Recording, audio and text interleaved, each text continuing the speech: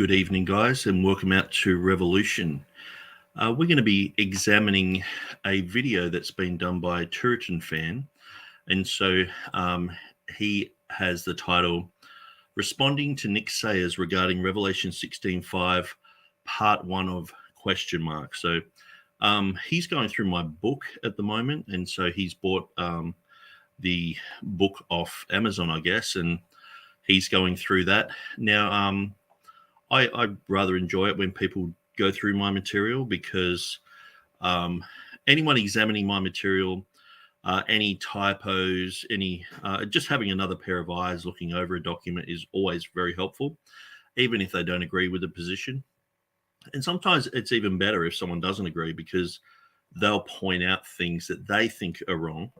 And so sometimes it can just be the way you've explained something. You might have explained something in a certain way, and it might lead to someone thinking in a certain direction. And so now, unfortunately, I don't have the rights to that book. It was H.D. Williams, who is part of the Dean Burgon Society and does a lot of printing for them. So he runs Old Paths Publications. So he encouraged me to do the book and said that he would print it and he would promote it. And so that's what happened. This was before Amazon print on demand. And so if that was available back then, I just would have done it print on demand, because one of the things is if you want to do any changes, or if you're reading along and especially with a document where it's got lots of details in it, you find the odd, letter that's just sticking out there, or a comma, or a sometimes you've actually gone back to fix something and you've reworded a sentence, but what that does, the paragraph around it then doesn't make much sense because you've only just really looked at the sentence. And so and at the end of writing a book, you've usually read over it probably like 50 times because you're doing the initial skeleton of it, and then you're putting out ideas, and then you're studying those ideas. And so you write a few sentences, and then you get a paragraph together and you read over that, and then you might put that on Facebook and other people are looking at it, and you might put it on like I usually put things on my website. And by the time it gets to the point where you're like, okay, that's the document finished, you've looked at it so many times that it becomes part of you. And that's why I went through a whole stage where Revelation 16:5 was sort of like all that I was talking about. And that's because for a few months there, I was, proofreading and getting ready to finish the book. Now, as soon as the book came out, because there was a lot of interest in it, and I had a few debates about the topic, or one particular debate with Stephen Boyce, some things came to light. Nothing against my position, actually everything for my position.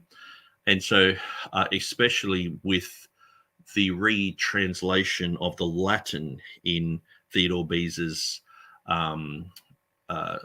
Revelation 16:5 section in his annotations. And so that was retranslated, which showed that James White was basically just going off a misunderstanding of what Theodore Beza had said. There was absolutely no conjectural inundation. He said he had an ancient manuscript there. And so that was something that I wasn't aware of, and really no one was aware of until it was Jeff Riddle, Larry Brigden, and even Jan Kranz has admitted that's the case. But he still, has one of those Erasmus-type anecdotes where he thinks that Theodore Beza tricked himself and, thought that he had a manuscript, but didn't, all this sort of weird, the usual text critic explaining away magic hand. Oh, I've got a story here. And so they just, don't look at the facts and the logic and everything like that. Don't look at what the author of the work actually said. Look at what I'm saying, 400 years later, and just making up this story. And so I would really like to add probably another 2 chapters, and also the whole concept of Revelation 16:5 being a quotation of Psalm 119. I think it's 137 or 139 or something like that. So Revelation 16:5 is mentioned, and also there's an echo of that in Revelation 16:7, and both of these match up with a certain section in Psalm 119. And so a lot of that's on my website, but I sort of got so into this that after a while it was like, look, I'm convinced. I've written a book that anyone reading that should really be convinced as well that it's a nomina sacra. And so, so this has come up again. And so every time someone talks about Revelation 16:5, I'll go through what they're saying and we'll examine if their critiques are correct. And so I listened to this. I actually sort of fell asleep listening to this because I was, no, that was the second part, actually. I was very tired yesterday. And but I got most of the gist of what was being said. And this first one, I listened to it sort of while I was driving, and then I had to re-listen to some other sections. And so, but I got the general gist of what was being said there. So TurretinFan thinks I've gotten some numbers wrong, maybe the Strong's numbers. So we'll go through all that. And I remember when I was putting that together, it was quite a complex section straight away in the book. And I was like, hang on, have I got these Strong's numbers right now? Looked them all up. And I am using Strong's numbers, but that doesn't mean I'm using Strong's concordance. Okay, so the Strong's numbers are just a handy referencing tool. But sometimes if you get a more elaborate dictionary, like say, for example, say like this one here. This is Spiros at Hayetes, the Complete Word Study Dictionary. So this is quite good. And so he has quite a lot to say about that. And so we'll look some things up. But obviously it's to do with the Hebrew. So we're going to be looking at Hebrew definitions. So I'll try and keep my waffling down to a minimum. And so I've been pretty busy lately. Now, I just want to tell you guys that I am not going to do any more debates on Standing for Truth. Now, the reason is I did, I'm taking a day off work to do these debates. And so that's fine. I don't mind not getting paid for a day. That's okay. But I'm putting all that effort into it. And to get shouted at like I'm a little kid, like I'm attending a Stephen Anderson church and someone just wants to offload on me and then call me a liar. And it's just like, sorry, dude, I don't want to support that type of thing. It was really toxic. And there was another person involved with the chat who was sort of just, all he seemed to do was just throw out illiterate claims. And so I was told that I couldn't use the Greek, but he was going to the Greek Septuagint, which seemed fine for the moderator to accept. And I'm talking about Greek definitions. He's talking about Greek definitions. He's not getting rebuked. I'm getting rebuked. And so I just looked at the whole thing and I thought, this is just toxic. And so I left and I cancelled all my upcoming debates. And I just thought, I just don't really want to be a part of the new IFB Anderson group. You know what I mean? And so unfortunately, that's sort of what I felt like this was turning into, especially debating Tommy McMurtry. I'm thinking it's just going to be a rapture debate, but it was more like I was debating Stephen Anderson's best friend. You know what I mean? Like, this guy is considered a hate preacher in the United States. He is toxic. Going through his Revelation series, he basically said so many times that he thinks pre-tribbers are unsaved. He thinks they're dimwits, they're morons, they're turkeys. He was just using all this language all the way through. And it seems like in the United States at the moment, there's a group of Christians who seem to think that that's sort of acceptable Christian behavior. I came out of the world. I came out of, a pretty rough environment. And coming into Christianity, to see people behave like Stephen Anderson, it's just like, that's the flesh. It's absolutely the flesh. But I guess it comes down to the once saved, always saved thing. They can do whatever they want, and there's no ramifications. They're fine, So they don't bridle themselves. They don't control themselves. The Holy Spirit gives you self-control. And so it's really disappointing because I did have a lot of respect up until that point, and I was just shocked. And so, but actually going through a lot of after shows and listening to them, I can see where I guess in a way, there's certain people who can sort of get away with saying anything. You know, I've heard date predictions for the rapture and all sorts of things come out. And it's really unfortunate, you know, that sort of stuff gets said, but they're not getting screamed at and yelled at and told they're a liar and all the rest of it, because they're part of that crew, you know, with the same doctrine. And so I doubt that if Tommy McMurtry came to the after party, that he would have ever got talked to like that. But because I was sort of like the poster boy for King James topics, then I've jumped to eschatology, which rubbed certain people the wrong way. Instead of actually dealing with what I'm saying, it just becomes a shouting match, became quite toxic. And in all honesty, I just don't want to be a part of that. And that they'll call me a girl, they'll call me everything. I don't really care. It's just like, oh, well, I don't really appreciate being called a liar in front of everyone, you know, and saying that I'm lying. And I'm like trying to answer and people just screaming over the top of me. It's like, no, I actually have some self-respect. I don't have to be yelled at like I'm in a Stephen Anderson church. I can leave. Bye. And so I just left. And so I just thought about it. I thought, well, am I being emotional about it? I thought, no, it is very toxic. Listening to some of the after shows, some people would just ring up, state one or two things, and already be getting screamed at and yelled at, talked over. I've done lots of street ministry, talking to, you know, some people are half drunk, half stoned. Some people are mushies. Some people are, you know, third dan, you know, black belt kickboxers, and they want to fight me and all sorts of things. And so you have to learn to control yourself. You have to learn to be quite neutral, listen to other people, don't scream over people. I mean, I guess some people can get away with it in Christian circles because of the new IFB, because they've dropped all their standards and they're just like jumping on top of the pulpit and screaming down at people and belittling people and calling them brainless dimwits and morons and all this other stuff. I guess in a way, at the end of it, I felt like I was talking to Gail Ripplinger. It was like, it was that low, it was gutter level. And I thought, really, I've invested my whole day in this. I've studied for many weeks to, you know, offer a good presentation, and I'm getting called a liar and I'm getting belittled. Do I really need this? And it was like, no, I don't need this at all. So I won't have any part to do with that anymore. So I'm just going to continue on doing what I've been doing. So what we'll do, we'll just get straight into what TurretinFan's saying here. Let's start this video.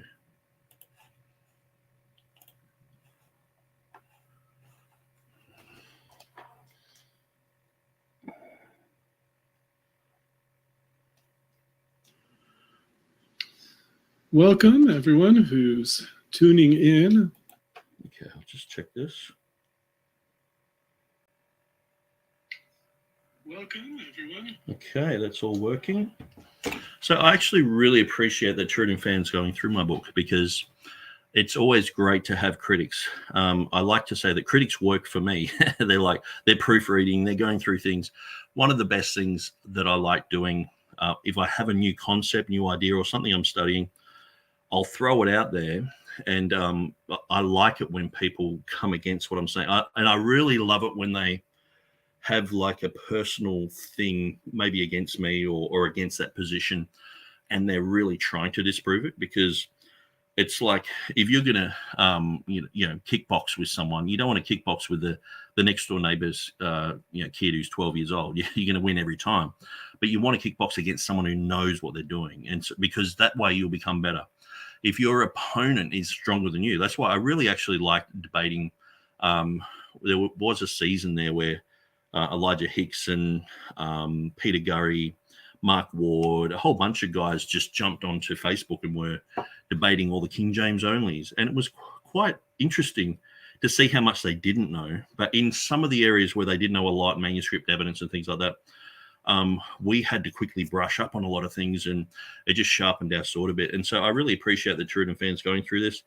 I do think that he still doesn't know my position on this.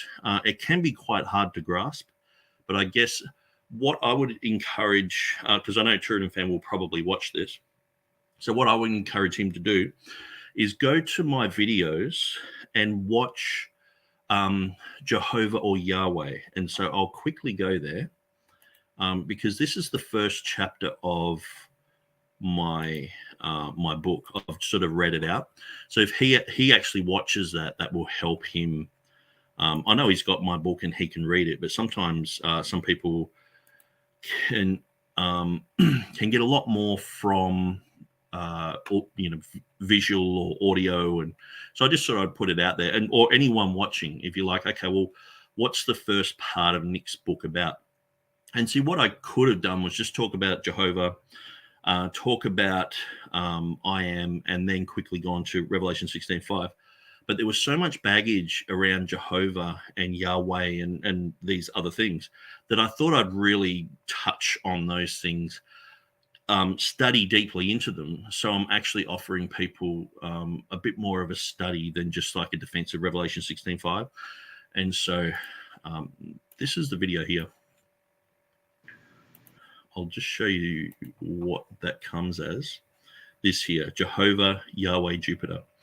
So it's about a year old, or 2 years ago, actually. So I do read through my book, and I think it's only the first chapter. And so I think that's what TurretinFan's done so far. So I would recommend, if anyone really wants to get up to speed with where TurretinFan's up to, I would watch this. And so there are some things I explain as well as I go through that. So let's just let TurretinFan continue here. To hear about Revelation 16:5. Before we get started, I need to quickly check to make sure the audio is working correctly. Sometimes I sound a bit like a man and other times a bit like a mouse with this particular setup. But it looks like I'm good. And I'll make sure to turn on the Facebook comments in case anyone wants to chat through Facebook while we're getting along with this episode.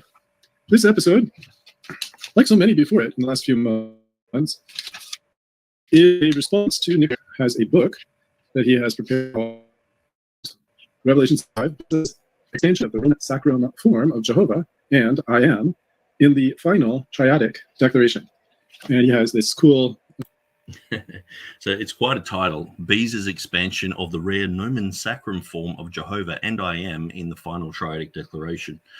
It sounds like one of those Reformation titles, but what I wanted to really do with the title was I didn't want people to get the wrong idea. If they just read the title, it's exactly what I'm trying to get across, because some people already have James White's theory in their mind, and I know TurretinFan does because he's saying it, and I used to as well. I mean, in the 90s, I looked at the King James only controversy and was like, oh, Revelation 16:5. Okay, he thinks Esomenos is related to Ozios, and there's a few letters there. And so Beza added to these and tried to make it sound poetic and all this sort of stuff. Everything that James White has written about this is rubbish. And one of the main reasons I wrote the book was to refute what James White had said about it, because he was sort of like the guy who knew about Revelation 16:5, and pretty much everything he said was wrong about it. So I wanted people to know that this is Beza's. It's not my idea. It's his expansion. It's not my expansion. It's not the King James's expansion. It's his expansion. And this is when you get nomina sacra, which are words like theos. Usually you get the first letter and the last letter. You squish them together and you put a line above it, and that's nomina sacra. A bit like our don't, or we do not. You know, we contract that. We put a line there so people know that there's something missing. It doesn't say do not. It says don't. We do that with holy names of God. And so it's a rare nomen sacrum, because people are like, oh, where else is this in the Bible? And it's like, it's a rare nomen sacrum. It only appears once, as far as I know. But this is actually something that is part of the Old Testament. See, people usually just look at the nomina sacra in the New Testament. If you look in the Old Testament, I do have a whole chapter on Nomina Sacra. And even Stephen Boyce said it was the best chapter he'd ever read on that topic. I don't know if you'll say that today, because some people, if you fall out of favor with them, they just sort of rubbish your position, where they used to say, oh, he's really good on this and that, and then they don't like you anymore. And then it's like, oh, no, he's really not good on that. It's like, well, I'm either good or I'm not, whether you like me or not, you know. So, and so the rare nomen sacrum form of Jehovah and I am. So that's interesting in the final triadic declaration. So you got to find out what the triadic declaration is, the one which art and wast and shalt be. That's the triadic declaration. Ha'un kahoen kahoekomenos, or kahun ha'un kahohen kahoesomenos is the final triadic declaration in the Greek there. So it's this is an expansion, and then they put a nomina sacra, a rare type of nomina sacra, because this expansion was so big. So that's what the whole book's about. That's why I have to explain Jehovah. It's not Yahweh.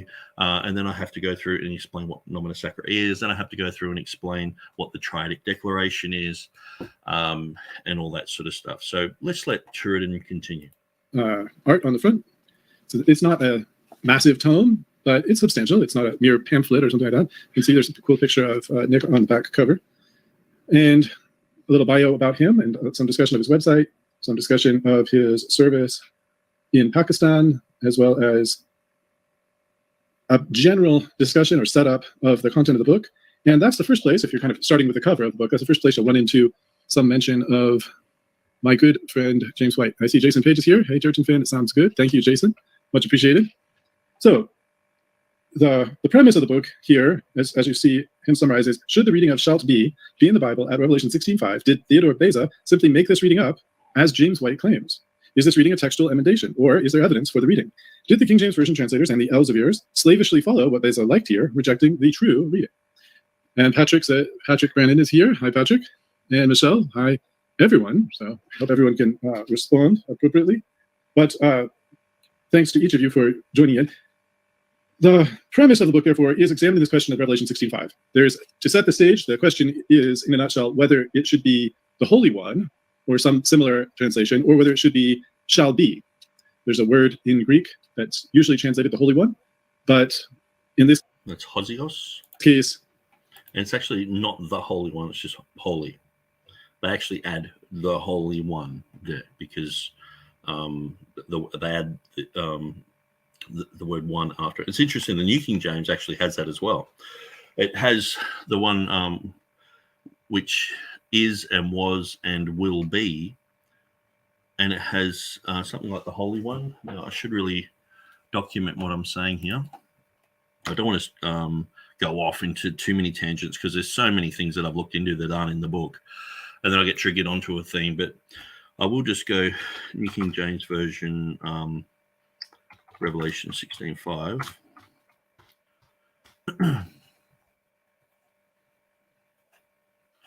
Okay, so we look at it has, you are righteous, O Lord. The one, notice it's in capitals too, the one who is and who was and who is to be. Where the King James just says, you are righteous, O Lord, who is, or which art and which wast and which shall be.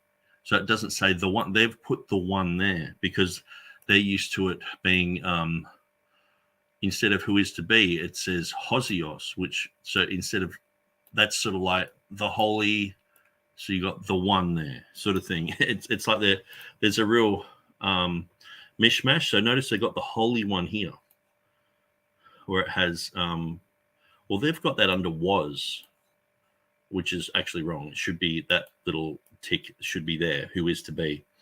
And so also the O Lord is a, it's not in the majority text, and it's not in the Nestle Alan United Bible Society text either.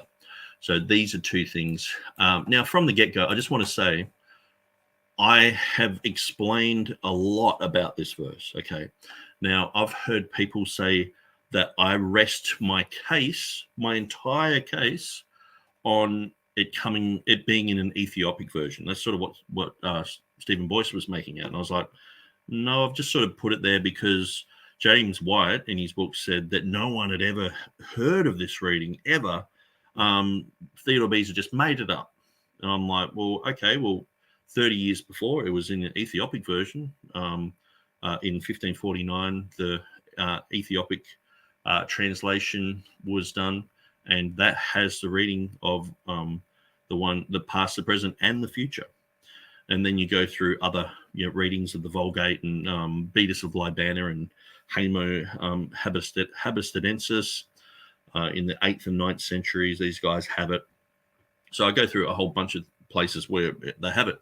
So, but people have just gotten onto that Ethiopic thing because I think as James White talked about it a lot. He's like, so you're just resting the whole thing on an Ethiopic edition. I'm like, not really. I've just sort of pointed out everything. It's like, it's there too.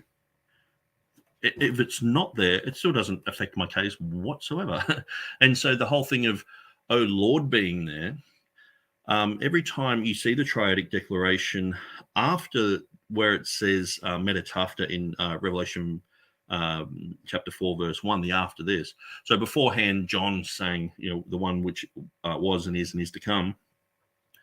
And Jesus, Jesus actually says the one who was and is to come. So I guess the official line that I put in my book is whenever it's spoken by a heavenly being, so whether it's a 24 elders or Jesus or an angel or, because I think it's an angel here. Yeah, the angel of the waters. So he's about to pour out a vial or something like that.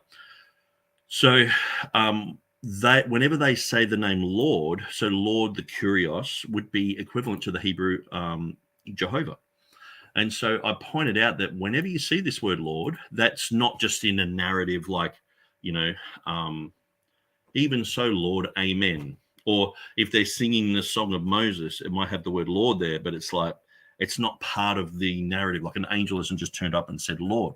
What happens whenever they say Lord, it's like the angels just say, which was and is to come. It just comes out. And what you got to understand is they used to say this in the temple. So whenever they were in the temple, the priests, they would say Jehovah, and the other priests would say who was and is and shall be or will be, the past, the present, and the future. Because that's the expansion of the name of Jehovah. Jehovah means the one who is, the existing one. We would point to Jehovah and say he is the one who exists. He is. God would say of himself, I am, in the first person. Now, if we look at God, we say you are in the past, in the present, and in the future. And I go through that quite a lot in my book. And so that's the main thing. That's the whole thing. It's just coming back to the word Lord. If the word Lord wasn't here, it's like, oh, well, it's not there. It doesn't really change what I'm saying. I do make a point that in the Textus Receptus, it doesn't appear in the other version. So to me, this shows that the Textus Receptus is just from God, when you find these type of patterns. And also the Pantocrator that has Hokurios, Hotheos, or Pantocrator, the Lord God Almighty. Whenever you see the Pantocrator mentioned, it is the triadic declaration is very close by. And so it's quite another amazing bit of information I found out after I wrote the book. So whenever you see Lord in the book of Revelation, spoken by someone, and it's not just, the narrative like, oh, I was in the spirit on the Lord's day and blah, blah, that sort of thing. When it's like Jesus saying, I am the Alpha and the Omega, the beginning and the end, the first and the last, says the Lord, which is and which was, and it's straight away, it's right there, So here we see, oh, righteous, oh Lord, the one who is. And so if you were to go, okay, oh Jehovah, then you see this expansion of the name of Jehovah there. So it's quite amazing. And so that's just something I found out. Beezer actually says that in his notes. He says, whenever you see the name Jehovah, this past, present, and future is always there. So that's what Beezer said, and I checked it all out and went, he's right. So that also shows that Lord should be there. It's quite amazing. But when you understand that he's actually quoting Psalm 119, now I'll get into that later because I really want to look at what TurretinFan's saying first. But I just thought I'd say, okay, so it's not, if someone wants to try and debunk a whole bunch of stuff about Ethiopic, like Stephen Boyce did. Now, he failed at doing that, but even if he succeeded, it wouldn't change what I'm saying in the book, really. If someone was to say, okay, Lord shouldn't be here. Now, I'm a TR guy. I think it should be there. So did all, the reformers. They said it should say that, Kyrios here, which is equivalent to Jehovah. That if you debunk that, it still doesn't change from my case. My whole case is that this last part, who is to be or shalt be, is a nomina sacra. And what they did is they put holy over the top of it. Now, you got to understand with me and follow me with this. A nomina sacra, nomina means a name. Sacra means holy. Here we have a name, okay? It's a full name, past, present, and future. It's a very long name, but even if you to look at Spiros.Haetes, and we'll go through it as TurretinFan is reading through the book, but this has its own Strong's number, which is quite interesting. So even if you look up in the Strong's, it has ho'on, kaho'en, kaho'ekomenos / esomenos, and it's got one Strong's number. All those Greek letters, that whole thing is a name, and it says it's a name. It's the expanded name of Jehovah, the past, the present, and the future, which is also inadvertently the expanded name of the I Am when God's speaking in the first person. So it's quite interesting. All right, so I just thought I'd let you know that, because I do offer a whole bunch of other fluff in the book. You know what I mean? It's like, okay, we're talking about Jehovah, which, by the way, is a true name of God. Yahweh is the name of Jupiter. But even if someone was to prove me wrong on that, which I don't think they can, but if they were to prove me wrong on that and say, no, it's not related to Jupiter, Yahweh Pitta, or Yahweh Father, I would go, okay, that's fine. It still doesn't change the main premise of the book. So I guess because I've gone, okay, this is the core thing in my book, and I've offered a whole bunch of other stuff, sort of to make the book interesting, or it does add a little bit of color here and there, and it does sort of support my case here and there. Like, say, with Lord, it does, if you've got it everywhere in the book of Revelation where it says Lord and it has this, well, you would think that the reverse would be true. Where you have this, you should see Lord. You know what I mean? So, which is, and if you go to my website, tr.org.au,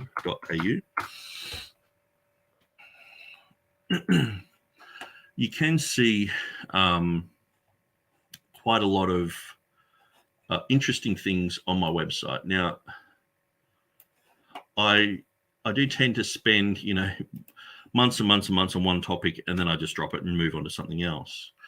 And so, but when we go here to Revelation 16:5,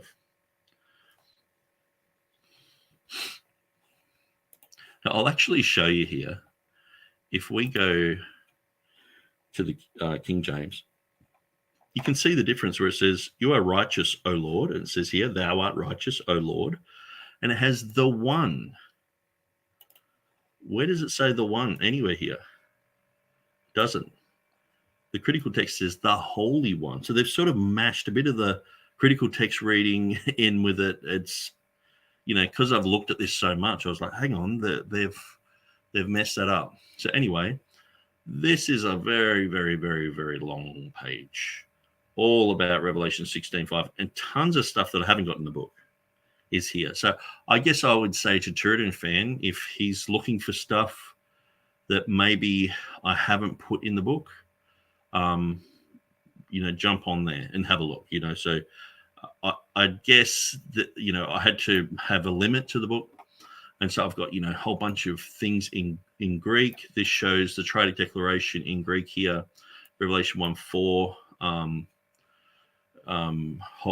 ho'on kaho'en kaho'ekomenos, ho'on kaho'en kaho'ekomenos, ho'en kaho'on kaho'ekomenos, ho'on kaho'en kaho'ekomenos, and then the last phrase is the one that we're looking at, which is ho'on kaho'en kaho'esomenos. Okay, so it's just that says is to come. So this says shalt be or will be. And so in the other text, it has Erchomenos all the way through it, but then it has Osios. Now, what's interesting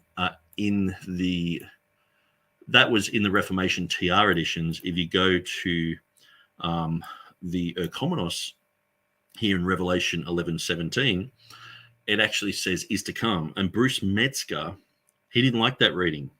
I think because he was against the pre-tribulational concept, because I noticed that the other night in our after show debate, I was told that Revelation 11:17 was part of the millennium. And all I had to do was just point out, it says the one who was and is to come. Now, Bruce Metzger and others, they have omitted is to come because they believe at that point Christ had come already. And so that's why they didn't like Revelation 16:5 reading as well. And so they're actually inadvertently arguing Bruce Metzger's opinion back at me in the after show. And I'm like, guys, I sort of wrote the book on this. You know what I mean? Like, I'm not illiterate on this issue. I just sort of pointed out, they're saying, oh, that's the millennium. I'm like, no, it says is to come. And it's like, oh, what? Because I guess they're probably listening to Alan Kirshner, who's a majority text guy who probably wouldn't have that in his majority text. You know what I mean? And so, so we got Hudson in the house. He says, very interesting. Do you know of any books other than yours that write about the triad declaration? No, I don't. That's why I wrote mine. Bob says, I didn't appreciate SFT calling you a liar. Hope you're all well, Nick. Yeah, I mean, I said to him, look, I forgive you for that, but I just don't want to be part of that, because I've heard other people come on the show and just being belittled, and they actually got some good points. And I guess it's just sort of, it's, one point, I think it might have even been Hudson here saying it was a bit of a Karen moment. And I sort of felt that. It was like, are you guys going to keep this, like we're over 15 sort of here? Or is it going to become like just a gang up?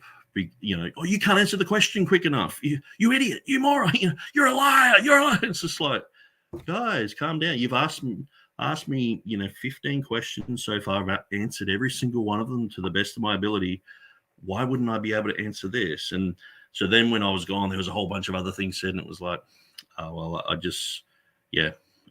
don't need to be a part of that. And so, but anyway, I don't want to focus too much on that. That's, I don't really care that much about it. I was disappointed. I was sort of disappointed in the behavior, because I was expecting Tommy McMurtry to be like Stephen Anderson, because in his Revelation series, I mean, I started to write down the times when he was saying pre-tribbers are just the dumbest people in the world. It's like, okay, he called us dumb. Pre-tribbers are just morons. It's like, okay, we're morons. Pre-tribbers, they rarely ever read the Bible properly. Okay, I don't read the Bible properly. Pre-tribbers, rarely ever do series on Revelation. It's like, well, I've done that about 20 times, but yeah, I'll write that down too. And I just kept writing down and was like, man, this guy is like Stephen Anderson. And then I realized him and Stephen Anderson are like best mates. And I was like, so it wasn't just a debate between me and Tommy. It was a debate between me, and I felt like Stephen Anderson sort of had his hand in Tommy, like, but then that's what I was expecting. But really, Tommy was actually pretty good. I was like, man, I think he softened. Some of these guys, they go really hardcore and they're all in the flesh and everything, and then they realize, man, what am I doing? The Bible does say to, even love our enemies. And I'm not saying love is, it's all lovey-dovey and all that, but, he was actually pretty respectful, considering he said, once saved, if you don't believe in once saved, always saved, you're not saved. So I made that pretty clear from the beginning that I wasn't, and he still treated me quite respectfully, and I was like, okay, that's fine. So, anyway, I'll probably do a whole video on that, maybe in like a few weeks when, it sizzles down a little bit, and I might go even back through the debate. I still want to go through the one that I did with Matt Singleton. Sorry, not Matt Singleton, Jonathan Singleton. There's a guy, Matt Singleton. I did an interview with him, and I just get these guys confused because of their last name all the time. Okay, so where was I with this? I was quickly looking at this here.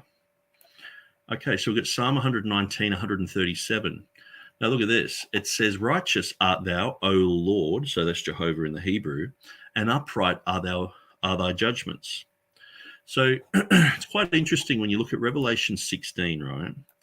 It's echoed. Revelation 16:5 is echoed in verse 7. So I'll read the whole thing. And I heard the angels of the waters say, thou art righteous, O Lord, that's Jehovah, which art and wast and shalt be, because thou hast judged thus. Then it says, for they have shed the blood of saints and prophets, and thou hast given them blood to drink, for they are worthy. Verse 7, and I heard another out of the elders say, even so, Lord God Almighty, says the Kyrios, Hotheos, Hopentokrator, okay, the Lord God Almighty, true and righteous are thy judgments. Now, I just want to show you the similarities in Greek here. So when you get a good translation of the Hebrew into Greek, the type of work that, say, Elijah Hutter was doing in his Dodecaglot, his 12-language Bible. So he has here dikaios, which means righteous.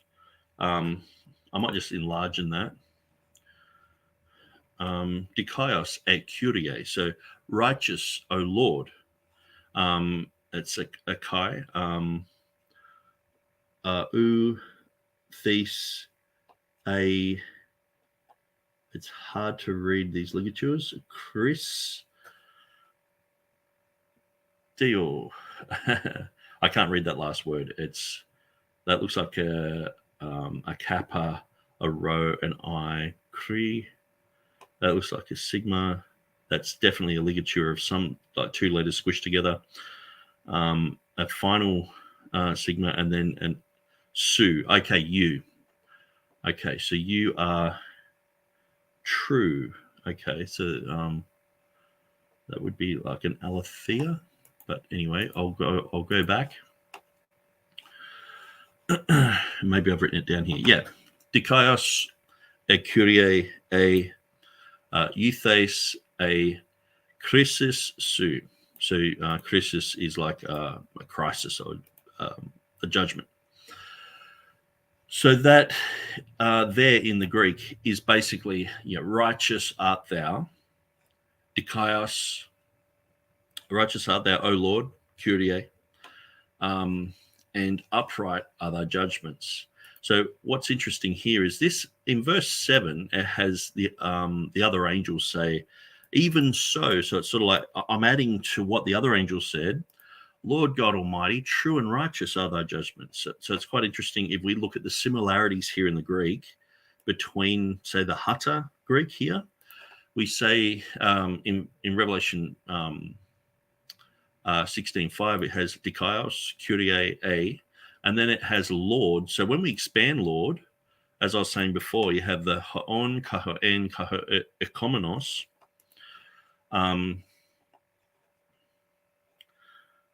That should be a somenos, actually, but that's fine. So the word Lord, when it's expanded, is the triadic declaration, the past, the present, and the future of Jehovah. So basically, Kyrie there, when you expand that, it equals that. Okay. Then it has hoti tauta ekrinis. And then, but in verse 7, it has ne Kyrie. So then it has again, or this is part of the name of God, Hotheos Hopentokrator, which is another way of saying Lord. Alethinai, true. Kai Dikai, a crisis su. And so, Lord God Almighty, true and righteous are judgments su of you. Okay. So you can see the similarities here. So we've got the dikaios. You've got the dikaios here. Okay. You've got the Kyrie. You've got the Kyrie. You've got the Kyrie. And so in 5 and 7, you have the haon, kahoen, it should be isomenos. I'll fix that in a minute. But here it has Hotheos Hopentokrator, which just means Lord God Almighty. Okay, so Lord, Kyrios, Hotheos, God, Hot Pantokrator, Almighty. Okay, so which is another name for God. So I'll sort of point this out a little bit later. But and then it has for true. I should have underlined that for true, aletheia, and righteous. So we have the krisis here. The krisis here are the judgments. And so, yeah, there is similarities there, words that just sort of are matching up. So when you recognize 5 and 7 are sort of, one is saying, the psalm, but then the other one is saying like certain other aspects of these words, upright are thy judgments. Okay. But then it's sort of like true and righteous are thy judgments in verse 7. And so it's very similar, but it's but it is different. But when you put these together, it seems that because he has even so, he is adding to what the previous angel has said. But clearly these two references in Revelation 16, 5 and 7 are back to Psalm 119, 137. So if we look at the similarities in the Latin here, I can't read Latin, but we'll just go through this. Justus et Domine, so it would be just Lord, are you Lord? And recta judica tua. And so that would be translated as upright are your judgments. Recta judia, so the judgments are probably of you. Just or judgments. Then we have Justus et Domine, so very, very similar. And then we have the trade declaration here, qui es, qui eras, eras, qui eres. So qui eras means is the future. And so sometimes we see that in the Latin Vulgate in like 9th, 8th century documents written there of so basically it's the exact reading of Theodore Beza in the Latin. So this is the 1598 of Theodore Beza in his Latin edition. And so this actually equals the works of Haimo Halberstadensis and also Beatus of Libana.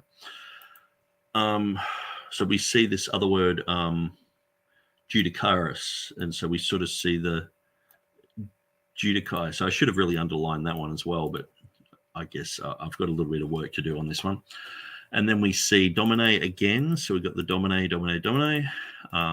So this expansion is just domine again. These two expansions are just different ways of saying Lord God Almighty, which was and is. They're just sort of they're additives to the name of the Lord. Okay. But outside of that, you got the judica. So you got judicaris here. Very similar, and here you have judica again. So you can see what I'm saying. There are a lot of similarities between all this. So say in English, righteous art thou art righteous, true and righteous. O Lord Jehovah, O Lord, which art and was and shalt be. And here, Lord God Almighty, and upright are thy judgments, because thou hast judged thus, true and righteous are thy judgments. So you can see the similarities just in English there. So I know if the Greek went over your head, if the Latin went over your head, all that's all cool. But you can just even see, just looking at the English, it's related to this psalm. So that would say to people that the word Lord there should be in the text because it is in the psalm that is being quoted. Now, I'll just look at the Latin here. So that's a Latin of Hutta there. And that's like a German translation there. So that's of Psalm 119, verse 137.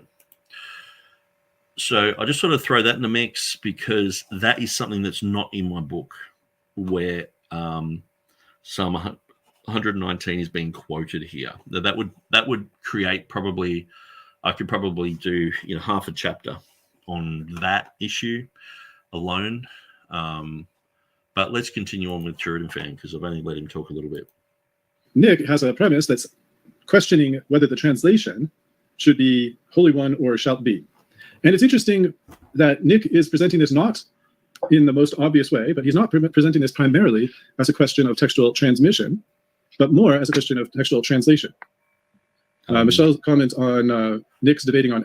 So I better clarify that, because that's what James White would say, that it's not really textual transmission, it's textual translation. Well, at the end of the day, if you know that it's a nomina sacra, then every other nomina sacra in the Bible, in the Greek, gets expanded. And so if you have, I guess one of the things is if people don't understand what nomina sacra is, that they won't get this whole concept. And so that's why I go in depth into Jehovah is the first nomina sacra, where it was in the theophoric names Jehoshaphat, where that became Josaphat. They dropped certain letters so it didn't sound like Jehovah, because they were worried about saying the name of the Lord at the wrong place at the wrong time. One of the commandments was don't take the name of the Lord in vain. So they got a bit worried about that. And so that's one of the reasons why I mention all that. I'm like, well, while I'm here, doesn't that prove that that's the name of Jehovah? If they've named all their Israelite kids after this God, Jehovah, they haven't named him after, their kids after, Pluto or any other weird ancient, custom, or they've named it after Jehoshaphat, Jehoiakim, Jehon, and that became John. And so when did that happen? Well, they took out certain letters so they wouldn't pronounce the name Jeho, which that whole entire concept is the first nomina sacra, and that whole entire concept would be unnecessary if the name wasn't Jehovah. Why else would they do it? Because it's the holiest name of God. It's like, they were worried they were going to say it at the wrong time. So, where was I going before I got sidetracked? Okay. Nomina. I was just going to quickly look up. Most people here would know what nomina sacra is, but just in case someone looks it up later. Nomina sacra. And this is what a usual nomina sacra would look like.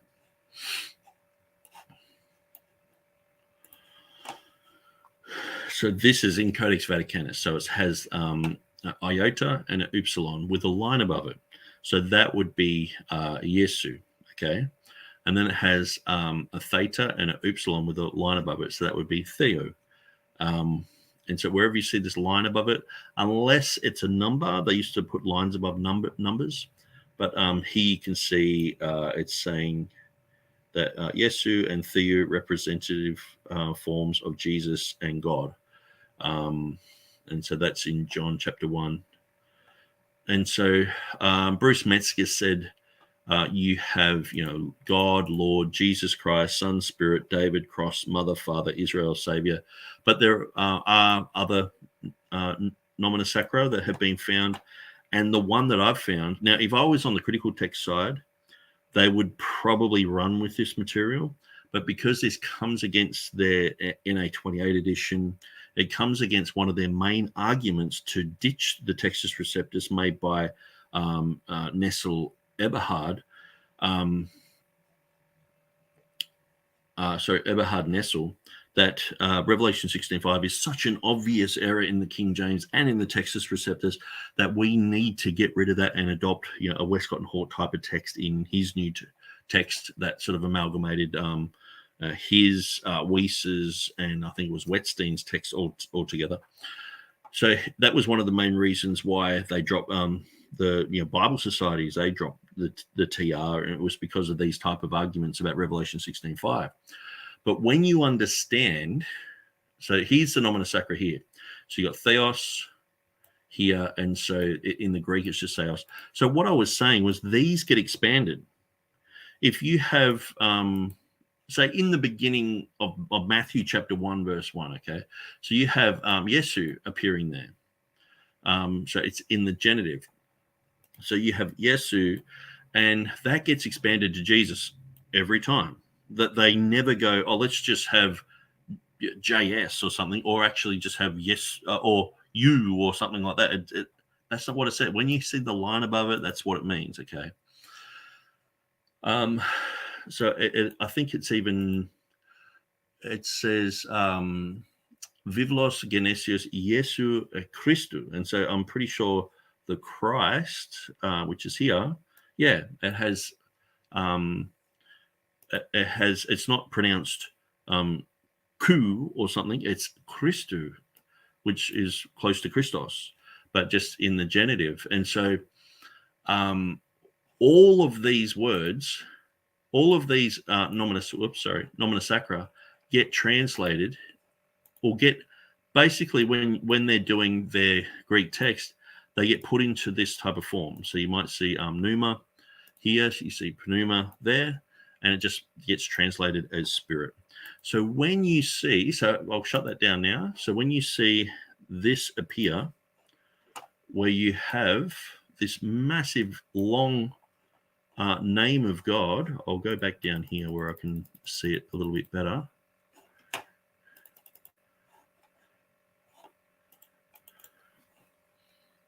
I might just go to strong.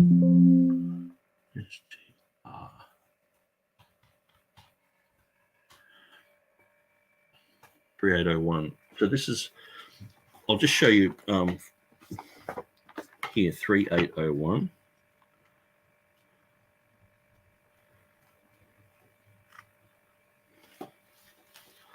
Now you can see here, I'll just make that a little bit larger. This whole thing here is how it appears in Strong's. Ho'on kaho en kaho ekomenos or / esomenos. And so that whole thing has its own number because it's a name. Okay. And so when you look, it's the one being and the one that was and the one coming, that is the eternal.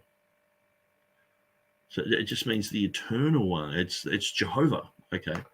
So if we go to this one here, Spiritus of Aeges, you can see that I'm not making this up. You can see at the top here, 3801, Ha'on kaha en kaha ekomenos. And then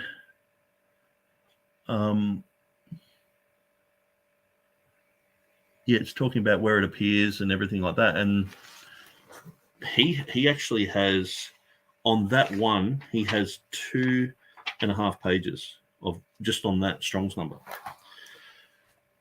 So that's quite interesting, and he mentions quite a lot of things about it. So which some of that I put into my book because he is an interesting Greek scholar. So how this is the name of Jehovah, okay, expanded. Now, as I was saying that before, you get Jehovah. When they used to say it in the temple, the priest would say, which was and is to come. It's the past, the present, and the future, okay? Or which was and is and shall be was the one they said in the temple. The is to come appears in Revelation. It's not as definitive because it's just talking about the coming of Jesus, where the shall be means he will exist forever, not just, he's going to come to earth. And so that's one of the things I was pointing out to Donnie in Revelation 11:17. It says he's to come yet, unless you follow the majority text or the critical text. So, okay, so where am I here? I've enlarged and that's so big that it's unreadable.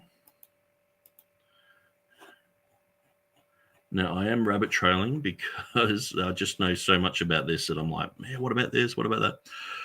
The whole issue is when you have something so big like that, so it's interesting, the Arabic Bible, the Latin for that is just the eternal, which just means the eternal one. It doesn't even have which was and is to come, it just says the eternal, which means it encompasses everything. It's like having the infinity symbol there. It's amazing. And you start going through these translations and they're all like shocked at this statement, like, because the Greeks stole this and were applying it to Zeus, that he was the one which was and is and shall be. So if I'm just looking for a nice section where I can look at the Greek here. Okay. So these words here, now I'll enlarge it again. How would you put nomina sacra over these words? Okay, I'll just go down.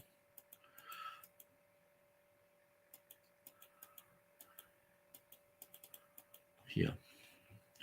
How would, if you were putting nomina sacra in the manuscripts like they did, that they said they were sacred names, holy names, for whatever reason they did that. Now, James White says they're to save space. They're not to save space. The first ever nomina sacra was when the theophoric names like Jehoshaphat was shortened to Josaphat. That's the first ever time that happened. I explain that in my book. So here you have an expansion of the name of Jehovah, okay, the one which was and is and shall be. They used to say this in the temple. And it's a Jew reading this is just reading along going, that is the holiest name of God in their New Testament. How can you have that? You know what I mean? How can they just boldly say what we used to say in the Holy of Holies? We used to say that. How can these guys just say that so boldly here? And even I guess the early Christians would have been like, oh my goodness, he's saying the most sacred name, and because even to the Greeks, they were just saying God was Kyrios, Now, I think the Jews used to pronounce the name of Jehovah, but it became customary, or it became culture later to not say it and to replace it with Adonai. Now, the whole concept of having, the vowels of Adonai to me, it's ridiculous. But and I don't really even go into that in the book because I felt like it was unnecessary to go through. Once you know the theophoric names and know that Jehovah appears everywhere, it's like that whole argument is just seems silly. But that's probably something else that I would put into a revised edition. So back to my question: how would you let people know that this is the holiest name of God in the New Testament? Well, it's a name, nomina, and you would put holy on it, sacra. So that's what they did. They put hagios, they cut out that and they put hagios there, holy. Guys, this is the holiest name of God here, holy. So in the manuscripts, you have, I'll show you the difference. You have ho'on, kai ho'en, kai ho'ozios. That's what appears in every single manuscript, okay? Now, Theodore Beza said he had an ancient manuscript with this reading in it, okay? And that is something that I would probably put a whole chapter on in a new edition of the book, because I used to think that Theodore Beza had found a manuscript with that in it, and Jeffrey Koo also believed that as well. Now, as I went through and started studying this in depth, every scholar in the world was saying, no, Theodore Beza didn't have a manuscript there. And when I was reading through his annotations, it had been poorly translated, but I didn't know that, and I don't know Latin.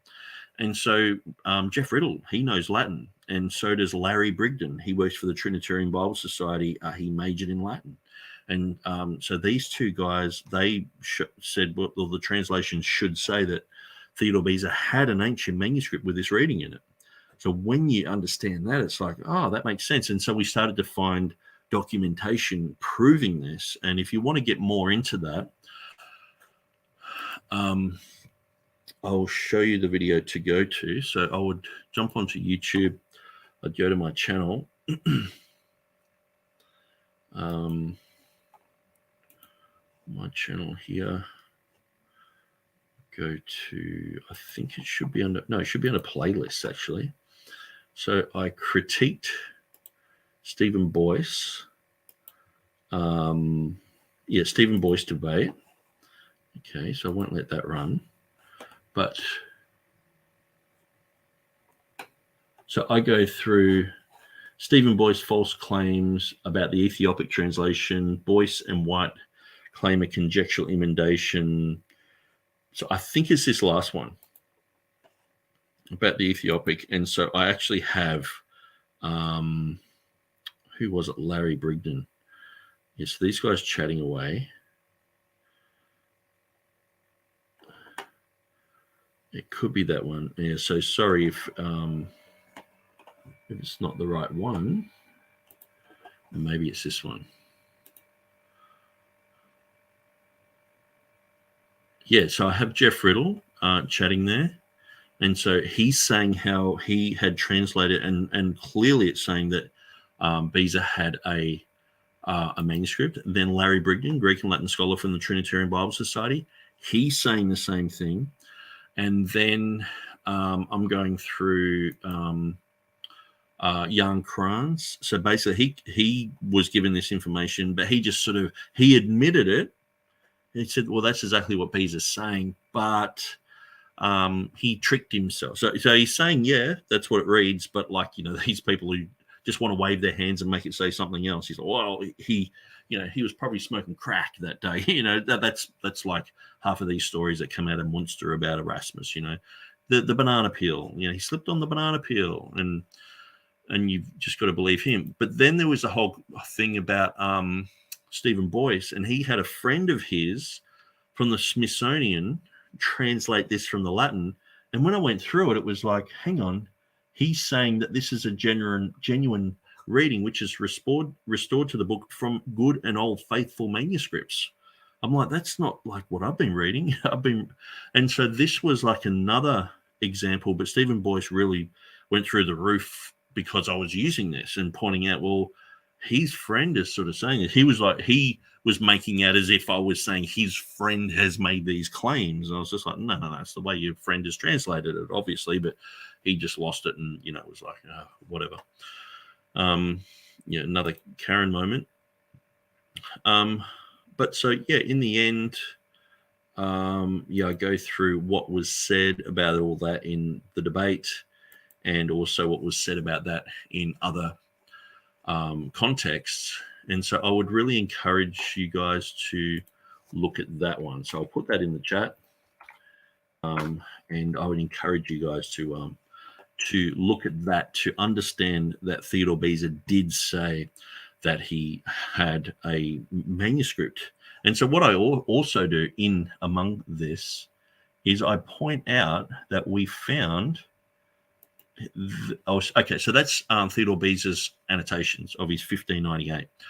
So we also found a document that was written about the annotations. So not that one. So not that one.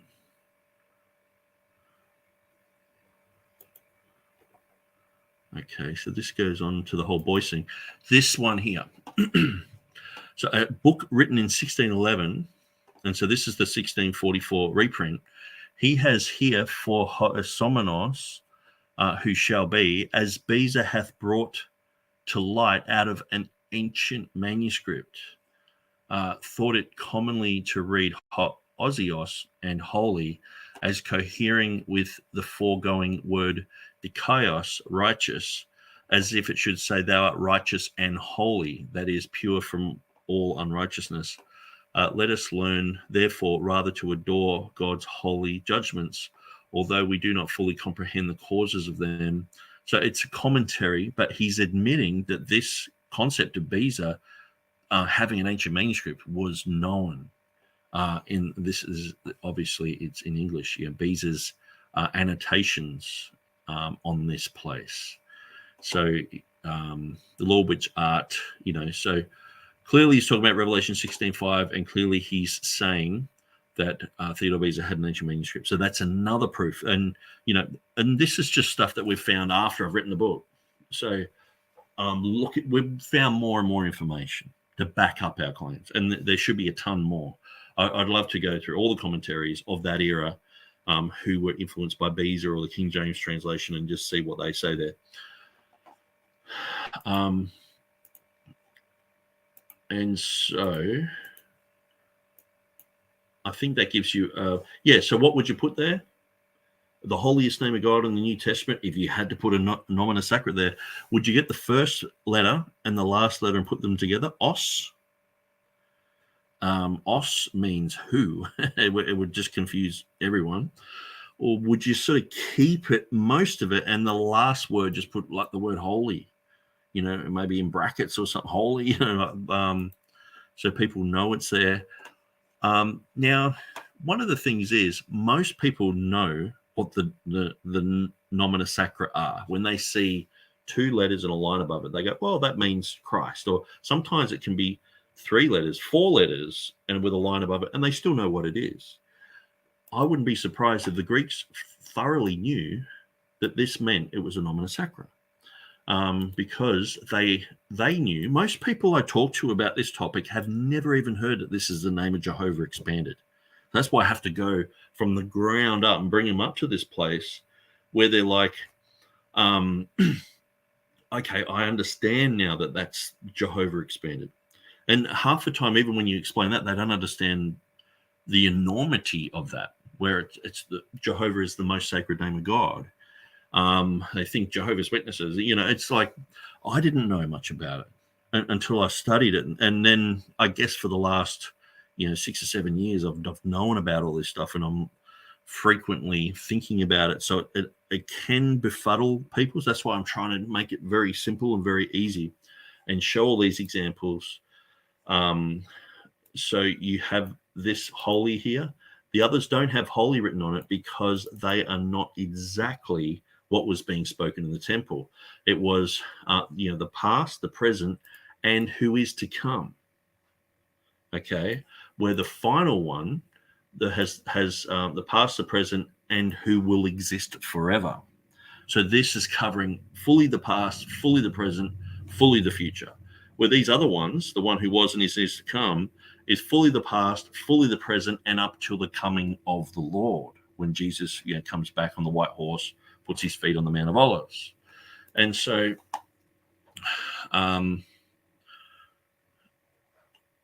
yeah. Anyway, so I'll just I think I'll leave that, and we'll just go back to TurretinFan, because I don't want to just only go 5 minutes, because he does make some points, and he says there's some readings there. Maybe I put the wrong number in it. I want to double check those, but we want to go through it. Eschatology. So I have noticed that he has apparently recently had a bit of a focus on eschatology. I don't think it's his main subject, and I feel he might have been poked or prodded into that particular debate. I am not particularly dogmatic about eschatological points, and I'm not. I've tried to listen along to some of Nick's episodes about it, but it's so different. His eschatology is so different from mine that it's not always easy for me to follow along. But in any event, so I'm not sure what TurretinFan's eschatology is. Perhaps it's, I don't know. Perhaps he's amillennial, preterist. I'm not really sure. And so he is Calvinist Reformed, and so. But then again, John MacArthur, I don't listen to much of MacArthur's stuff, but apparently he is fully into the pre-trib rapture. So anyway, I'll just continue here.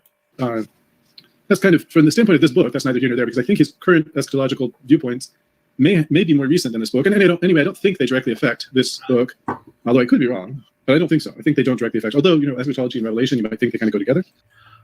So I'll talk about that in a sec. We just had Michelle Cherry, KJV, said, I stopped in for a minute. I went back to the beginning of the video and heard what you said about how he treated you.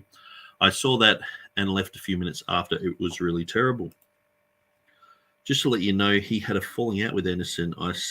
I started in that group, shaking my head. They added to scripture and created a reprobate doctrine. I'm so sorry that happened to you, shaming. I'm crashing, but you did not deserve that. God bless you, brother. It was terrible. So yeah, I guess in a way, thanks for your concern.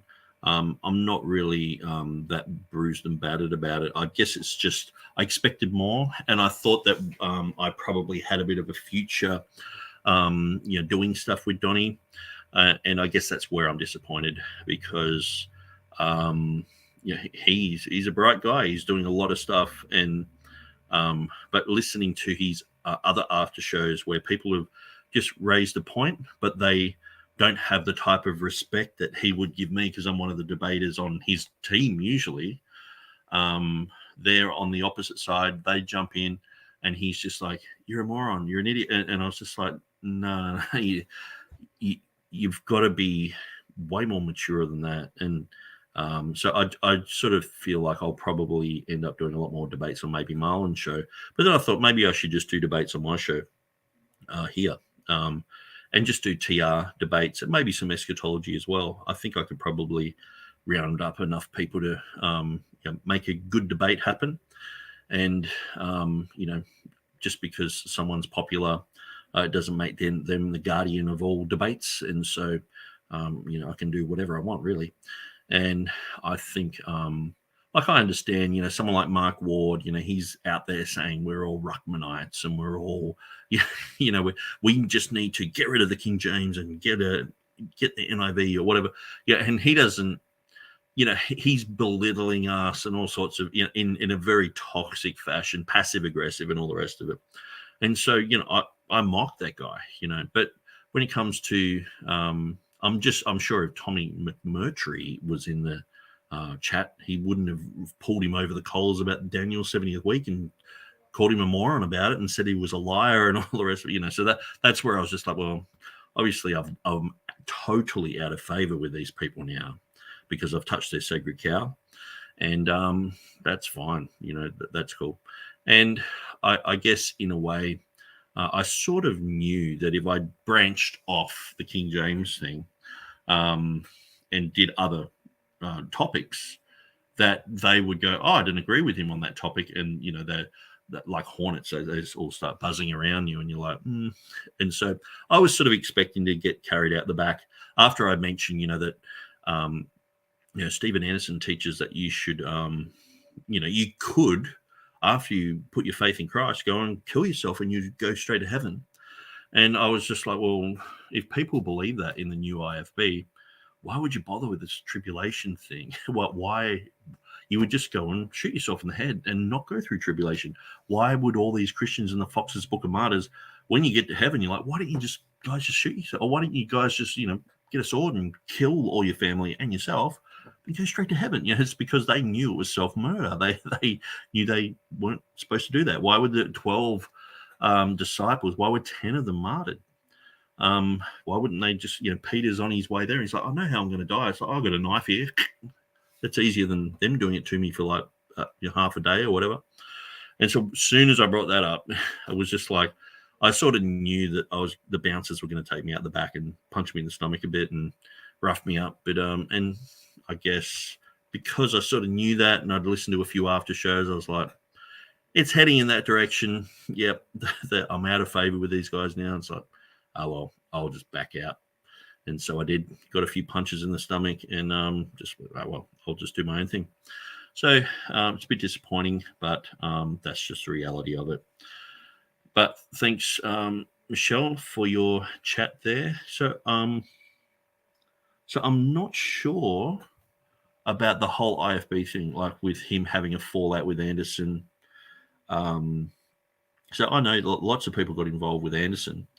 And, people here in Australia did. I was trying to help people out of that type of thing. People were trying to, thinking they had to commit suicide. And I'd tried to stop a guy from committing suicide for a year, getting him away from Anderson stuff, And I know how dangerous, how toxic it is. And I think the thing is, too, like there can be this whole thing where Anderson is just like, he's like a real man. He's saying it how it is, and all this sort of stuff. It's like, no, there can be a fine line between just being an absolute jerk. I think the whole alpha male thing has gone to a lot of people's heads, where even the whole alpha male thing has been thoroughly debunked. Like someone was watching Wolves and they were like, oh, there's always this one wolf who goes forward and he's the alpha wolf. And, you could be an alpha male. And they've written books about it. And now it's like this whole thing. And all you have to do is watch toxic people who you think they're alpha males, and they're in the gym and they're pumping weights and they're like, yeah, I'm the best and I'm number one, and they talk over everyone and I'm the alpha, and it's like, no, you're just a jerk. That's all. And they thoroughly debunked the whole wolf thing. when they found out that wolves take turns in doing that. There is no leader of the pack. There is a leader of a pack, and they take turns in it. It's like, so the whole alpha male thing it's based on animals. Like Jesus would be the ultimate alpha male, and he was scrubbing probably animal feces and dust and dirt and horrible things off their feet and washing their feet. That's the King of Kings and Lord of Lords. He come to serve, so anyway. So, they don't speak anymore. So I guess I've gone through Tommy McMurtry's, Rapture sermons, and most of these are in like 2018. So this is probably when he was still friends with Anderson. So I guess, yeah, and that was one of the things where it was really hard to just do it on the Rapture when you had all this other stuff in the background, all this stuff that these guys sort of know what's happened, and I guess you know as well, being in the US, and where I have no idea. I'm sort of like trying to picture it, and I listened to about 30 of his sermons before we did anything, and he was really quite toxic, just in general. Just sort of most people were at some stage announced that they weren't saved, and were just morons and all the rest of it, and which I was just like, oh, that's Anderson, and then I'd look it up, and here he is sitting with Stephen Anderson. So perhaps he softened a little bit. He was really good in the debate though, and I actually felt like, and I might still do this, I might just write to him and say, look, I understand we have a differing opinion, but I really appreciate that you allowed me to grill you. And I understand now that you have nothing to do with Stephen Anderson, but I thought that you were sort of like an Andersonite, that, Stephen Anderson was there with his, you were like a puppet and you're just parroting Anderson stuff. And it's like, I've never really gelled with Anderson. I mean, sure, back in the day when he gets tased, I mean, who doesn't like the underdog who gets tased by the cops and wrongfully, and, that he's standing up for the Constitution and all that. It's like, yeah, good on you. I remember all that happening. And even Hovind, that seems to be part of the gravitation towards him. People feel like this guy's been victimized, he's been persecuted against. Let's support the guy. When he got out of jail, I was like, let's support him. And then he's doing the anti-rapture stuff straight away. I was like, oh, this isn't going in the best direction that I would like, but it's like, I will still support him in his creation stuff. But I guess, we just got to be careful with that. So Michelle said another thing here. I don't follow them anymore. Very toxic. Everyone but them is considered unsaved. Just wanted to say I saw it and was very disturbed. Very aggressive man. Yeah. Well, thanks for that. And I think most people who watched it would have just been rolling their eyes. But apparently that's normal in their after shows. So I'm like, but I did know. And one of the things was, and I actually said this in my videos on apostasia that I did probably like a month ago, that I'd listened to one of Donnie's eschatology programs, and a guy rang up and he was talking about apostasia, saying he believes it means a departing. And Donnie was full on with this guy, and would talk over him and sort of belittle him and just wouldn't let him, like, would ask him a question, he'd be halfway through answering it, and then ask him another question. And so he'd be halfway through answering that, ask him another question. And I was like, man, give the guy a break, and I, at that time, so this isn't like a month ago, I was probably about 3 months ago, actually, I started getting into the eschatology stuff. But I realized, because I was still unsure about that. So when this guy mentioned it, I was like, oh, that's interesting. And so I tuned into it. And that was what triggered me to actually start studying into it. I was like, and I was pretty certain that, well, Donnie's right here. But then the guy had a differing opinion. But it's a valid opinion. Every opinion is valid as long as someone's saying things in a mature way and they've got something to back it up with. It's like, well, I've heard people say things that I think are daft, and then 5 years later, I'm like, they were right. Like, I remember when I first got saved, people were putting out the front of the church flyers against tithing on the windshields. You know, all these flyers, and I'm looking at it, and you can buy this book, and you know, it's all against tithing. And so one other guy was just picking him up and screwing him up and throwing him in the bin, and so. But I wish I listened to that guy, because he understood that it was pure legalism, and he eventually sent me the book like 20 years later. And so he ended up contacting me saying, I've written a book against tithing. It's there somewhere. But by then I'd sort of figured it out, and I was like, yeah, I remember this guy. And so I'm open to learning. And but, you know, I've been in the flesh too. I used to be really in the flesh. I mean, before I become a Christian, I used to drink, fight, and, you know, do all sorts of crazy things. And I was fully aggressive. And so sometimes this would come out. We would be on the streets preaching, and the reason I'm winning an argument is because I'm screaming at someone. And so I had to learn not to do that. I had to learn to, you know, calm down and to let, if someone's being full on with me, it's like, oh, that's cool. Because what I learned was half of my argument, especially when you were out there winning the lost, you know, half of your testimony is how you behave when they're being psychotic towards you. So sometimes I'm there, people come up and they're psychos towards me, and I'm just like, no worries, man. Jesus loves you. And when I was first a Christian, I wouldn't punch them out, but I was sort of like letting them know that, hey, you know, you're the one with dog poo for brains. You know, you think you come from a monkey. I think you got monkey brain. You know, I'd be full on, you know, this sarcasm and just, but I had to learn to stop doing that. That's the flesh, that's the world. And eventually, you know, you calm down a bit, and eventually you realize that if someone attacks you when you're out preaching or, you know, handing out flyers or whatever, sometimes they're actually attacking you. If you throw a rock at a pack of dogs, the dog that's yelling out is the dog that gets hit by that rock. If you're out street preaching and someone starts going crazy on you, usually they're the one that is open. They're the one that wants to talk. They're like, you've touched a nerve here, and they don't know how to handle it, so they usually handle it aggressively. So if you diffuse the whole situation and talk to them like they're human and agree with everything they say that's right. So I've had people come up and say, you Christians are all pedophiles. You Christians, look at all the Roman Catholic priests. They're raping kids. Look at Hillsong. And one guy went right off, and I said, at the end, I said, I actually agree with everything you've just said. And he walked off, and he came back and said, what do you mean? And I said, I agree. I'm not part of those groups. We stand against all that. He went, really? And then we started chatting, and he was like, man, I'm really sorry for being psycho on you. I was expecting you to argue back. I'm like, oh, that's cool, man. No worries. I would have said exactly the same thing. If I saw a preacher, I would have gone up and said, you guys are a bunch of pedophiles. That's how I was. And he was like, oh. And so we ended up having this really good chat. And so that's just diffusing the situation.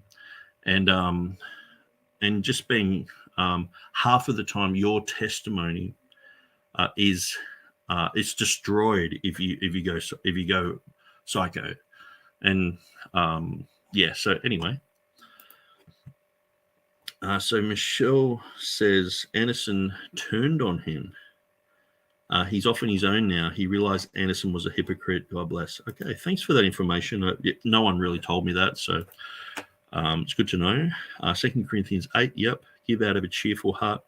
We're all on a journey. We must be loving, forgiving, and teach if you don't agree. Yeah. So, yeah, thanks for that. That's really good info, and I appreciate you dropping by and saying all that. So what I might do is just continue on with TurretinFan.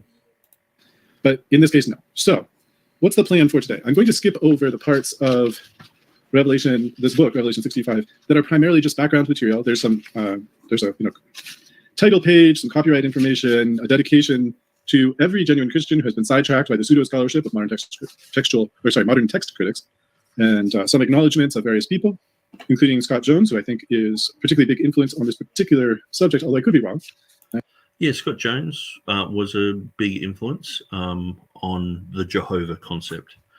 So, TurretinFan, just before I started chatting about the comments made here, TurretinFan was talking about, I'm not sure if Nick's eschatology is brought forth in this book. Well, I didn't think it was that much, but now I do. And I guess it's probably the old school Baptists, like, D.A. Wade, Jack Borman, that type of era, who are pre-trib guys. They've appreciated what I've said, because I've come from a pre-trib point of view, where it has, who was and is to come 4 times. Then it has who was and is and shall be as the final triadic declaration, where these pre-wrath guys, they would have to say that Revelation 11:17, where it has who was and is to come, is the final triadic declaration, because they do the whole folding thing of their the certain chapters in the first part of the book and in the second part of the book. And so, but even my concept shows you that you should read it chronologically, because it's the final triadic declaration. It's different than the other ones. And even Theodore Beza says that in his notes, which I might just quickly get up here. I'll just type in Beza, so we can get his notes.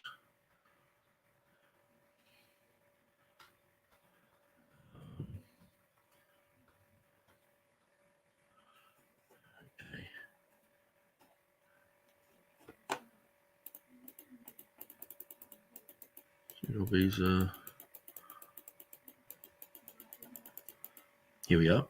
Oh, so this is in his separately printed Annotationis of 1594. But basically, the annotations from his 1582 edition, that's when he first made the change.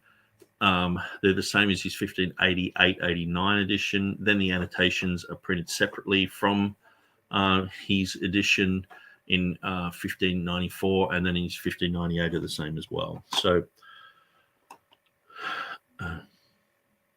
So what does he have here? He has, he talks about, Esomenos, and then he says he found it in ancient manuscript, and he says, well, why wouldn't they have Oikomenos here? Who has Oikomenos here? Well, Erasmus, in his Annotationis, he has Oikomenos here, saying that is a possible reading, because if you've read the Triadic Declaration throughout the book of Revelation, and then you've got who was and is and holy, it's like, that's like a curveball. Imagine if you read Jesus Christ, the same yesterday, today, and holy. You'd go, oh, yeah, that's true, but it's sort of like, it should be the future there, And so usually people would go, well, who was and is to come. Even, especially since there's 4 other ones before it. And so he has to explain, well, why am I going with the Somenos? Because I've got an ancient manuscript saying that. That's his first thing.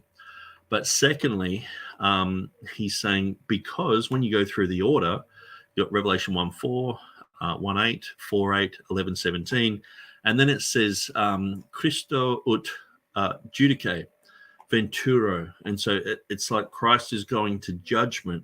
That's the next thing that Christ does, is he goes to judgment. So it's the final triadic declaration. So that's why in the title of the book, it's even I forget it, it's so long, the Triadic Declaration, and that's not even the name of it. Hang on. So Beza's expansion of the rare nomen sacrum form of Jehovah and I am in the final Triadic Declaration. So that's why it's like the final Triadic. So that him saying, I'm not sure if the eschatology actually affects this, I guess it does.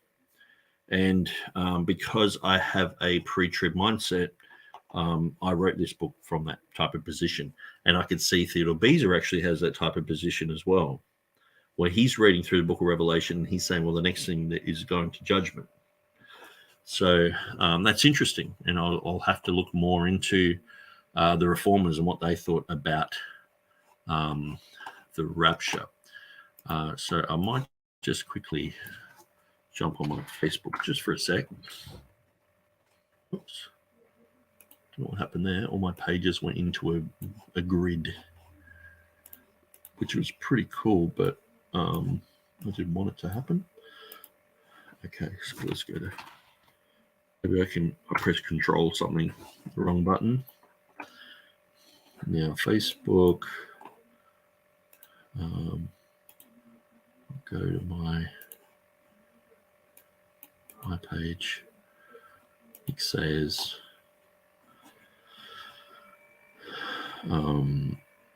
okay, so Bryan Ross, he writes quite a lot of really cool stuff. Now he picked out, so I was pointing out the other day that John Mead was talking about that apostasia can be a taking away, like in a sense where you're raptured. Here, and so one of the main things was no, the rapture, the word rapture. Did he even have that concept and all the rest of it? Well, he actually did. And so here he says rapture. So we got Bryan Ross here. I might actually go to what he said. Or Joseph Mead used the word rapture in defense of the events described in Paul in 1 Thessalonians 4, caught up together in 1665. So 200 years before Darby, I believe Mead placed the event in the wrong chronologically, in the wrong place chronologically. Yeah. But the word was used in this manner long before Darby. Also note that the entrance in Noah Bailey's Universal Etymological English Dictionary from 1737, a snatching or a taking away as the rapture of St. John into the third heavens. Interesting. The fact that an early 18th century dictionary was defining the word in relation to St. Paul is very instructive as to the meaning and usage of the word before Darby was even born in 1800. And so you can clearly see, I'll jump on there now. So you clearly see where he's got the word rapture here. I'm not sure where else he mentions, oh, here you go, rapture, 2 Thessalonians 1:2. The meaning of the words, we shall forever be with the Lord, thus be interpreted after our gathering together unto Christ at his coming to the apostles, calls this rapture. Okay, so he's got his own sort of eschatology all set up there, but he is using the rapture written there. He's talking about 2 Peter 3:12, so the day of the Lord and all those other concepts, talking about the rapture. And so that's like, 50 years after the King James translation. So, the whole Darby's, and I never even thought of it, because Tommy McMurtry was saying, we shouldn't really use words like even rapture. Where's that in the Bible? It's like, I forgot that there is this whole thing of you have to use King James verbiage, where I'm just not from that school. I'm like, you can say, well, can't you say the word Trinity? Do you have to say Godhead? It's like, you can use theological terminology. I mean, if I was to check myself, and see, the thing is, I think if I actually went through the debate and critiqued every time he was saying something, I would probably find 20 or 30 words that he used that aren't strictly biblical. You know what I mean? And so I don't see any point for all this. As long as we can define terms, well, I define it as this, and someone else defines it as that, and so anyway, that's a bit of a rabbit trail, but I just thought I'd point that out, that the rapture of the saints, it's quite amazing, and that is in 1665. So we're looking at 50 years after the King James, we have rapture. They're mentioned many times by Mead. So I'm going to get more into him. So I'll just shut that down. Let's let Turretin continue. In any event, he has a nice introduction. Again, he brings up my friend Dr. James White. Then he has a table of contents, which sets forth the general pattern of the book. So I can quickly go over that. But when he starts off with a discussion of Jehovah, the name of God, the Tetragrammaton, the difference between Jehovah and Yahweh, and some additional discussion about the name, Bible versions and their translation of that name, and the specific comment about before Abraham was I am. Then chapter 2 is the subject of the triadic declaration, And there's quite a number of pages about that, maybe 50 or 60 pages about that. Then the external evidence and pre-Beza allusions, that occupies another 30 pages or so. And then a section on the Reformers, John Calvin, Beza, Walton's Latin translation. By the way, if Nick is following along, I think he might, you may notice that in his table of contents, which is pretty good, I like how thorough it is, but there's a small minor, just a kind of probably computer glitch there between section 4.3, which is about Theodore Beza, and then there should be, the next one should be 4.4, Walton's Latin translation of the Arabic, but for some reason it didn't get numbered. The 4 didn't get numbered, and it jumps right to just an unnumbered section. And then, so I think I'd noticed that, and I had changed it, but I was only allowed so many edits. That was one of the frustrating things, because I sort of thought once I'd sent it off that, I was constantly reading back through it, and it's like, oh, there's another little error, and I'd send it, and it's like, it was a huge deal to change it, where that's where I guess I really wish that I put it as Amazon print on demand, but that's fine. I really appreciate that H.D. Williams did that, because I probably wouldn't have done the book otherwise. He was pushing me to do it, and I did it. I've got so many projects on the go. I mean, I've pretty much got a half-written book on Easter. You've probably seen me debate on it and all the rest of it, and I know my stuff on it. But I've really just got to sit down and do it. But a lot of the time, it takes someone just to push you and go, okay, we've got to finish this. But I've got other projects. But I may as well just show you. This is like a Word doc. So this is the first time that Beza wrote Ho Ecomenos here. So this is his 1565 edition, and he has, in the preparation for his 1582, he has Ho Ecomenos, or Esomenos there, for holy. So I'll try and see where this error is, and I'm pretty sure I saw it straight away. Yeah, so we have page 51, 52, and then it's like 51, 52, all the way down to there. So obviously that section, maybe I changed a few things here and there, but the numbers didn't get corrected. So, but I tried to be as thorough as I possibly could. But yeah, I don't think that all this matches up. Yeah, because look, I've got 13 there. So I think, I've just gone through, copied and pasted, and thinking that I'm going to put it in later. And so that would have to be something that I fix in a further edition. So hopefully, I'm thinking of, I will write a few other chapters, and hopefully I can sort of get, I can print this by myself. So I'm not sure how deep the copyright stuff goes. Sometimes you can actually, lose all your information. You can't really repeat it in another book, and it's like, okay, well, if that's the case, it's like, oh well, just that's what you have to do. But it is copyright by Nick Sayers, all rights reserved. So that's cool. It's not copyrighted under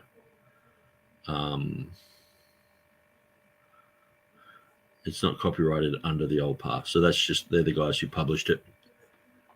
So anyway, I'll think about all that. So let's just continue. The King James Version translators is 4.4, and so on. So just a minor nuance, but something he could fix in the next edition if he makes another edition. Not suggesting he should make another edition, because I'm going to be a bit critical of the parts that I've responded to so far. Okay, so he doesn't think that I should make another edition, but we'll see. We're just so far. But you can see his example of how he sets up the question in terms of comparing the King James Version and the NASB here, and shalt be versus O Juan. Okay, actually, I'll just rewind that a little bit. See his example of how he sets up the question in terms of comparing the King James. Okay, so that is almost identical to this book here, because I really wanted to show how James White shows that.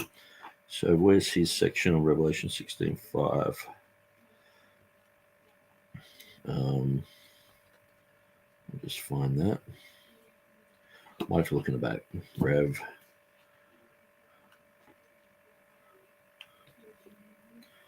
Revelation 16:5, 239.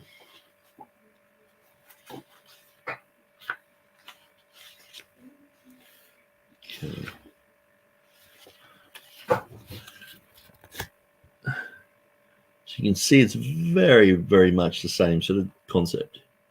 You know what I mean? It's just having the King James and the NASB side by side, because I wanted it to be kind of exactly how James White would have it.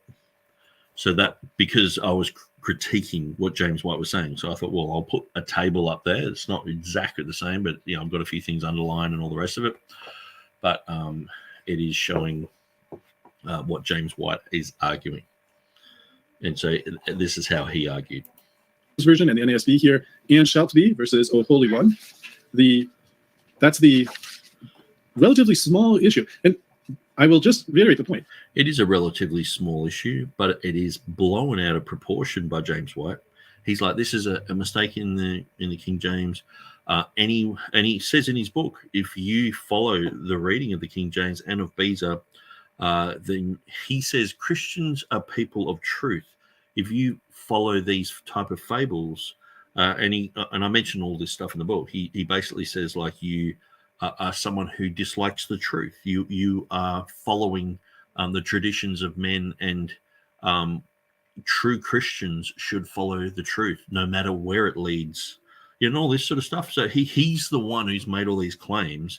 He's made a molehill. Sorry, he's made a mountain out of this molehill. So we have to reply against all that he said. And so all you have to do is go through my book, and I show you constant quotes of James White belittling people. So I'll jump back to where he has this section. So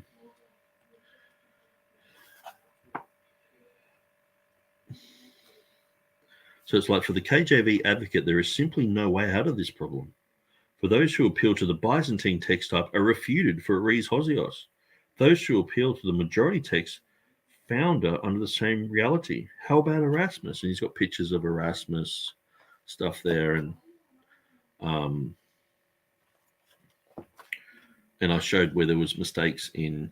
He showed the wrong section and didn't even have the verse in it, and all that. But I've made mistakes in my book too. But then he's got, like, lest in desperation a King James only advocate make the attempt, Tischendorf notes on the term only confirm my assertion. He notes that the Cop 8th omits Hosios, but the KJV reading is not even found here, as a Somenos is not in this place. Well, it's the Coptic Ethiopic. So Cop 8th means Coptic, and 8th is Ethiopic. So I found it in the Ethiopic, and it says the future. It says shall be. So that was one of the things I'm pointing out here, that he's saying Tischendorf is saying that it doesn't have the reading of Osios there. And then James White's like, but it doesn't read what the King James has. And it's like, and he quotes the Greek. Why would you have the Greek there when it's talking about Ethiopic manuscript? So I'm pointing out that James White doesn't know what Cop 8th means. So I point that out in my book. I just sort of went through his stuff with a fine-tooth comb, and I was like, he's not making any sense here. The KJV reading isn't found there. A Somenos isn't put in its place. It's like, yes, the equivalent in that language of a Somenos is put there.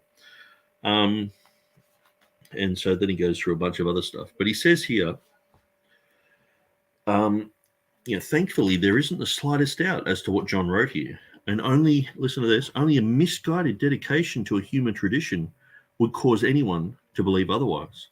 Christians are people of truth, and I truly exhort any KJV-only advocate to seriously consider this text and to examine the documentation provided, and to recognize King James onlyism for what it is, an unfounded tradition that flies in the face of truth. So he's making a big deal out of this, Listen to this. He says, did John not write and shall... Sorry, John did not write and shall be. He wrote, O Holy One. This is a united testimony of all relevant historical information. Listen to this. To deny this is to engage in the most egregious form of irrational thought. It is not faith to deny reality. It is deception.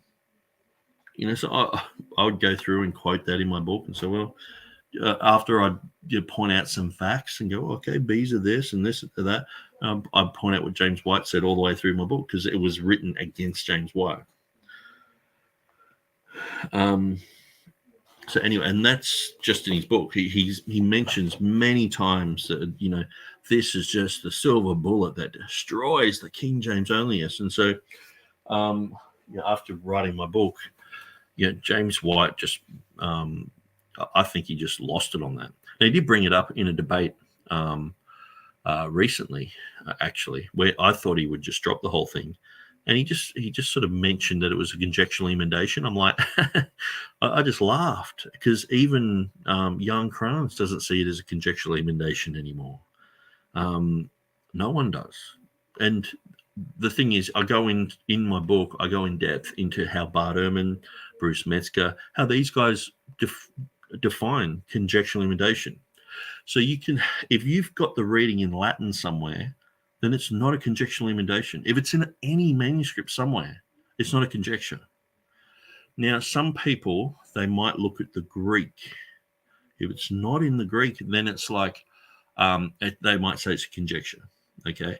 But Bart Ehrman, Bruce Metzger, Bruce Metzger, he's basically authored the Nestle Alarm group of texts.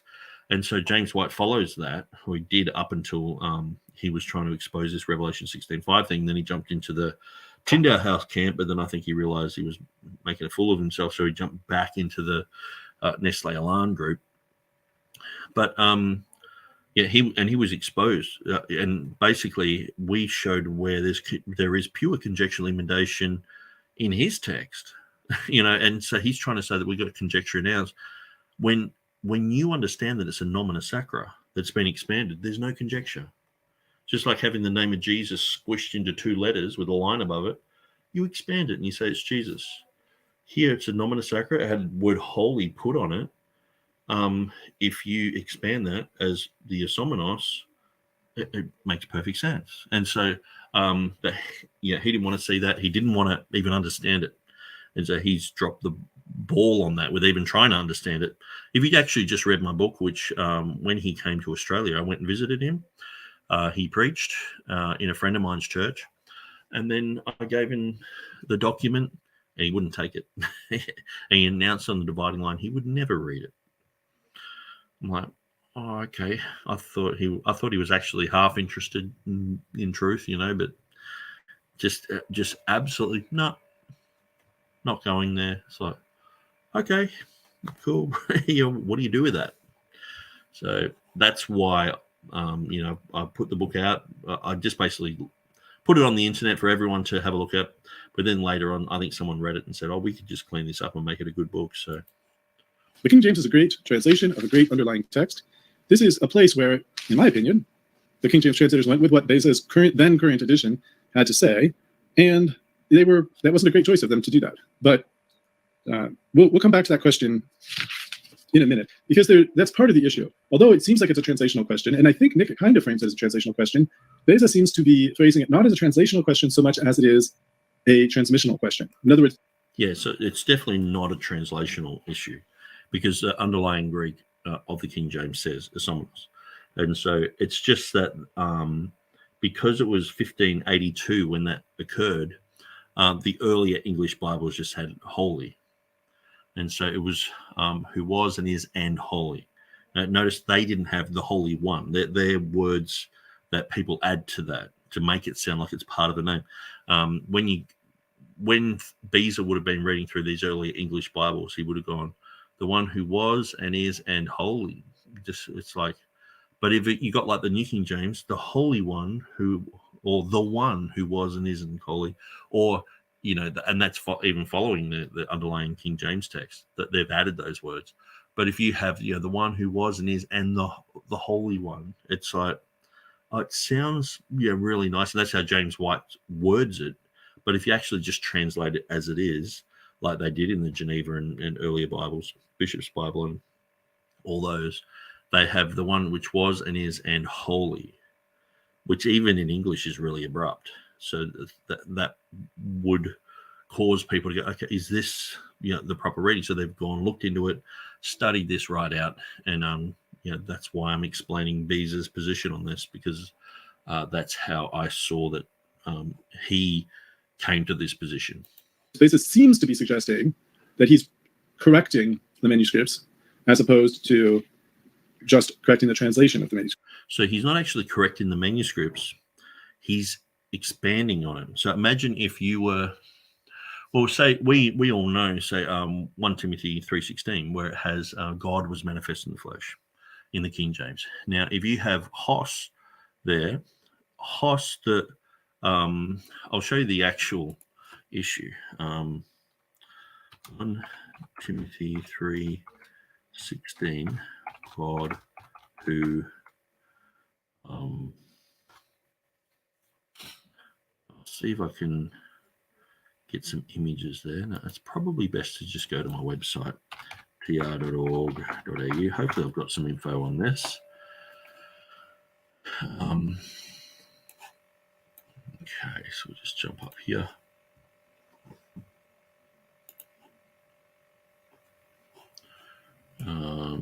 Okay, let's go down to, where are we? Old Testament, New Testament, 1 Timothy 3.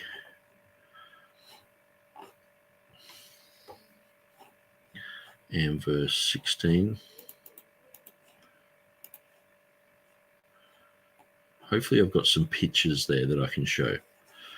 And so most people would know about this verse, that the Westcott and Hort text has sort of destroyed this verse by taking God out. So yeah, here. So that's how os looks, and that's how theos looks as a nomina sacra. Okay. So we can see here, Codex Sinaiticus, they've sort of inserted the os here, okay, where it has the os who appeared in a body, and then it's put there theos. So it's a theta with a line in it. It's got a little dot here, which means it's a nomina sacra, or maybe that's a line showing where it should go.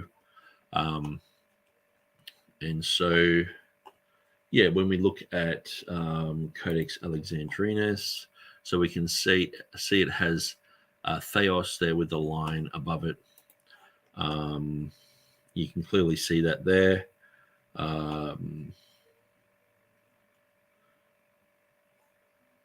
Okay, so I don't know why that's the same thing. Anyway, I've done that for a reason. So, yeah, this is Codex Ephraemi Rescriptus, I think it is. And so it looks like it's a palimpsest written over another one. So I'm not sure. Estin to godliness. So it should say theos along here somewhere.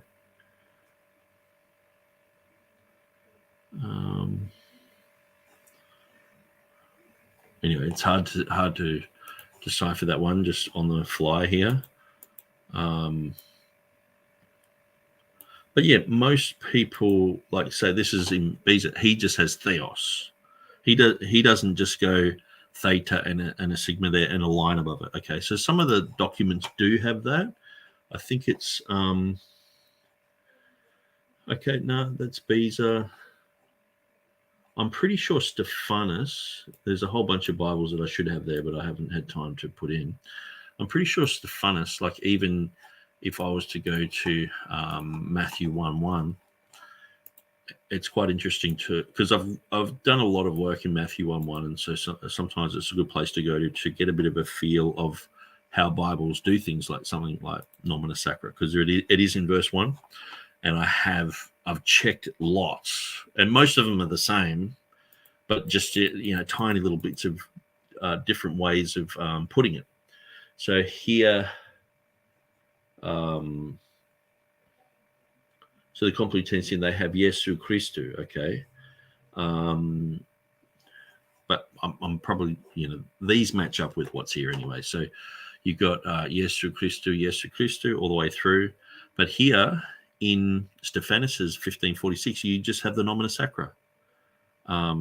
So that's the iota upsilon and the k upsilon, and so you've got Jesu Christu, and so if you were to go through and translate that, you would always expand it.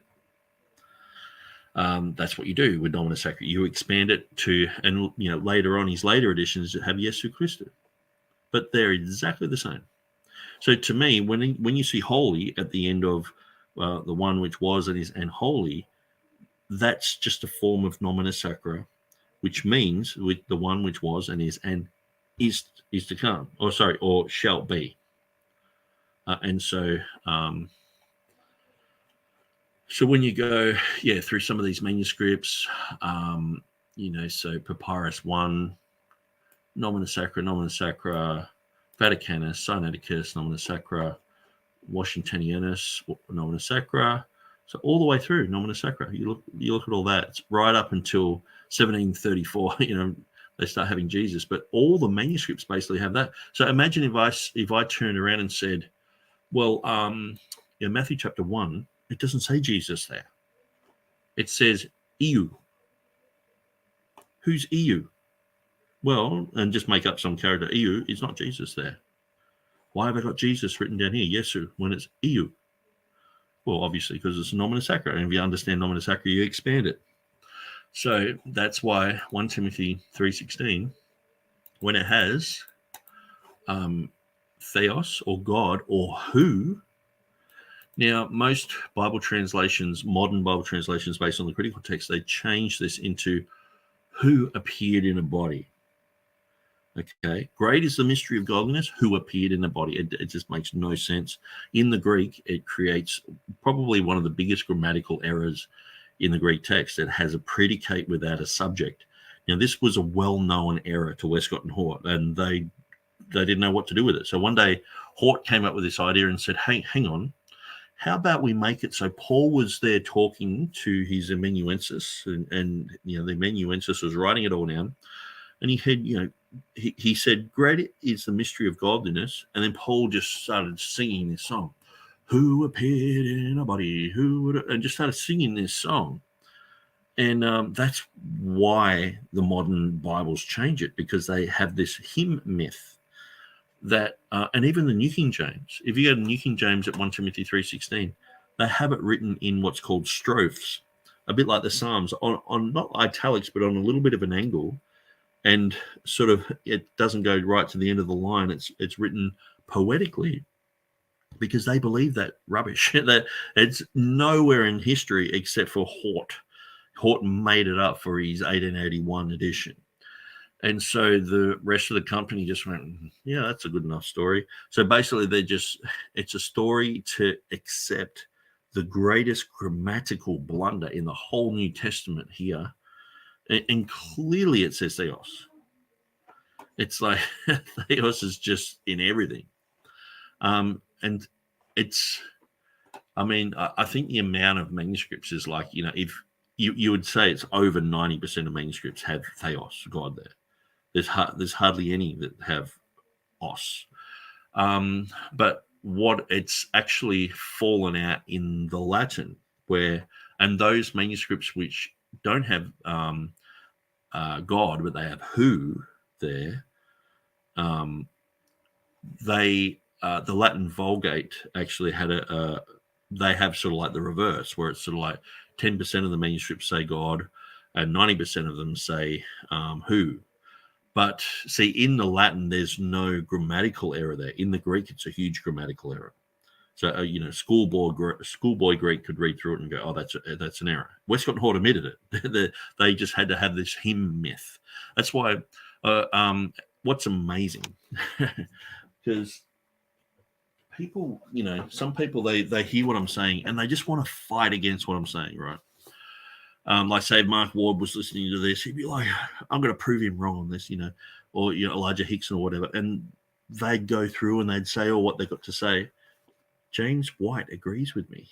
In his book, I'll just quickly go there. I know I'm sidetracking, but it is about Nomina Sacra, okay? But sometimes I just can't help myself, just to show that, people will go to the mat over something, and I'm like, you realize your guru, James White, who you're going to, is in agreement with me on this, Okay, so 1 Timothy 3:16, 2:6:1, I think it is. 261. Mentioned quite frequently, actually. Okay.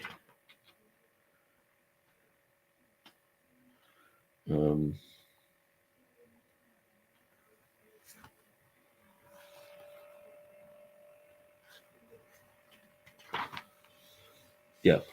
Listen to this. So just so you know, I'm not lying.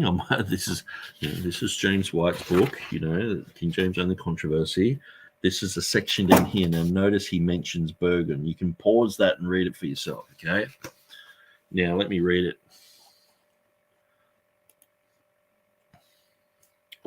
He says there is much to be said in defending the KJV rendering of 1 Timothy 3:16 as God was manifest in the flesh. Listen to this.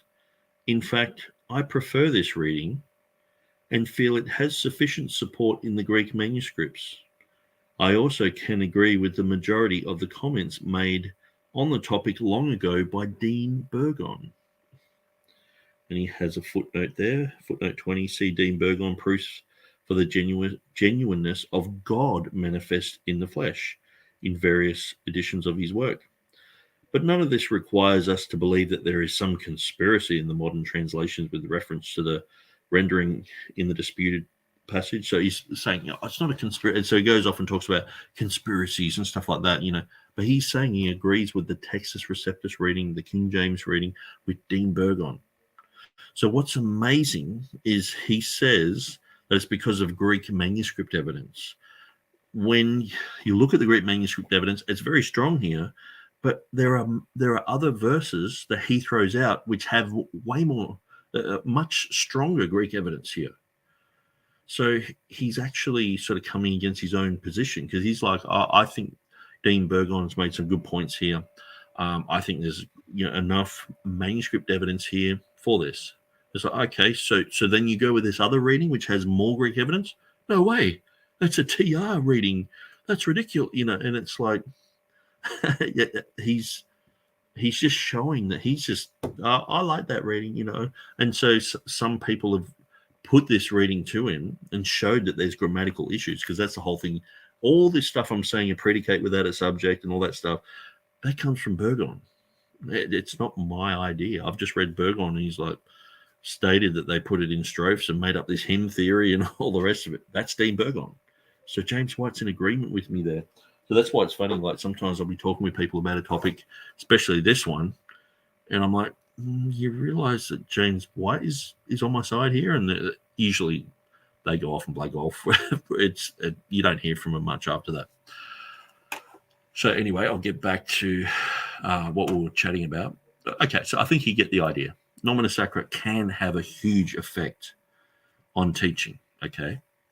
Some people, they'll go to the mat over this. James White doesn't. He just talks about conspiracies and Gal Ripplinger and blah, blah, blah. And, I'm quoting White there and Beezer and a bunch of other guys. So anyway, let's go back to the video. However, let's let Nick do his own argument rather than me insert words in his mouth. The first section, section 1.1 of chapter 1, he premises it that men may know that thou, whose name alone is Jehovah, art the most high over all the earth. Psalm 83:18. I haven't site-checked it. I trust Nick on that, but in any event, if he's wrong, he's wrong. It shouldn't make a big difference. It's there more, I think, as color than as substance to the argument. He shows a picture of the Tetragrammaton as it appears in the 1611 printing of the King James Version, which was the first printing. It's there, I think, in the front material somewhere, perhaps on the cover page, I'm not sure. Federalism 1689 says, "Hey, Tifan and Michelle. Good to see you, Federalism." Patrick's on here too, but you can't see him because he's on the Facebook side. It's interesting. I see the comments from Facebook and from YouTube, but the YouTube commenters don't see the Facebook commenters and vice versa, the way that it's currently set up.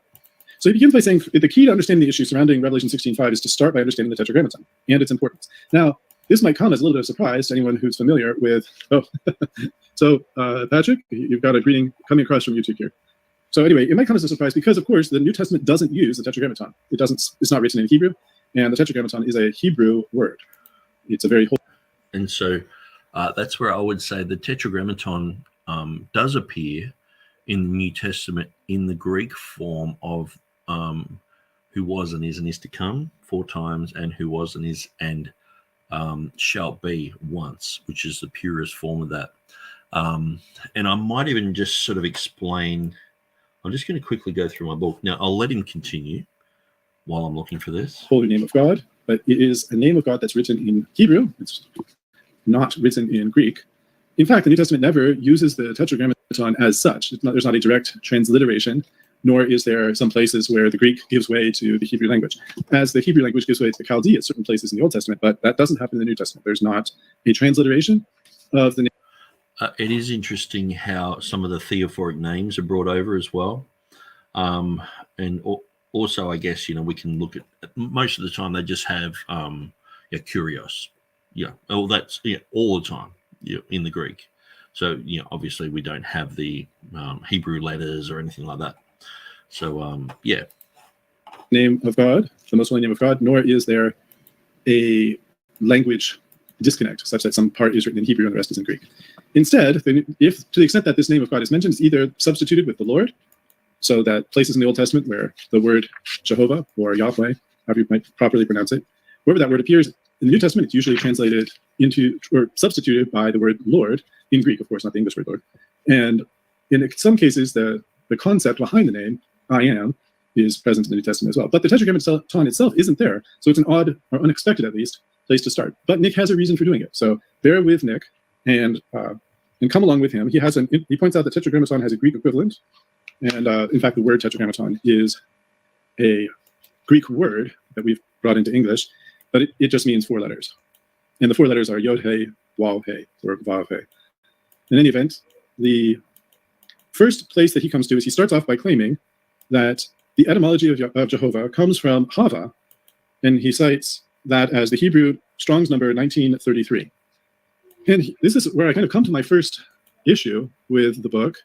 It's not a big issue, but it's puzzling why he goes there. So if you go to just Strong's, it's not the be-all and end-all, but it's a fairly accepted. This is the Blue Letter Bible website version of Strong's.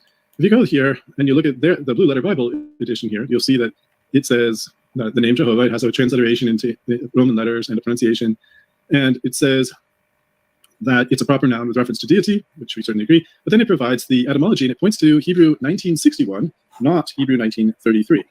So if we click over here to the 1960. Okay, so what I'll do, I'll just quickly, maybe I'll just go somewhere else because he's already gone there. Let's go to Bible Hub. We'll go to Genesis 2.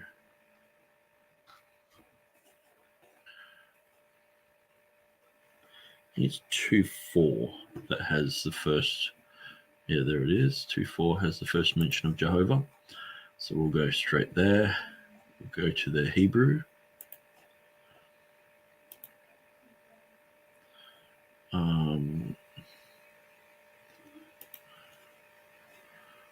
Okay.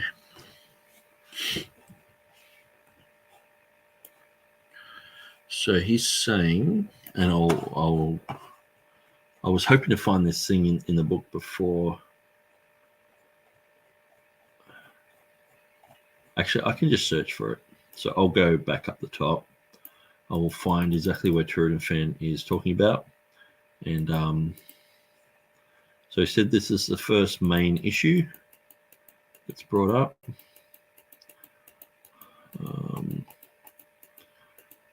Okay, so we're looking at page, So here we go.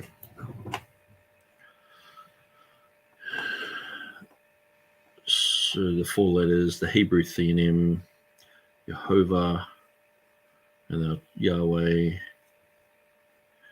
Okay, historically, some have claimed it comes from 1943. So where is he going with this one? Okay, so he seems to be going to the right one. Okay, 3068. 1943. Okay. So 1943, some have claimed this, that Hova means misfortune, calamity, or adversity. But I've got 1933 here, which means Hava, shall be, maybe, or will occur. And so, he's correct. That's not appearing here. The root word etymology that looks like Haya. So it's got the yod there in between the hey. In between the two hays there. So, okay. So you can clearly see the distinction here. So I've made a distinction between this one and Hova. Okay. Jehovah is numbered in many modern concordances as 3068. The definition of Jehovah lists the root word as 1961. So I do mention that, So I guess he's wondering why I've got this. Okay, so I'll read through it all and then I'll explain it. And so the definition of Jehovah lists the root word as 1961. I think I said 31. Haya, to become. Okay. Which comes from the primitive word 1933, hava, which means shall be. Okay, so this is very interesting. So you have Jehovah, meaning Jehovah, the name of the supreme God of the Hebrews, and then this is what is usually referenced here, 1961, transliteration haya, meaning to be, to become, to exist. Okay, so all I'm really showing with hava here is that it means the future, shall be, maybe, will occur. Okay. And so I'm pretty sure I go to Ginsburg for that. So Jehovah clearly comes from hava, which means shall be. So take careful notice with this etymological link. This word in Greek would directly translate to asomonos. So that's the reason why I put this here. Because if you go, okay, we'll go to Jehovah. I better not click on the screen. I'll stay in Blue Letter Bible because it's different. Okay, so they will show us where it comes from. Hopefully, maybe they won't, but I'll just try to find a dictionary or commentary that sort of has some etymology there. Okay, Exodus, Numbers.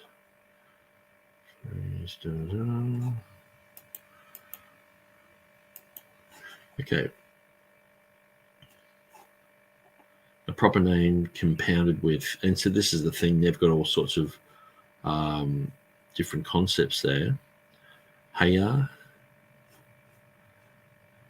from Haya, the self-existent or eternal Jehovah. Okay, so we know that. I might go to Blue Letter Bible. Looks a little bit better.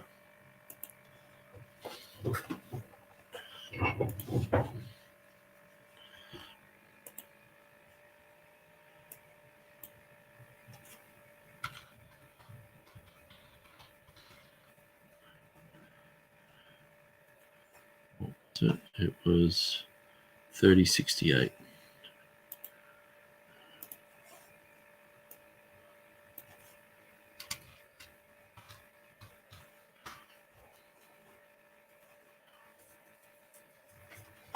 Okay.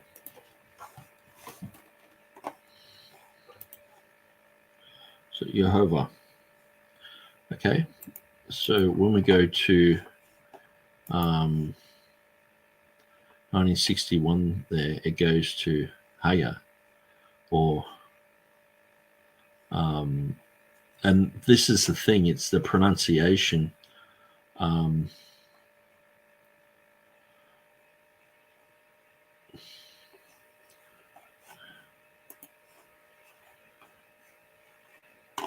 Okay,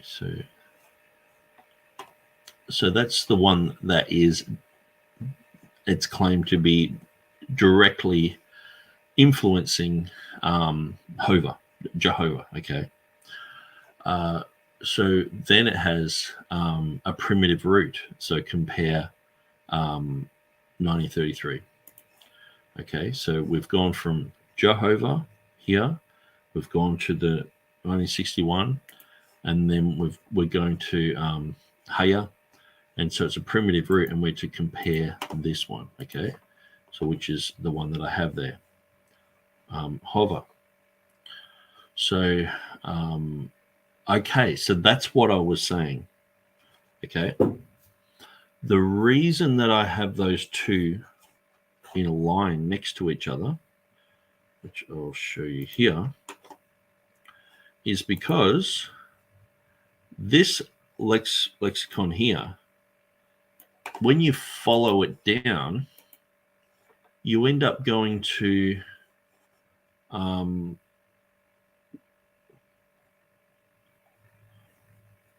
to be, to become, to exist, and to happen.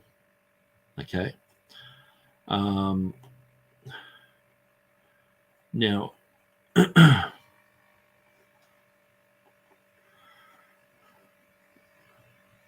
okay, to be, to exist.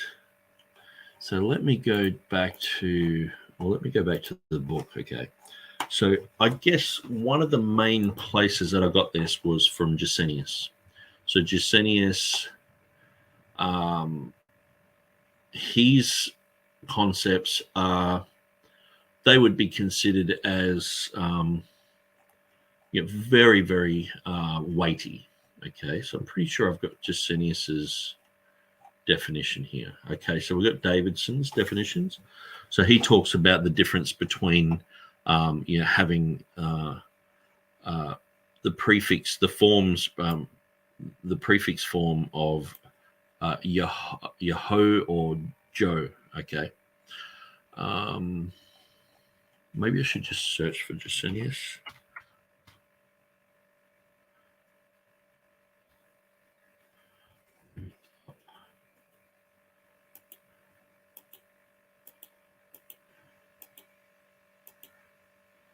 Okay, maybe I should write Hebrew.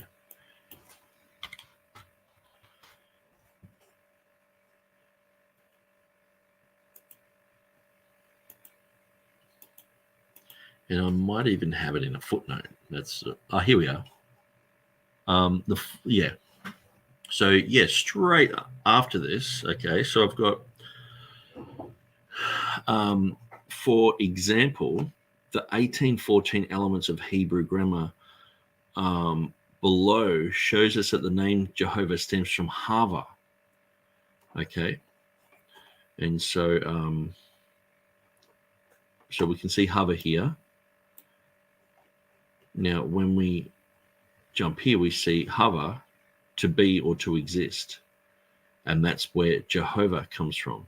So the 1814 elements of Hebrew grammar reveal that Jehovah comes from Hava. James White says this was untrue on Twitter. And so this is where you sort of get the feeling that these modern dictionaries are coming away from the meaning that was well known.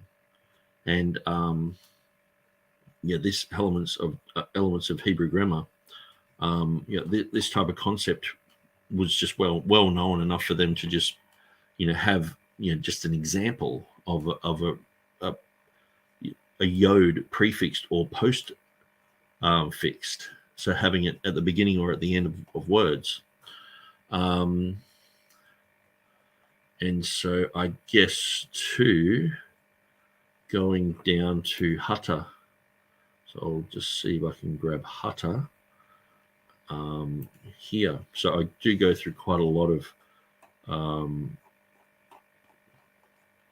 Hata's material. I'm pretty sure he talks about the Hava here. Where have I written about that? Here has shall be, which is Beza's reading, so that's in the Hebrew.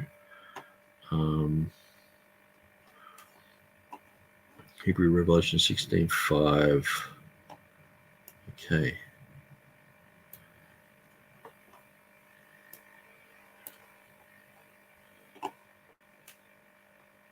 Oh, that's a shame. That table sort of moved. Hopefully it's not like that in the printed edition. So Aya Asha Aya.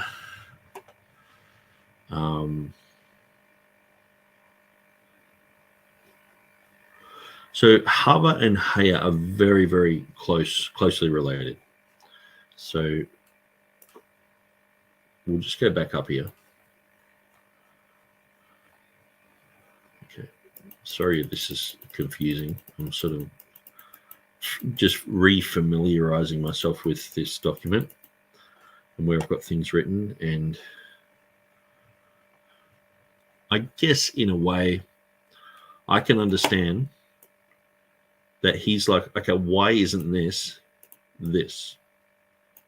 Oops, I'm moving things around. I should stop doing that. Oops, yeah, that's, I sort of thought that I was in a Word document there for a sec, but I'm actually in Google Docs. That's why it's so difficult to navigate. Okay, let's go back down to here.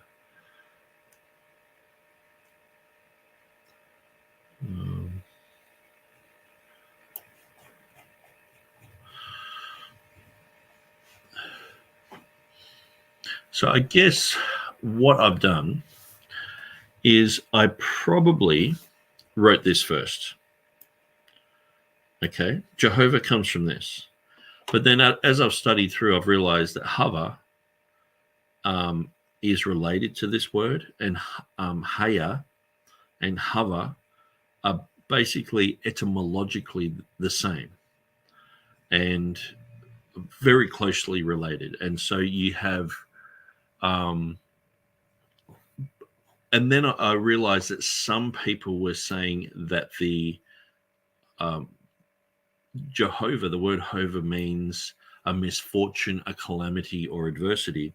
So I was like, okay, well, I've got to show that that's not true. So what I did is I put in the hover. In my estimation and understanding was, and is that hover and haya are basically like, sister words. One is very specific in the shall be, maybe, will occur, where the other one is to be, to become, to exist, So, and so, looking at these two terms, I guess going through this complete book and probably maybe I've got more information on my website, but I do acknowledge and concede, I guess, that here, this issue here, I could probably make that a little bit more clear, and how that's related to haya. Hover and haya are very closely related. So I've probably got Revelation 16:5 open.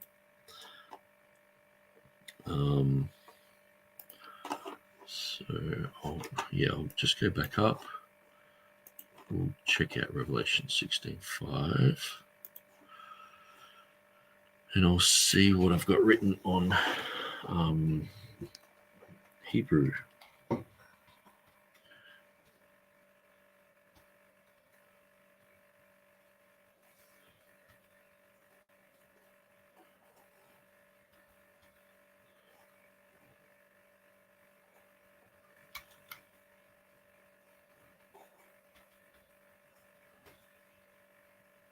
Okay, so here. Oops, Oops.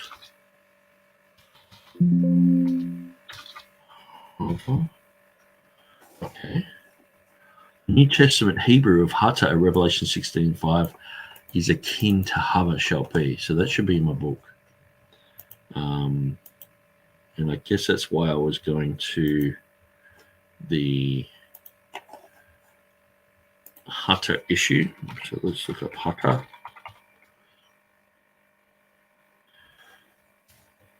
The Hata dodecaglot.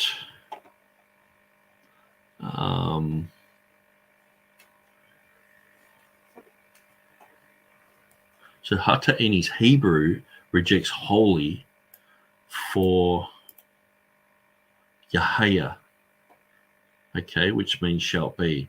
I've underlined the triadic declaration in red. So there's the who was and is to come. And so here is where you have the name Jehovah. Okay, so Jehovah in the green there, and the triadic declaration appearing. Jehovah in the green there in the Triadic Declaration, Jehovah in the green there in the Triadic Declaration. So notice in Revelation 16:5 that he has Yehe and not holy, okay, in the Hebrew. The Hebrew Yehe means shall be, which is the exact reading. So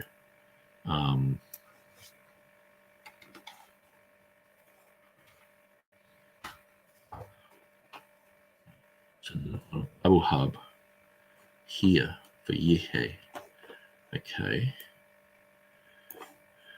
So to become,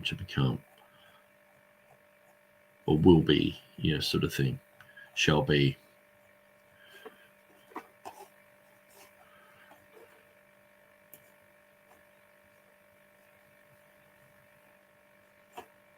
So I think, I guess I haven't really made it clear of why I have Haya there, okay. And I can understand TurretinFan's saying, well, that's my first point, is like, I'm looking up these words. Why is it so confusing? And I guess it is confusing. Probably because I've put in the whole concept of having this, of having the hover as, some sort of, misfortunate word. That was like an afterthought, so I sort of plonked it in there. But perhaps, no. What I'm actually doing is I'm showing that hover and hover are actually homophonic. So they sound the same. So some people have actually said that these are the same. So there was a reason why I did it. Okay. So the reason why I did it, some people were saying it was a ruin and a disaster. But this is false. The etymological link to hover, so there is an etymological link if we go through that, and I'm not saying it's, it's exactly, but it is very much like a sister word to haya, hover and haya. So this hover just so happens to sound like hava. That's why I put those two together, because that's what people were saying. Oh, these are pretty much the same words. That's what that means. It means to hover means hover, which means a misfortune. So he's the god of misfortunes. He's the god of adversity. He's the devil, and all this stuff. And adversity is the devil. And so some people, I think it's like New Agers, made a big deal about that. So you can clearly see the distinction here. So I've sort of just pointed that out. I've made the distinction, but then I've sort of gone back to so this is like a side thing that I probably didn't really even have to mention, and probably could have been in a footnote. And that's why, I guess, because these appear and then those appear, it's like, what's that got to do with it? But the whole thing was hover and hover were considered completely related. Now, as the 1814 elements show, they go to hover. So it seems like the older grammars go to hover, where the newer grammars tend to go to haya. But to me, these are so related that it's almost like you're saying the same word, but you're just using a different tense. I guess it's like saying to be or to exist, or to be means right now, or to exist in the future, or you will be. It's just the future form of it. So I guess hover being the future form of it, having shall be, maybe, will occur, is related to a somenos, and having just to be, to become, to exist is talking about the present time. You will exist, you will be, or you may be, or it will occur. That's all talking about something that's happening in the future. Where to be, I exist, to become, it's talking about now. So these words are very closely linked, and I guess I could have made it a little bit clearer. And looking back, that anyone just reading through and just looking at that would probably get a little bit confused. But the main thing is I was trying to get just to point out that that's wrong. And so maybe what I've done is I've gotten information that sort of becomes elementary later on, and put it here where I probably really need to explain why. So yeah, good point. I would probably rewrite that little section, or even maybe footnote. I think I did footnote that at the beginning. Then I just said, oh no, I'll put it in the main text. I think because I had to have these two facing each other, because they were saying hover means hover. I was like, okay, I will need a chart there. And then, yeah, so. Historically, some have claimed it comes from 1943. So, yeah. Yep, cool. I'll take that criticism on board, and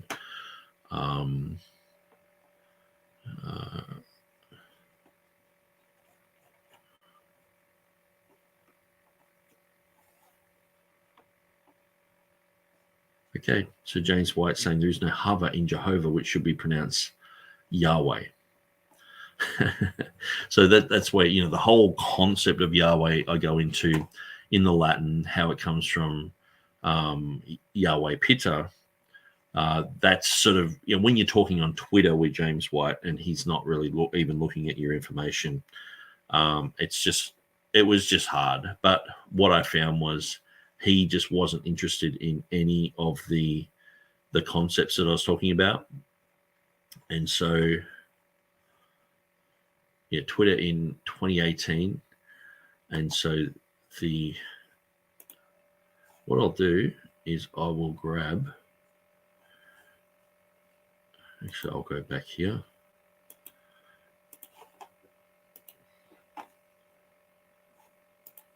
Here we are. So let's open these up.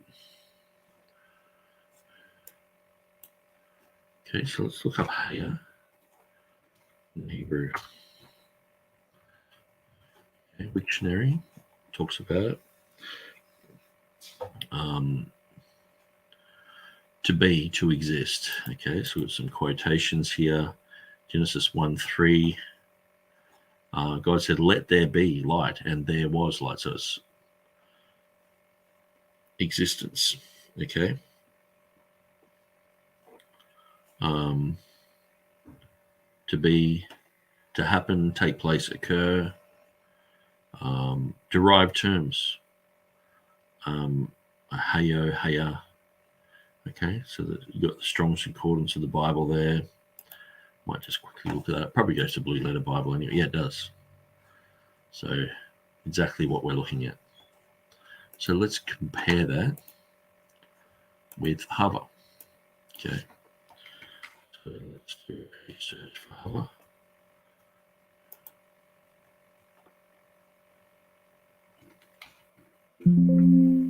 Okay.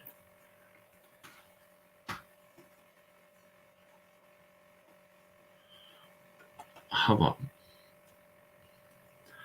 An alternative spelling of Hawa,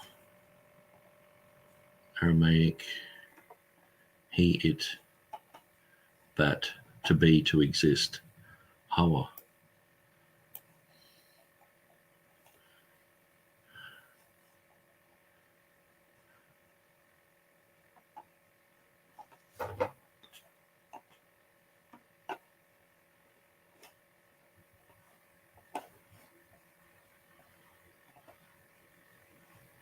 Hava means to be.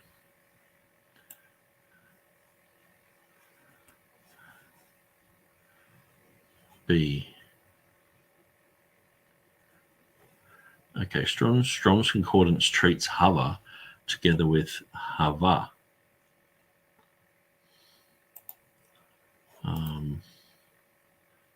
Okay, let's look at that one. So what's that one?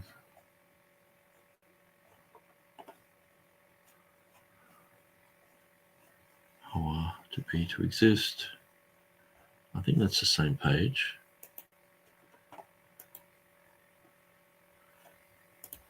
I'm not sure where that linked to. Hang on.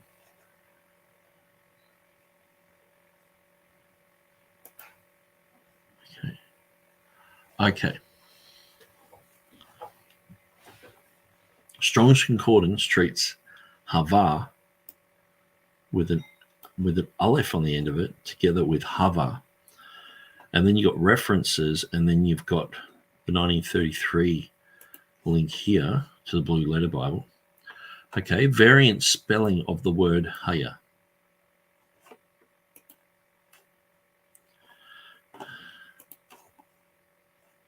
Oh, hang on. Variant spelling of the word. Sorry, variant spellings for this word is that one. Okay, so that's what Wiktionary was just saying. Okay, so the King James Strong's be thou, be, shall be, maybe, hath. Okay. Hava, primitive root, compare these two. Okay, so we're comparing them. H183. Let's look at that one. Haven't looked at that one yet. Looks like ava, desire, lust, longed, covet. Ava.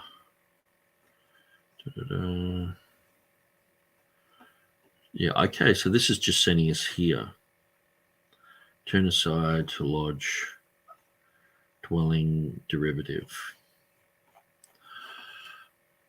Okay, so let's look at just sending us down here. So this is hava. Properly to breathe, to blow as the wind, air breeze, like the cognate roots. And it has abba and ahab, which see. This primary signification is applied to the breath of living creatures. Hence, to live, see haya and hava. And in the use of the language, to be. Okay, so yeah, Gesenius is saying that these two are very closely linked, the haya and the hava. And so the difference basically being you can see the yod there, which is like a Y, and this vowel is like a V. Yeah, sometimes a W, but you know, Jehovah, but it's usually we say va, you know.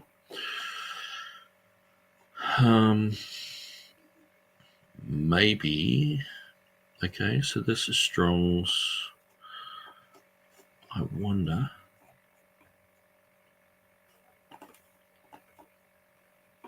Okay, so maybe I can look for.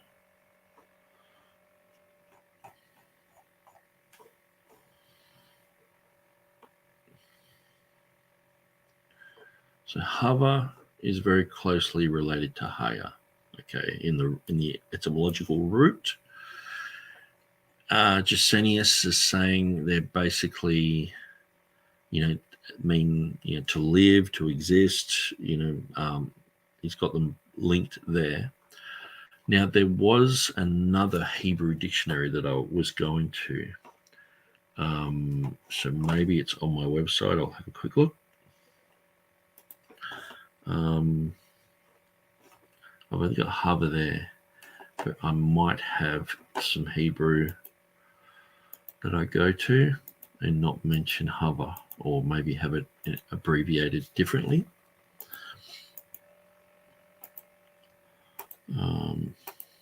Let's just have a look. Okay. So you got haya there in both the with the aleph in front of it. Aleph haya.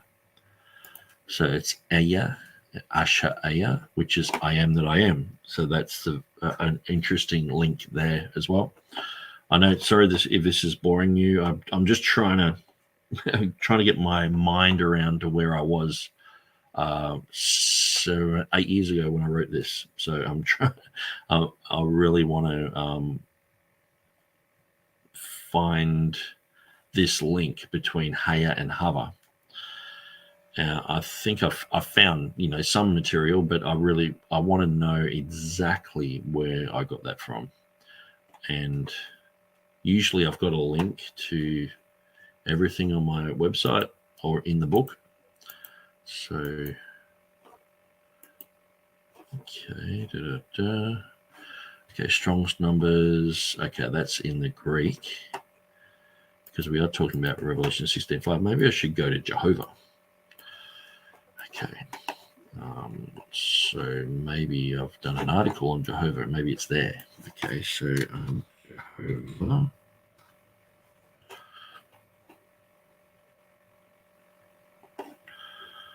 Okay, so it's Jehovah.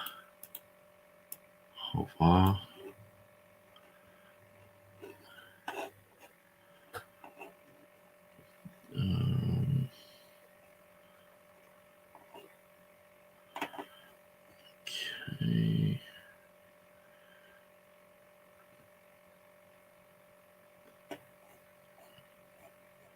Doesn't look like a page. Oh yeah, I've got this information in the book.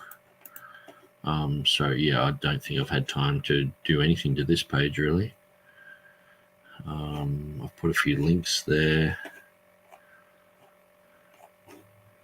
Yeah, KJV Today have an article on it, and that would be .net.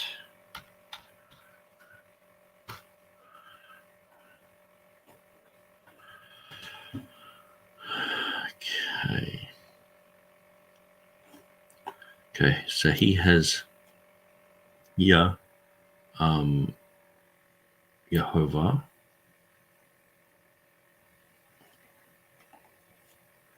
Yehoshua. So he's talking about the theophoric names. Okay, so he sort of has the same concept. It's in the names of children. Yehoshaphat, so that's good enough for him that was the name, so he's not really going into the etymology of Jehovah, which is sort of where I'm going. But okay, so maybe I should just type in Jehovah etymology, because I did look at so many dictionaries and a lot of old dictionaries, and so even just Wikipedia sometimes can guide you in the right direction or have a link somewhere. Okay, so the proper name of God, etc., the pronunciation. So Jehovah, they're saying that's anglicized. Okay, Jehovah, yeah. So it's and it's got the Hava there, but we're specifically looking for the link to Haya. And so development. Okay, here we go. Okay, so that's going through the vowel point concept, which that would just muddy the waters at the moment. So the vowel points of Adonai, which I went through and didn't really make much sense. But we're looking for a link between Haya and Hava. So maybe it hasn't got anything there, but sometimes down the bottom you can go to this older dictionary, and so I might recognize one that I've gone to. So obviously, back in the document, where am I? Jehovah.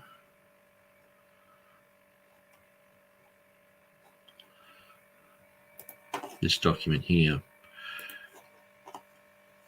And so it is quite obvious that this is what the elements of Hebrew grammar was saying. Okay, so they're going to Hava, to be, to exist.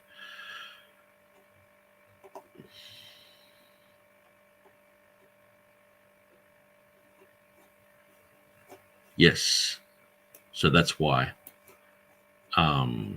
The older documents say that. So all I've got to really do is find an old Hebrew Dictionary. Old.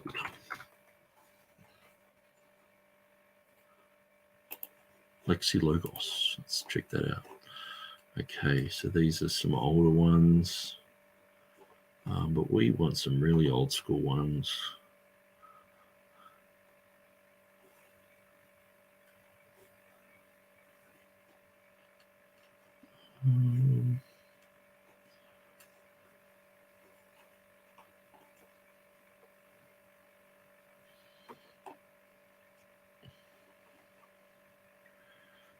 Okay, so well, I'll pick one.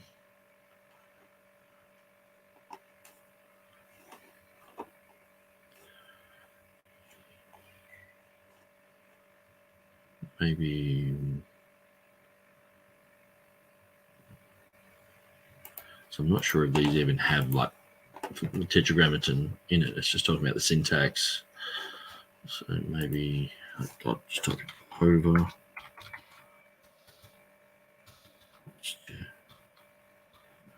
Blah.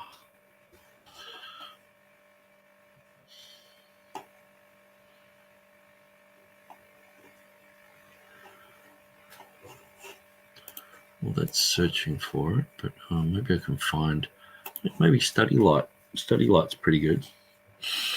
Okay, so it's just got a lexicon there.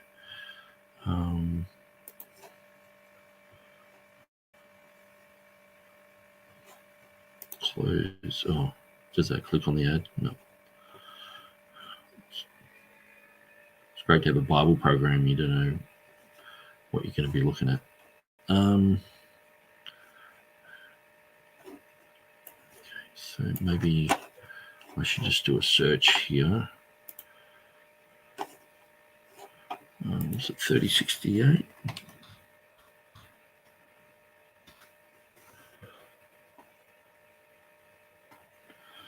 Okay, here we go. Jehovah from hover.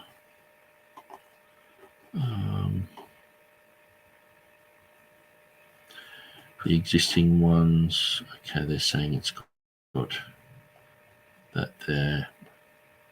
Brown Driver Briggs expanded edition. Okay, so I might just grab that. Whoops. Copy that. Yeah, that's fine. That helps me. Actually, we're sort of looking for a Yod. So I might just grab a Yod. That find.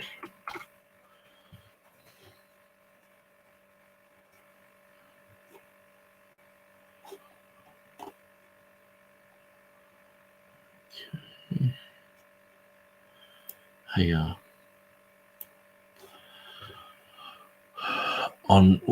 on literature on interpretations, seeing Ness, e.g., 67, many recent scholars explain Yahweh. I guess it's got it seems to have different vowel pointings there, but as Hifel of Haya, bringing to life the life giver. Okay, so that's interesting. So it is saying there is a relationship to Haya. So you notice the Yod in the middle and not the vowel. Oh yeah, so here it is.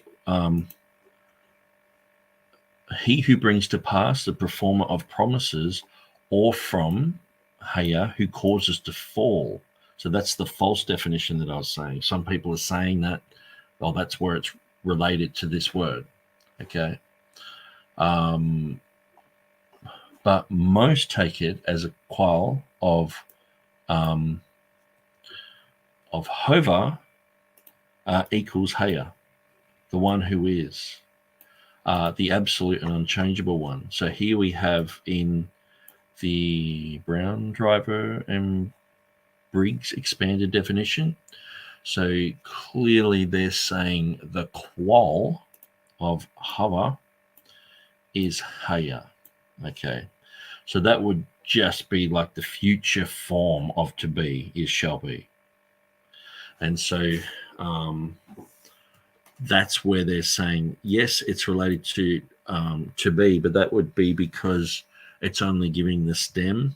The future form of that stem is haya.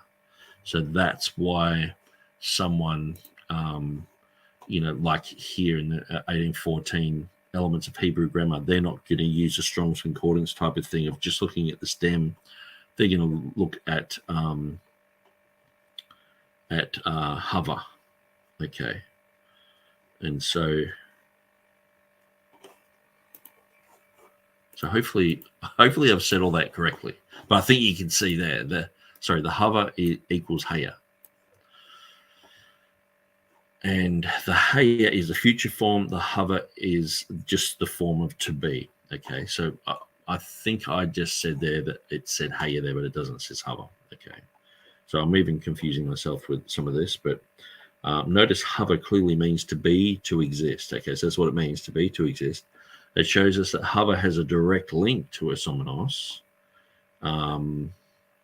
So I would just suggest that, I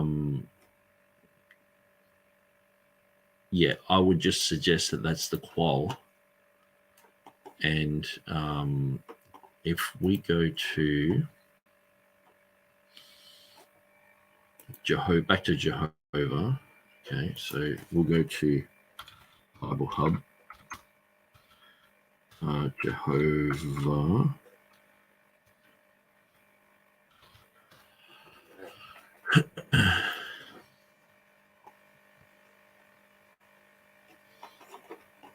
Okay, Jehovah. Okay, so we've got quite a lot of stuff written here. Not really sure if it goes into the Hebrew. None of them do. Maybe I can type in Hav.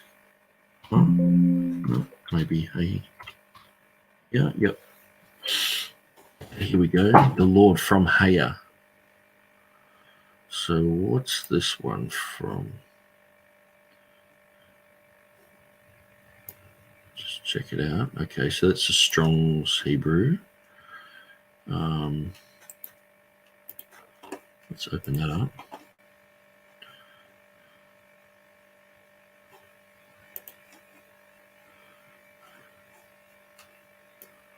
Jehovah.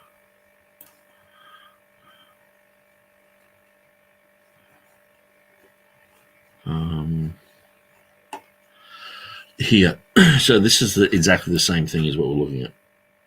Many recent scholars explain this Jehovah as Hifel of Haya equals Haya, and that's the disastrous ruin, I think. Oh no, giver of existence. But didn't it say qual in the last one?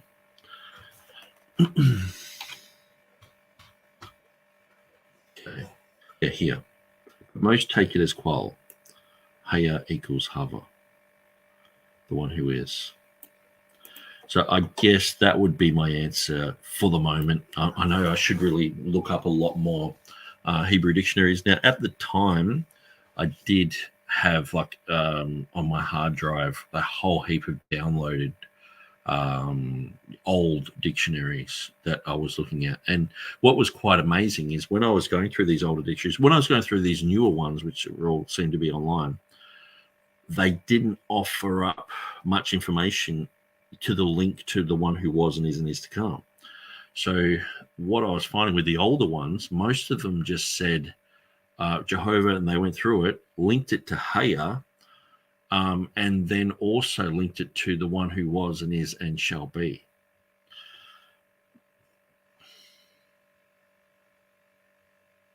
Okay, so we're saying compare that and compare that. Okay, so Yah and Yahweh. Okay. Yahovah. Okay, that's interesting. But Yeah, I've already gone for about 3 hours, so I don't want to totally bore you guys to tears. So I'm going to shut these down. And what I'll do is for next time, I will find more on the Heya hover link and sort of prove my point there. But yeah, I would agree that if I have to go this far to find a link, definitely TurretinFan pointing out that here it is, Gesenius's Hebrew grammar. But I guess we already looked at that. But maybe he had some more information about Jehovah.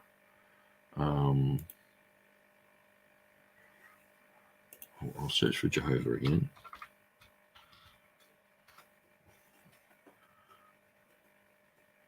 Okay, syntax of Hebrew language. There's 2 results here.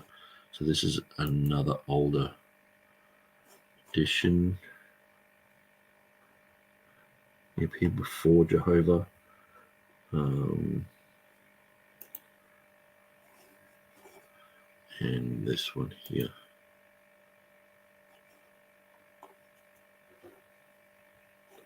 Kind of word Jehovah that came. So they're not really talking about Jehovah there. Okay, that's fine. So they're saying Jehovah doesn't appear anywhere in this document, but I'm pretty sure it does.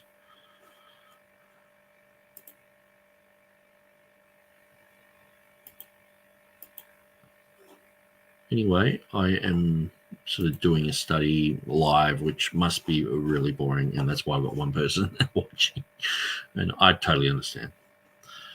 I'll keep that page open for myself for my own reference, and let's just get back to TurretinFan. Okay. 61.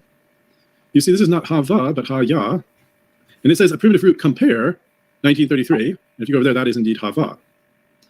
Now, I don't know the reason for this disconnect.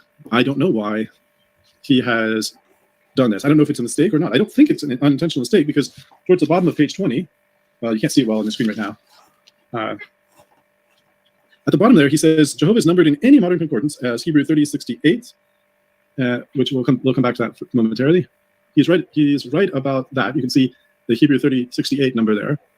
He says it's numbered in any modern concordance as Hebrew 3068, and then he says the definition of Jehovah lists the root word as Hebrew 1961, Haya, to become, and then he adds which comes from the primitive root Hebrew 1933, Hava, shall be. Now I don't know if that's actually what any of the concordances say. This one, for example, says that Haya itself is a primitive root and just says compare this other one. So that's one aspect that's a bit puzzling. Now, perhaps, again, in Strong's definition, it says that here in the BDB lexicon, which is also provided here, again, I don't see, there's a bit, there is more here to it. I don't see that it's indicating this comes from some other word. So I'm not sure how he came to that conclusion that it's derived from. Okay, so that's where I would go through the Brown, Driver, and Briggs one and look at what I pointed out there. And I guess I'll provide more information. But the elements of Hebrew grammar, the 1814 one, is clearly showing that it's related to Hava. And so, yeah. So hopefully I haven't muddled up the Haya and Hava, you know. But I think if TurretinFan's watches this, it's quite a long-winded video. I would watch this on 1.75 or something. But you can sort of see, I can see why it's confusing. I should have probably had a lot more references to back that up. But I guess to me it just became elementary. And most of the time I'm not looking at modern dictionaries because I just find them so flawed. And older dictionaries, older lexicons, older material just seems to they make these links out very clear. And so that's where I started to find the link between Jehovah and the Triadic Declaration. It's not in these modern ones. They don't talk about it at all. But in the older ones, they talk about it all the way through it. So that's where I was like, oh, there's a link here. And then they're saying, okay, it comes from Hova. But here it's just got this link to Hava. But then, the Brown, Driver, and Briggs So this is just Strong's, okay. And also, this is just Strong's sort of set out. I think, have I got a paper Hebrew dictionary? I think everything that I've done has been online for Revelation 16:5. So I don't think I've got a Hebrew dictionary handy. Yeah, so anyway, I think you get the point of why TurretinFan was bringing this up and why I'm still, trying to defend it. But I will provide more information from older dictionaries next time, and I think you'll just go, yeah, I can see the point, So that 1961 is derived from 1933. But let's say that it were hava, just for the sake of it, this word, as he says, shall be.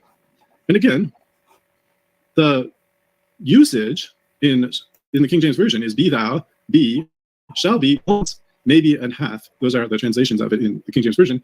And Strong's puts it as a verb fall or verb become, and suggests that sense of this. It says a primitive root, and then it says compare, 1961. So if this compare means it comes from that one, then this compare means it comes back and you have an infinite loop. But it says a primitive root supposed to mean properly to breathe, to be in the sense of existence.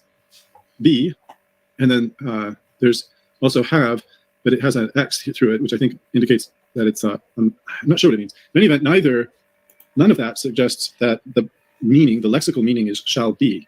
So it's another odd point.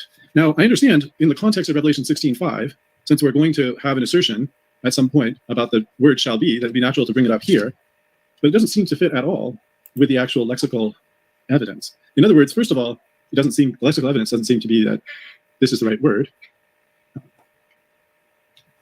Instead, it should be 1961, which is was, came to pass, came, has been, were, happened, to become, pertain, better for thee, 75 uses. And remarkably, I'm not sure if any of them are, let's see, it says, trying to see if any of these are shall be. I actually don't see it there. To fall out, to come to pass, become be.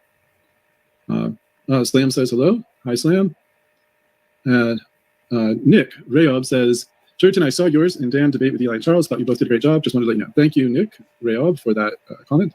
It was a lot of fun to have the debate, and I'm glad we got a chance to do it. I hope it was edifying to those who listened. And I also hope this procedure will be edifying as well, because I've noticed that there's been a little bit of traction that this book has gotten, perhaps more than it should. But in any event, it has gotten some traction, and it's worth responding to, at least by me. So okay, so TurretinFan's just like, it's had a lot of traction, probably more than it should have had. I mean, I guess, this issue that he's brought up is so small. I mean, it's like, basically, if you were a Hebrew-speaking person, and so say like my friend Eli, he speaks fluent Hebrew, he would read through this and go, yeah, that's related. Like when we were talking in conversation, about lots of different variants in the Hebrew Bible, and Psalm 12, and talking about, who were the they there, and, talking about all sorts of things.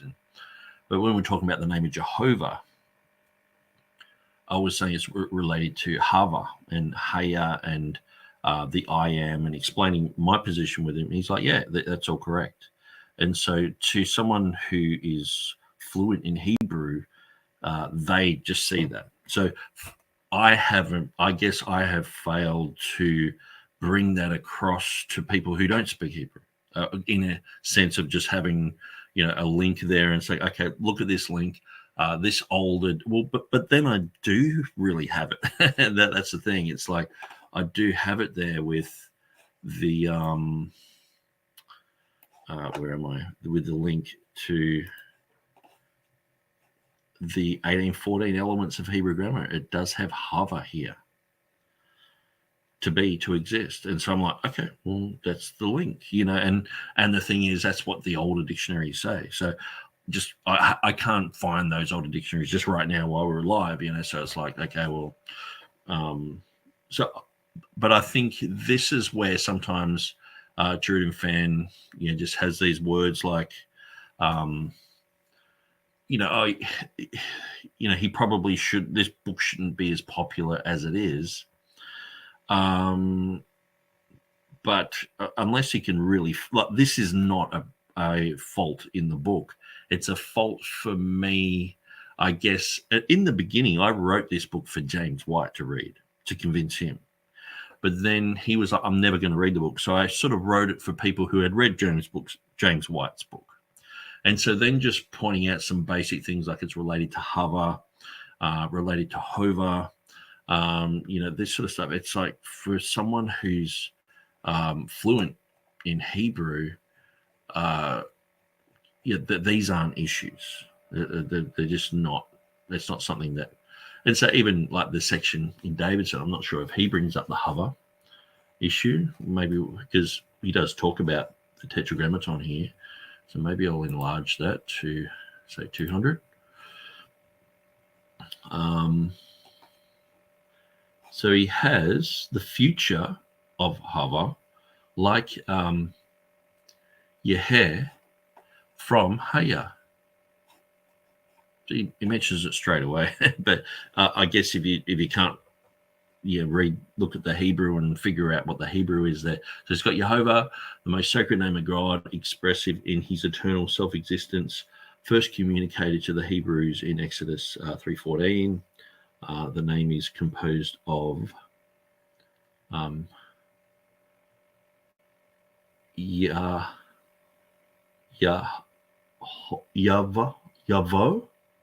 Okay, Yavo. Future of Hova, like Yeheh from Haya.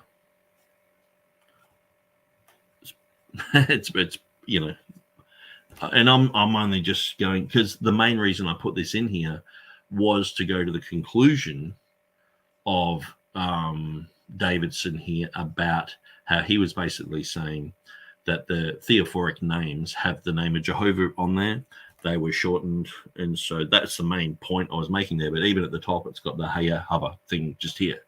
So someone who could read Hebrew could go through and go, oh yeah, Jehovah, yeah, Haya Hava, that's the future form of it, and they just read through. That I haven't made that clear, I guess, clear enough for non-Hebrew speaking people. So I guess, I should really tighten up on that. But there is a lot of heavy sort of information here when you end up going to Hutter's 12-language dodecaglot, pointing out, where Jehovah appears and where the triadic declaration happens, and, talking about how that's related to I am as well, and the Yeheh, and how that appears, and how holy is not in the text in his 1599 dodecaglot. How these words that are related to Jehovah many times just have the prefix put onto it. So what I did is I separated all that, but it looks like these charts have actually, they're not really friendly on Google Docs, and I'm hoping that this hasn't happened in the printing. So, but what I did is I separated the prefix from what was being said here. So the Hovah and the Haya, they both appear, Revelation 16:5. So the one who is the Haya, the one who was the Hova, or maybe it's around backwards or something like that, but it's like, so notice the link to I am, the Aya Asher Aya. So you got the Haya in the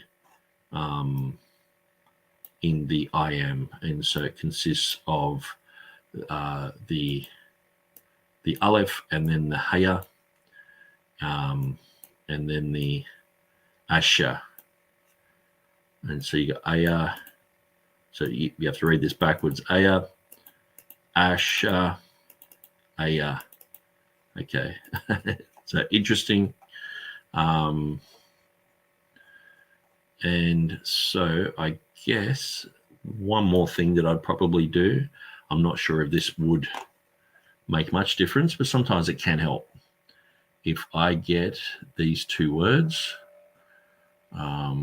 let's grab this and we'll go straight to Google Translate.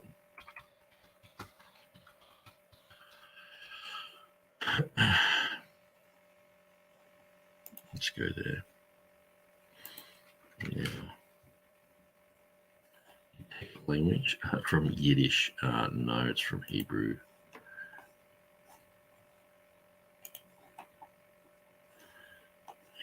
Okay. Being existing. Okay. Oh. No, don't need that. I want to hear it. Hava. Hava. Hava. Okay, so let's get the next one there.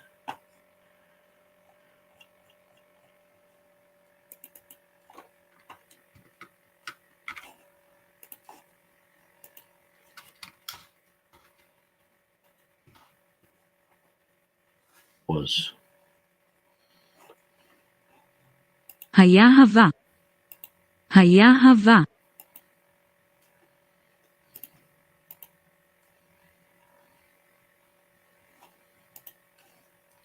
Haya, hava.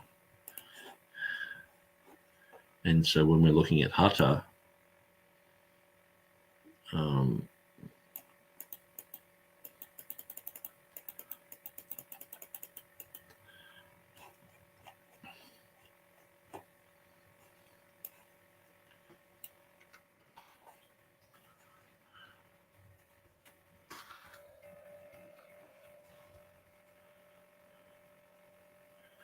okay. היה הווה יהי ואשר הווה ואשר היה אשר.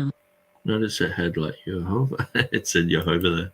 היה הווה יהי ואשר הווה ואשר היה אשר. So it's quite interesting. See, one of the things is I pointed out in Hata, he, like say, here it has the Lord grant unto him that he may find mercy of the Lord in that day. And so so he has Jehovah in the New Testament. Okay. So this is he did a Hebrew New Testament. 1 Peter 3:15 has, but sanctify the Lord God in your heart. So he's got Jehovah, okay, which is that's Elohim. Here, Jehovah Elohim in your heart. Okay. So notice he calls Jehovah Jesus in Acts 9:5, which is quite amazing. He said, "Who are you, Lord Adonai?" Okay. And the Lord, Jehovah here, said, "I am Jesus whom you're persecuting." So Jehovah said to him, "I'm Jesus." So Jehovah's Witnesses hate this translation because it's got a lot of Jehovah's stuff in the New Testament, which they're trying to do with the New World Translation, but it's calling Jesus Jehovah all the way through it. It's so good. This is just gold against the Jehovah's Witnesses. It's like, it's the best translation. So yeah, he has erkomenos there. So I'm mentioning that. Shall be, will be, etc. Okay, so let's go back to TurretinFan. At this point, page 21, Nick insists Jehovah clearly. So this is just blurry, I think, from TurretinFan's point of view. I don't think it's anything to do with my internet. So let's just continue through. But I think he's sort of having a bit of a jab at me about my book. So that's fine, you know. It comes from Hava, which means shall be. And he cites a lexicon entry after citing a lexicon entry from 1961, which is of Haya, and on the previous page having cited the one for Hava. But Hava, he gives the meaning as shall be, and Haya, he gives the meaning as to be, to become, or to exist. But again, I'm not quite sure where he gets his definition of Hava, and also I don't know what makes him think that the Hava, rather than Haya, is the correct etymology. He just says clearly that the lexicons don't seem to say that, at least not the ones that I've got in front of me here. But the one in my book, 1814 clearly says Hava, and that's what the name of Jehovah comes from. And then he says the word in Greek, this word in Greek, would directly translate as esamenos, which is exactly what Theodore Beza placed in Revelation 16:5, and which translates as shall be in English. So remember that Revelation 16:5 wasn't written in Hebrew, and even if the name Jehovah comes from a verb that means shall be, which it doesn't appear to be. It seems to be just from the general word to be, not shall be, specifically the future. But even if it did specifically mean shall be, then the question is, what possible relevance does it have to Revelation 16:5? I suppose the answer will be explained in the part of the book that follows. But it's something that kind of makes my ears perk up because it seems like such an odd and surprising claim. So he says, this is because the word Jehovah means the existing one, who is and was and shall be. So first he says the word Jehovah is derived from shall be, which it doesn't appear to be. Then he says that it means existing one. And then he puts in it's a parenthetical, but in quotation marks, who is and was and shall be. He says the Jehovah Hava link is elementary to Hebraists. Again, he says it clearly comes from this, and that this link is elementary to Hebraists. Well, probably not modern day. That's where, most of the readers of my book are TR people, and they recognize that, just like, in our unicorn debate, it's like, well, they're calling it a wild ox or an auroch or whatever in most of the modern dictionaries. But if you go back, they're calling it rhinoceros and other words. So we'll just let TurretinFan continue, and I'll just do a little bit of Jehovah searching here. And then he cites the 1814 elements of Hebrew grammar to show that the name Jehovah stems from Hava. Now I know that the lexicons we've looked at so far haven't mentioned that. Neither Brown Driver Briggs, neither this one nor Strong's mentions that. Not that that's the end of all the possible lexicon or concordance information. But when he goes to cite the 1814 elements of Hebrew grammar, let me put myself back as the main view here momentarily so I can use the camera more effectively. Here we go. So when you see the examples he gives, this is a reproduction. I don't know if you can see well, but it doesn't say shall be anywhere there. It just says to be, to exist, and it puts Jehovah. Okay, so I guess, so now the problem is, because I've mentioned the future form of Haya, he's sort of saying that that's not related, where I guess to know that the one which was and is to come has Hava and Haya both in there, the one, which is and was and shall be. Like knowing that helps to understand the link to Jehovah in the Triadic Declaration. But yeah, we'll let Turretin continue while I search for some stuff on Jehovah. Now, I suppose the point that he's trying to make is that that's the word that's there for to be or to exist is Hava rather than Haya. And if that's his point, then he's right, that this particular one has Hava instead of Haya. But I'm not sure that's quite elementary to Hebraists, and I'm not sure whether anyone else. Well, it's not elementary to English-speaking people or to people who aren't familiar with the concepts, but it's very familiar to any Hebrew person I've ever talked to has gotten it straight away, because I usually ask them any questions about the Old Testament, Psalm chapter 12, verse 6 and 7, talking about the etymology of the name of Jehovah, talking about the Passover and things like that, and to do with Easter. Usually these are things I bring up. And so so the amount of Jewish people I know stacks of Jewish people, and so people who fluently speak Hebrew. One was training to be a linguist, so he was very fascinated in what I knew, and also he was showing me concepts about like Baal and names of different gods in the Hebrew language. Like Baal just means farming. It's basically the god of agriculture. it's the weather god, or and that sort of thing. So very simple concepts that have been turned into gods, and which is really interesting to talk to someone who knows Hebrew really well. But he would just go through this and go, yeah, for a Hebrew, it's elementary, and that's what I say. It's elementary to Hebrewists, not to English-speaking people who are relying on Strong's concordances and things like that.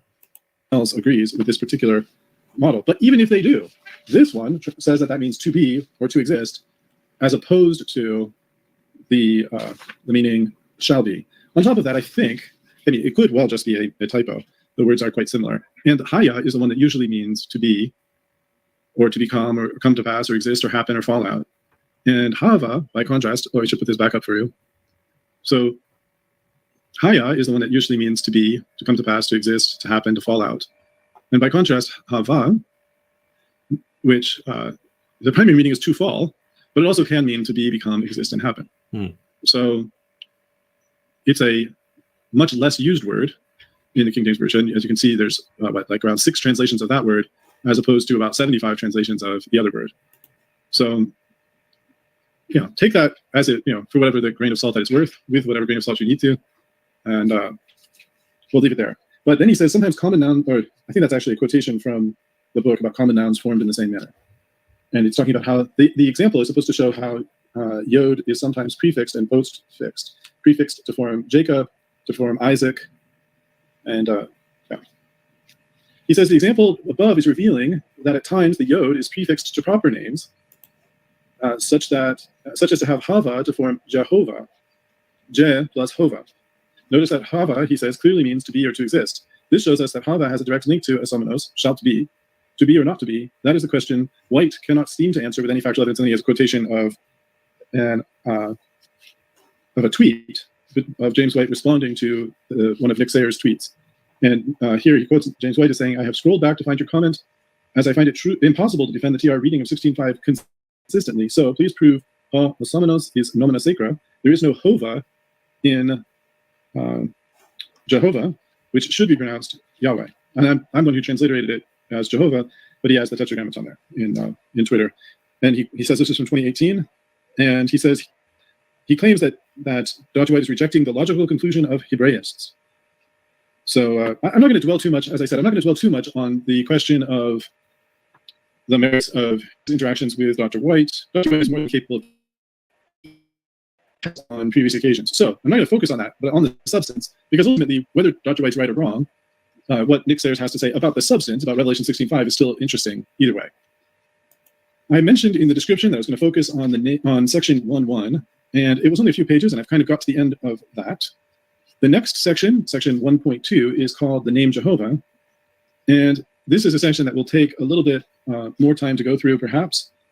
I can give you a quick peek at that, but the quick peek is to say that as he starts it off, many modern Hebrews will not even pronounce the tetragrammaton literally, and a lot of times when that word comes up, instead of saying the tetragrammaton, they'll just say the word Adonai, which means Lord, which follows the same convention used by the Septuagint translators and used by the New Testament itself when providing quotations from the Old Testament that include the tetragrammaton.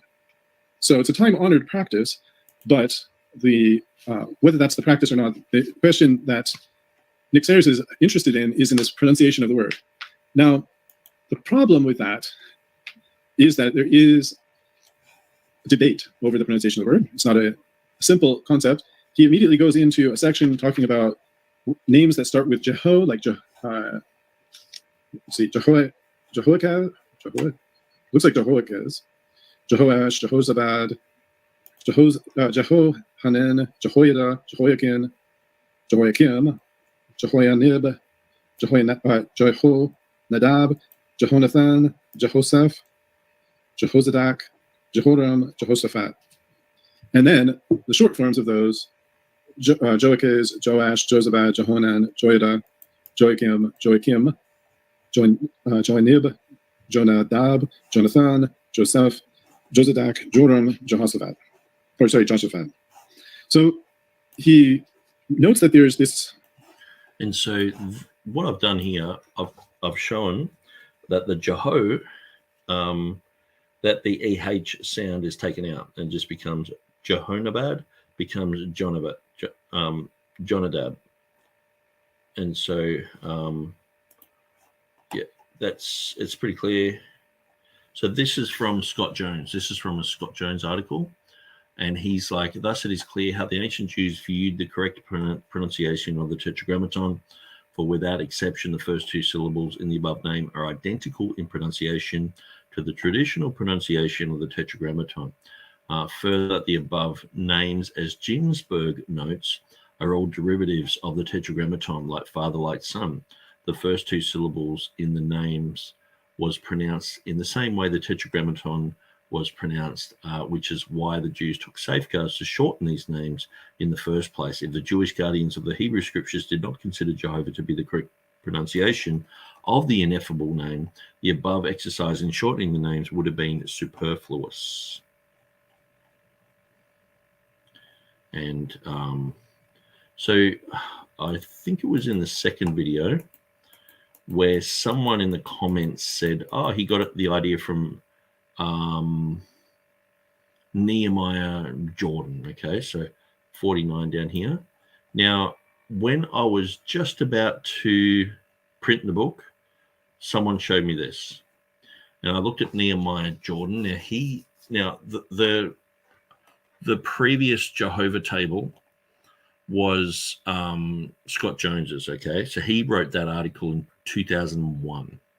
Now, Nehemiah Jordan said in 2001, after 9/11, I think it was like God showed him or something, you know, and it didn't really make much sense. I think people have pulled his argument apart and showed that he sort of, I don't know, he was relating 9/11 to understanding this. And I can't understand why, but I've forgotten why actually. So, but it didn't sound fully legit. But I didn't know all that at the time. I was just showing this. And I was just like, oh, other people are coming around to our position, you know, that's been around for like 15 years. And so so apparently this guy in like 2010 or something started to collect manuscripts of Jehovah and you know, he was showing in the manuscripts where it's like the name of Jehovah in the theophoric names, Zavad, Jehoram, you know, just showing where Jehovah appears, and then, you know, like where the names of Jehovah are in manuscripts.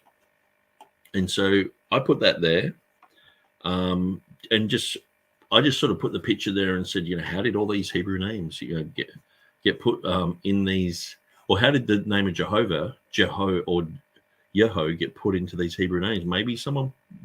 It's named after someone, you know, and so just a logical conclusion that they're named after their God, which is named Jehovah, not Yahweh, you know. So that's the main point that I'm bringing there. So someone was like, Nehemiah Jordan, he's getting his concepts from him.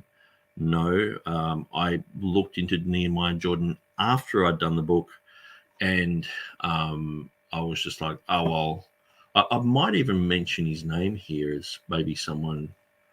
Maybe I've got it. No, I just have that. So I'll copy and paste that into here. So it goes to a blog. So I think this is his. Okay, so he's going through this type of stuff. But at the time, like, okay, so he's got all that, but I'm not even sure if this is his one or whether someone's just put it there. And the whole concept of the theophoric names of God comes from Scott Jones's article. Okay, so so this doesn't look like Nehemiah Jordan stuff, because he seems to be quite willing to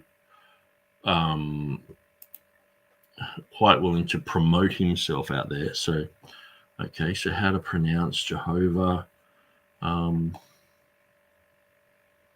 Yeah, here, Jehovah, the Lord of Destruction. So this is what I was finding.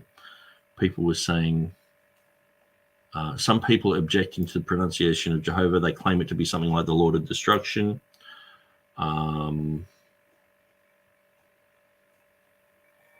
Okay, so he actually talks about Hova.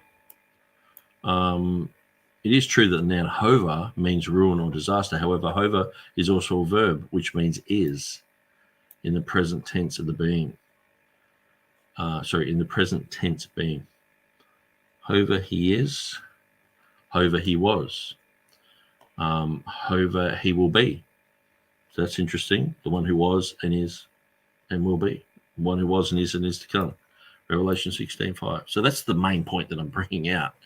Like even just jumping on this page here, it's like, I don't know if I read through this, but this is the conclusion that I was coming to. So the root is of Jehovah is Haya. So that's what I'm saying. It's elementary to people who know Hebrew. Elementary. The root of Hova is Hova. Notice that? 1 minute he's saying the root of Hova is the verb Haya, which means to be. Okay, the past, the present, and the future forms of Haya, which make up the Father's name, are Haya, Hova, and Yehaya, meaning he was and he is and he will be. Jehovah's very name speaks to his eternal nature. That's the exact verse of Revelation 16:5. That's why I'm like, it's the name of Jehovah. It's elementary. People who read Hebrew, they can go, oh yeah, that's the Jews who, John who wrote this knew that this is the holiest name of God spoken of in the temple. The root of Hova is Hova, which is a noun, a static thing, no action, and does not have the same letters as the root word Haya. That there is a noun Hova. It has no relationship to the Father's name when his name is actually based on the verb Haya. So, yeah, I would probably say that it does seem like my objections, or the objections that TurretinFan has brought up, are answered in these type of documents. I mean, I've only just sort of stumbled on this. I don't know who this is, but was the name ever unknown? Because people are like, oh, the name of Jehovah. No one ever spoke it. See, this is where I think it's just independent research has come to similar conclusions, where when I go through my book, now one place where I'm looking at, where is it? Nomina Sacra. Here it is. I might just make that a bit smaller. Maybe that's a bit too big. When I'm looking at Nomina Sacra, so where am I going with this? Okay, so yeah, I show like things like this. This is the name Jehovah in a Syriac document. So they just basically wrote out the letters in Hebrew. So some of this information came from a French website. So this chart here. Okay, so I think I mentioned that at the bottom of the chart here. I'll just go there, which was all in French.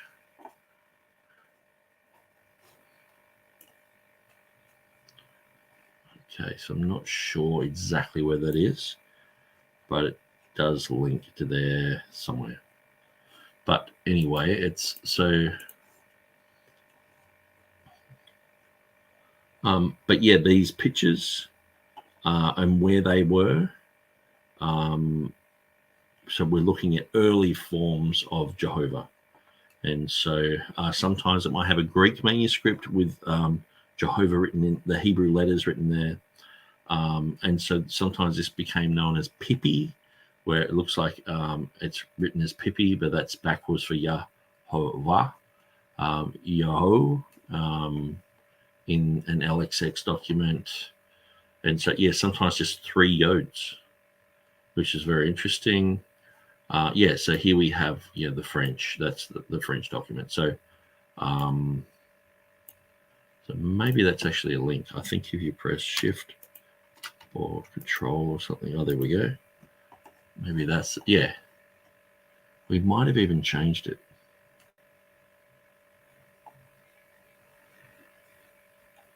But yeah, so a lot of that information, I have no idea who this guy is.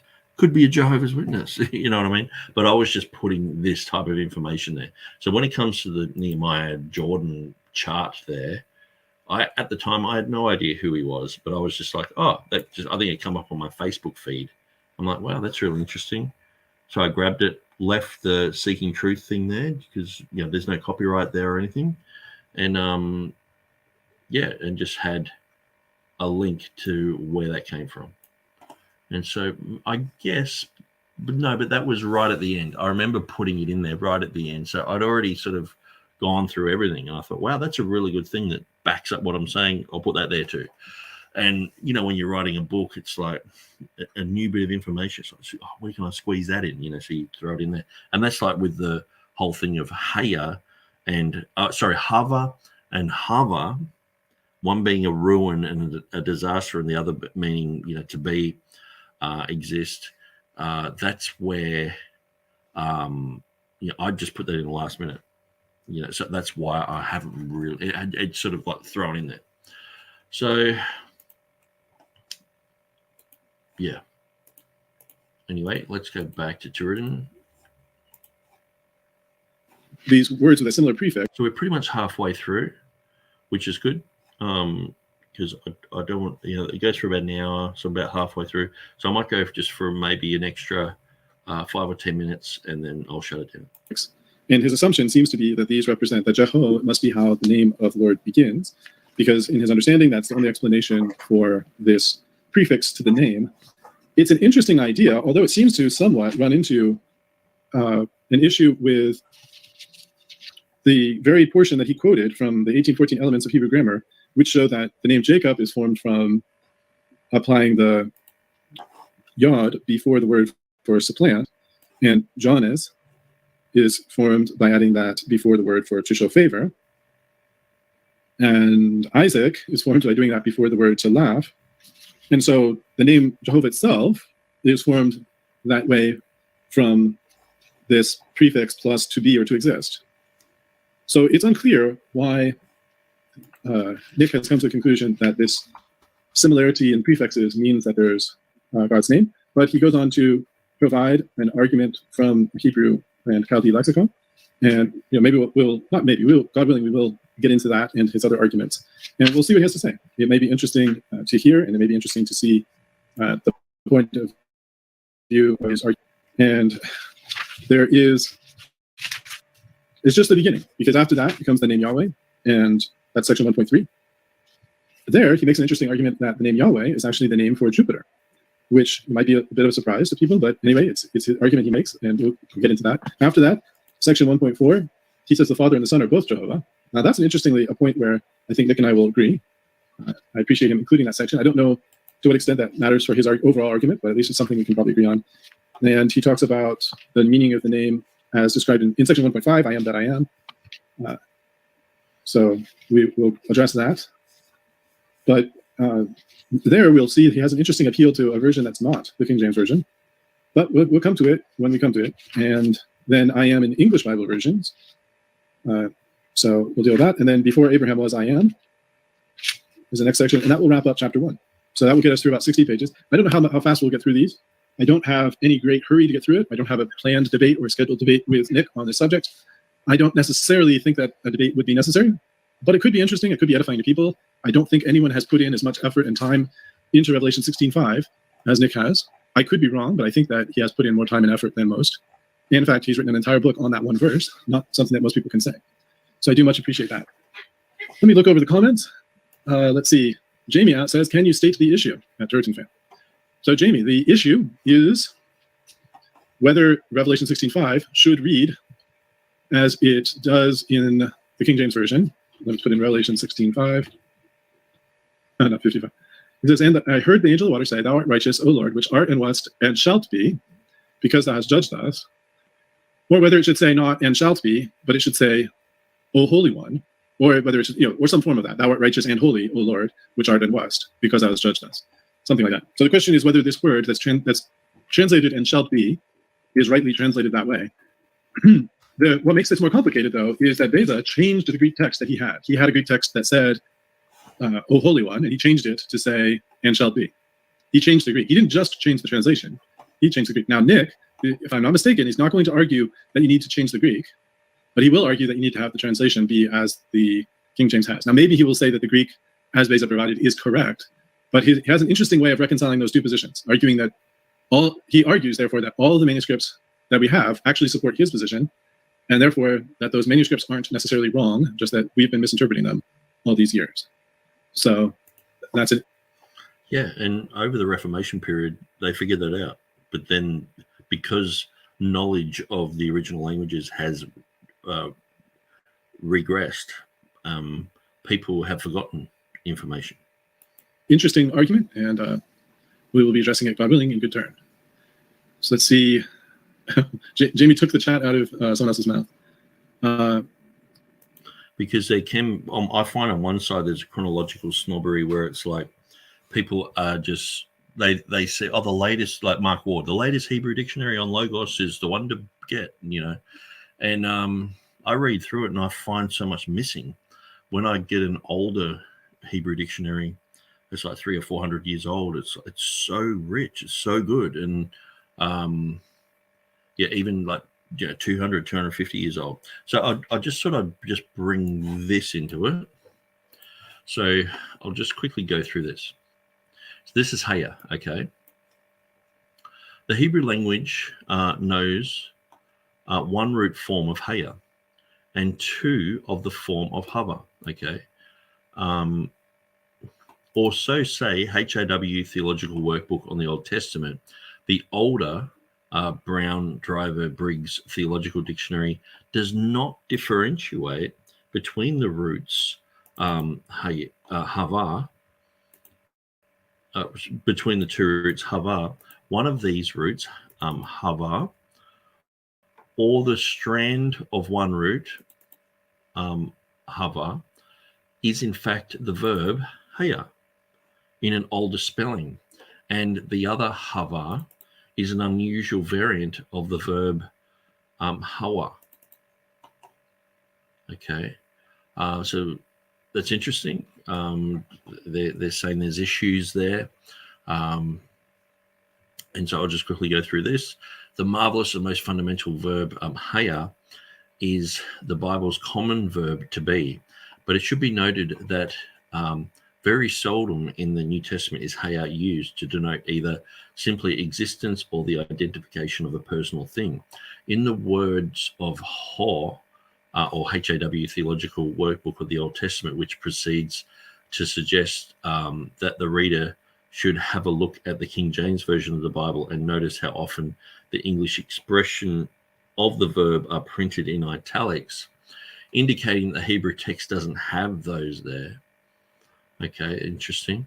Our verb Haya means to be doing something that defines the doer, or in case of some unfolding event to happen.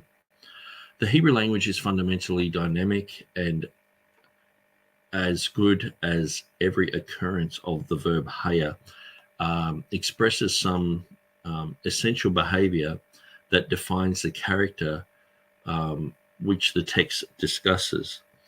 If there is nothing essential going on, the Hebrew language simply omits its verb to be. And if simple presence needs to be expressed, the Hebrew uses the particle of existence, yesh, meaning there is something, but whether that something is doing something isn't told. See this complicated table explained more in our article. To be is to do. Okay, so that's pretty wild. So yeah, I would really love to brush up on a lot of elements of Hebrew. So I did Hebrew lessons years and years ago, but I mean, you know, as you can tell, I can still sort of go through phonetically and read a lot of the letters, but it's like, as far as, you know, reading the Hebrew Bible, it's like, man, I'm miles behind, but I would really love to be able to.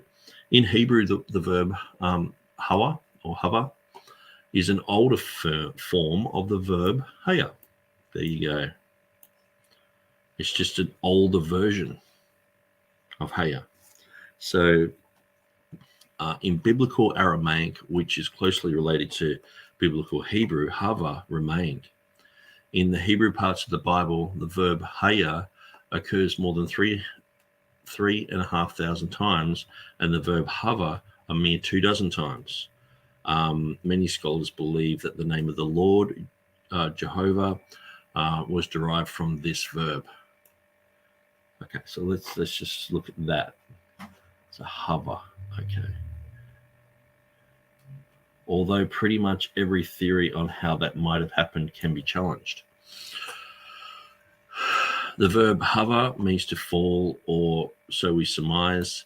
It doesn't seem to be used anywhere in the Bible, save for a curious variant, hawa, which may or may not be the same as our verb hova. See below. Brown Driver Briggs Theological Dictionary actually doesn't recognize two separate roots and argues that the single Hebrew word hawa works similar to our verb to be fall. But whatever the etymology, these two roots are indistinguishable to anyone using them, even more so because hawa or hova doesn't yield any derived nouns, but occurs as verb all over the Old Testament, whereas hava too does not occur once as verb, but spawns 2 or 3 separate nouns. Our verb hava too comes with the following derivations, which in the words of HAW Theological Workbook of the Old Testament speak metaphorically of a fall of fortune. The feminine noun hawa or hava, meaning either a bad kind of desire or lust, or a ruin or destruction. So that's what I was saying. Some people say that that's what it's related to, but I was making a distinction. The feminine noun, haya, meaning destruction or calamity. This noun occurs only once in Job 6:2. Brown Driver Briggs Theological Dictionary feels that this word may be a misspelling of the following noun. So they're saying it's a misspelling, okay, which isn't really a professional, so the Hebrews just messed up their alphabet, I really hate those type of conclusions, unless they really back it up. It's like, but, oftentimes you'll see that in a dictionary, especially in the modern ones. The feminine noun, hova, meaning ruin or disaster. This noun occurs twice in Ezekiel, Here, Abraham Publications, we surmise that evolution occurs not simply because of a thrust, but also via a pull, namely towards an equilibrium. That thus, so an equilibrium, if you don't know what that is, it's like if you've got a tree with all the branches coming out, you might have a root system that's underneath the ground, and there's an equilibrium there where the rain falls down and the water falls to where the roots are, so there's a balance between what's seen and what's unseen. So, and thus functions as an attractor. The resulting force not simply drives evolution forward, but also compresses the amplitude of diversity within the whole Earth's ecosystem. In the Bible, described as a whole range of Adam compressed to Noah's, then compressed to Abraham's, then Jacob's, then Judah's. That in turn means for one specific generic strand to develop further and to bring, he seems to be talking about evolution there, which is really strange. The verb. So anyway, I'll finish this because I'm nearly done. The verb hawa occurs in the Bible in Job 37:6, where Elohim commands the snow to fall to earth. Scholars generally agree that this verb is an unusual form of the verb hava too. Brown Driver and Briggs Theological Dictionary calls it an Arabizing usage, but HAW Theological Workbook of the Old Testament refutes that and figures that the author of Job altered hawa into hawa with the aleph at the end like our letter A, and to distinguish it from Hawa 1.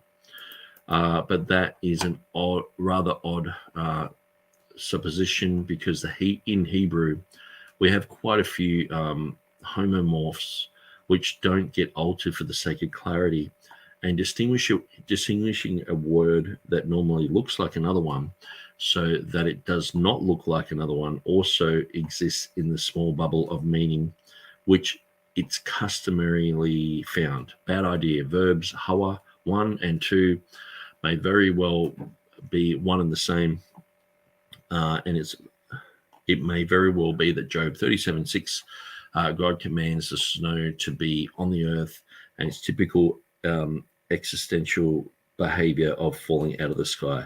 Note that the Masoretic vowel symbols in the verb hawa is identical to who, the third person singular independent nominative form he, she, or it. So if you were learning Hebrew, to learn he, she, it, to learn to be, these are basic building blocks, usually the first things that you learn in a language. And so that's why I'm like, this is elementary to people who know Hebrew. So even me, I'm going through going, okay, well, I think I remember going through this stuff like 7 years ago or whatever, whenever I wrote the book, 2016. But it's, yeah, I might never explained it great to people reading it. But so we got Bluey saying, hey, Nick, you there, bro? So, yeah, I am here. And so you've asked that like, 15 minutes ago. I'll just keep going through this for a second. It is incredible. Michelle in the comments says, incredible to write a whole book on one verse. It is a lot of effort, but I appreciate the zeal that it shows on Nick's side for addressing this issue. And he has raised some points that others have not necessarily considered. So it is one of these verses that is a go-to verse for someone who's trying to point out a mistake in the King James Version, because the underlying Greek doesn't have it doesn't have and shalt be, at least in the ordinary way of translating what's there in the Greek. So Jamie asks this: what are the major implications doctrinally? The major implication doctrinally would probably be whether this is, now let me pause here. The implications doctrinally would be that you have God who was and is, and that's it.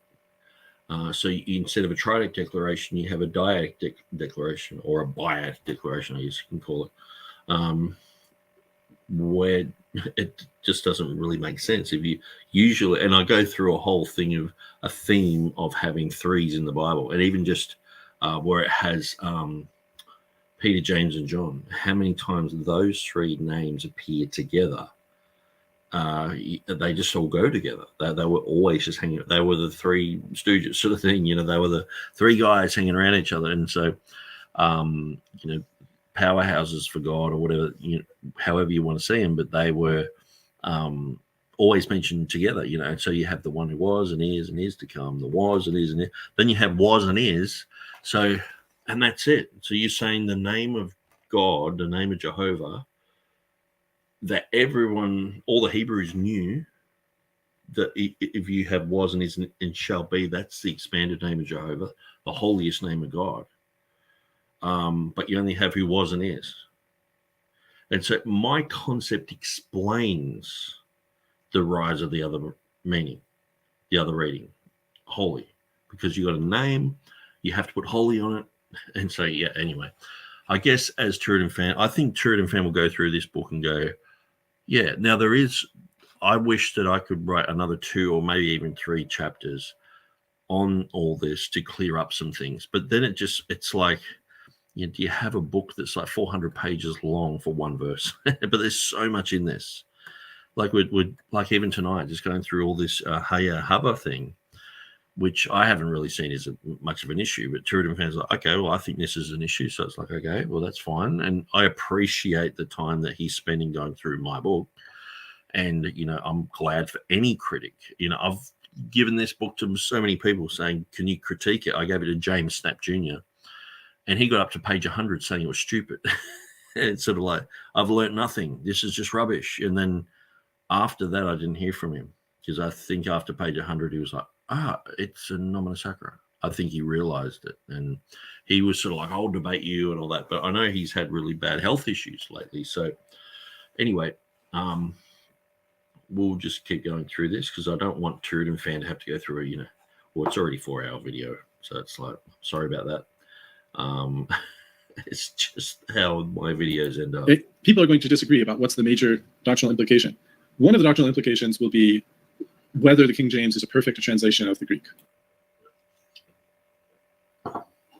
It's not actually a translational issue.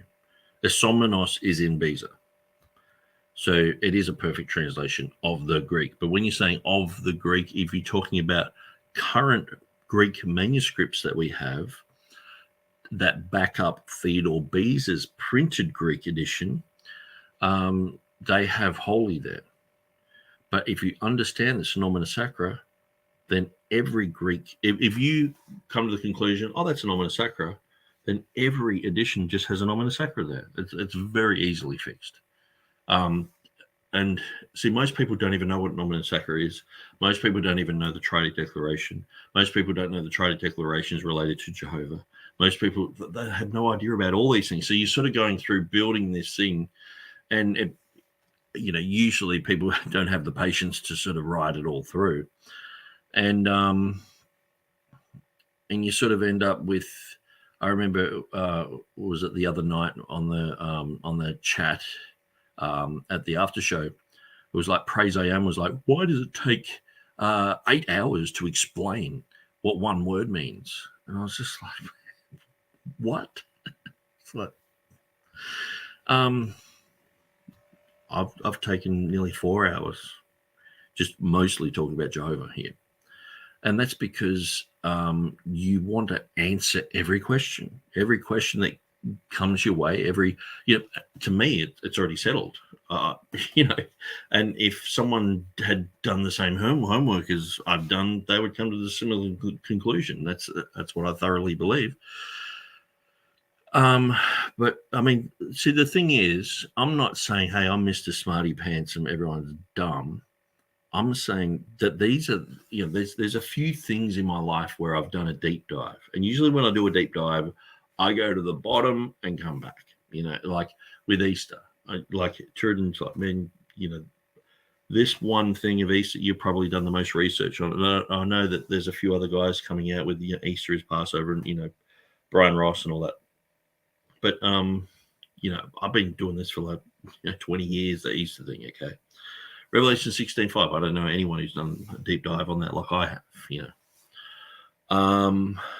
Unicorn, that even just doing the debates and everything, that was probably me and Turretin. Out of the whole world, how many other people have done a deep dive like that into unicorns? I mean, I don't know anyone.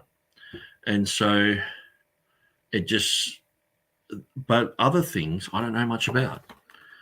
Say 1 John 5:7, I know quite a lot about that, but there's quite a lot that I don't know about it as well. And so I'm just being humble here and saying, okay, these are my strengths and my weaknesses. Yeah, they're plenty.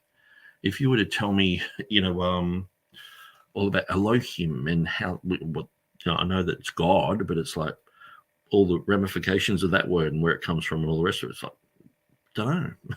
But when you talk about Jehovah, it's like, well, yeah, I have studied all this and gone through it. And so, but the thing is, what I find is people are coming to this with just as much information as, like, if I was to go through someone's material, just so they wrote a whole thing of Elohim and it has all these special meanings and all that, I would go there going, okay, I know nothing about this. I need to know, I need to learn, and so hopefully TurretinFan goes through and eventually these things become sort of elementary. Then the lights go on and it's like, yeah, he's got a point. This is related, that's related. The Triadic Declaration is related. So it makes sense that there was a holy written over a name there, a nomina sacra, because it's the holiest name of God in Revelation 16:5. Now, I wrote the book on it, but I discovered it. I didn't make this up. Theodore Beza, he was the genius behind this. So that question, many people will just set aside as not a major issue. And I think that's fair. not everyone thinks that the King James is a terrific translation. I think we have excellent reasons. We talked about the unicorn example and some other ones. There's many reasons to think it's not a perfect translation. But this seems to be a fairly glaring case. And this one seems to be based on an underlying Greek text that's wrong. So that also calls into question the Textus Receptus. So, okay, so underlying Greek text is wrong. So yeah, well, that would come into Scrivener's wrong as well. Theodore Beza is wrong. The Elzevers, they also did this in their 1633 edition. They're wrong. So the King James is wrong. The Dutch Statenvertaling Bible would be wrong. So anyone who has that reading is wrong. And so that would also include the Latin Bible, which has Et Eris by Theodore Beza, Tremellius, who was a Hebrew and who did a Syriac Bible, and Janius, who did an Arabic Bible. So him, Tremellius, Janius, and Theodore Beza, they did a Latin Bible together. And they have in their Latin Bible the one who was and is and shall be, Et Eris. So it's a pretty big claim to just sort of think that these guys just totally stuffed up. Or I think the thing is, once you know all the information and then you look back at it, see, the thing is, I sort of knew the information, then I had to put it down into book form. And so, but yeah, I can't really judge TurretinFan yet because I don't think he has all the information yet. Once he's got all the information, then it's like, okay, cool. Now do you see it? That's what I'm going to be like, you know. So, and anything that like this, where it's like, oh, I don't see the link here between Haya and Hover, like that website just said. Well, it's an older form, so it's like, okay, they're very related. So, what yeah, way more related than I've put in my book. So, for those folks who are, James says, perfect doesn't belong in translation scholarship. Well, perfect doesn't belong in translation scholarship. Yeah, you can translate things perfectly, like I usually say about my friends who translate into Luxembourgish. They said that they can do it fluently. Working for the EU, I said, is there anything that you can't bring across? You know, they're talking about, you know, financial documents, documents about terrorism, about health, about, you know, nuclear weapons, and they can bring everything across into Luxembourgish. So people who work in the translation field are like, yeah, we can bring it all across. And, you know, all you have to do is just go and buy a set of headphones, and, you know, that comes with a fold-out page written in Chinese, Japanese, or something dangerous. Buy something dangerous that could kill you, and look at the forms. And it's like it's in German, it's in Arabic, and it's saying the same things. And so you can translate things accurately and perfectly. There are, I don't know. I'm torn on that subject, Jamie. I would say to try to claim that any I would say Turretin's torn on that because I bring it up quite a lot. And I think I've made him think, which is good. You know, there's things that Turretin's said that I've gone, wow, that's a good point. And you know, we all data mine from other people. But I think on this point about perfect translation, I mean, King James is so good. Translation is perfect. Any New Testament translation is absolutely perfect. It's hard to justify, partly because there are places where multiple translations are probably equally good. And to say one is perfect is hard to do. And there's some places where it's hard to get a word in English that conveys all the connotation of the underlying Greek, that has exactly the same semantic range. It just doesn't always happen. And English transforms over time. So even if it was a perfect translation in 1611, the meanings of words have changed over time in some cases, like the word Passover. We talked about the Easter Passover issue in Acts. That word Passover in 1611 was sometimes used. So I'm just going to put it on double time because this is not really related. So I'm just going to zip through it. Used to refer to, the word Easter in 1611 was sometimes used to refer to the Passover. So at the time, it was an okay word. It wasn't a wrong word, but it wasn't a great choice to leave it there because they corrected it everywhere else, and that just leads to confusion, as it has done over the years. But on the other hand, you have some other places that some of the words are now hard to understand. That's not perfect because the goal of translation should be to open the doors of understanding, to provide windows to let in the light, and not to obscure the word in language that's hard to understand. That said, most of the text of the King James Version is not that hard to understand. But maybe there's some parts that could be improved. Not just maybe, there are some parts that could be improved. I commented that one of Nick has a version of the King James Version, and that's has more modernized words. And in one place, one of his different words that he used, I say corrects a mistake that's in the King James Version. He says he's just modernizing the words. I appreciate his point. But anyway, I think he's actually slightly improved the King James translation there. So there are comments, there are issues like that exist. Now, interestingly, on this verse, coming back to the question about what are the doctrinal implications,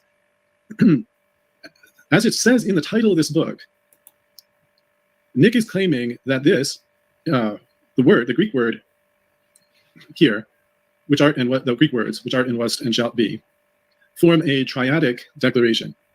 And what I mean by triadic declaration is that together these three words are an equivalent to the name Jehovah. And that's the reason he's starting where he's starting. When he starts talking about Jehovah, he's what he has in mind as when he says the final triadic declaration is there's a first triadic declaration in, let me share this tab instead. So he has Revelation 1:4. It says, grace unto you and peace from him which is, and which was, and which is to come. So that has this past, present, future in the form of the word to be. So that's one example. Then there's another one in Revelation 1:8. I am Alpha and Omega, the beginning and the ending, says the Lord, which is, and which was, and which is to come, the Almighty. And then Revelation 4:8 in the King James Version has, holy, holy, holy, Lord God Almighty, which was and is to come. Now, what Nick is arguing is that these are earlier examples of a triadic declaration, but they're not the final triadic declaration, because you'll notice that in the King James Version, in Revelation 16:5, let me share that back, it's not and is to come, it's and shalt be. Why is it and shalt be and not and which is to come? And the answer is because the Greek word for shalt be and the Greek word for holy are a lot closer than the Greek word for holy and the Greek word for and is to come. So when Beza was coming up with a correction to the... No, this is James White's idea. So James White had no idea about any of this stuff, okay? So he assumed that Theodore Beza just sort of made up the reading in his mind. He didn't know he had a manuscript. He didn't know anything. And so he just went, oh, well, the word esomenos and osios, they're very close. So I'll just amend a few letters here and there and come up with that word. So sort of thinking it was a mistake, but that's not what Beza said ever. So that's James White's concept. Once you go through my book, you just look at that and go, no, that just wouldn't happen. And Theodore Beza is way too professional to do something like that. He wouldn't do it. So yeah, that's where I guess TurretinFan's got that idea, and I can understand he's probably gone through James White's material. He's probably the second guy who knows much about Revelation 16:5, and as I've proved in my book, he knows pretty much nothing. It's just sort of theories and concepts that he's heard someone say or whatever, and it's like I've gone through and just totally obliterated all that, and that was the main purpose of my book. So I'm not just boasting that I've obliterated it. I've proven it. I've gone through every part of his book that mentions Revelation 16:5 with a fine-tooth comb and obliterated those concepts.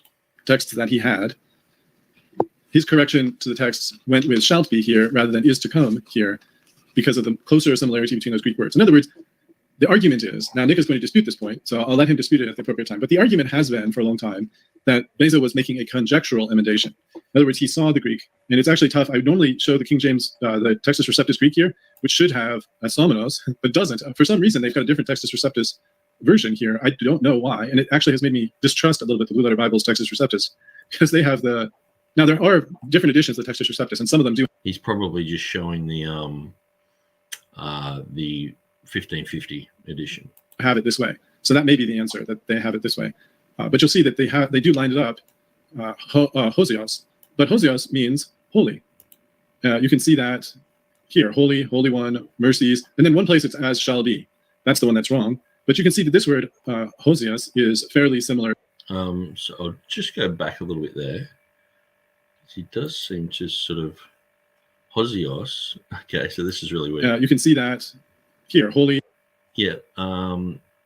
Strong's translates this word holy one times 2 mercies and shall be. It's like, no, the King James translation does not translate hagios as shall be.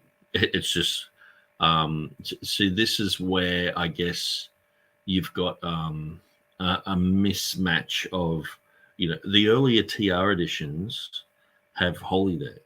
So it's a Theodore Beza issue from 1582. So anything before that has holy there. Even in all the English Bibles, it has holy there. So this is an issue of Beezer and the King James translators, because that was the next edition done. But they didn't even put a footnote there to show that it was different or anything. That they aren't that. There's no place in the King James where things are like this sloppy at all. It's like, more so, it's sloppy to put shall be there in this place, because what he's doing, he's probably got. He's got the Textus Receptus, which is probably the 1550 of Stephanus. So that would match with holy and holy here. But then he's got shall be, or it appears once. And he's just, this is just wrong. That's just like,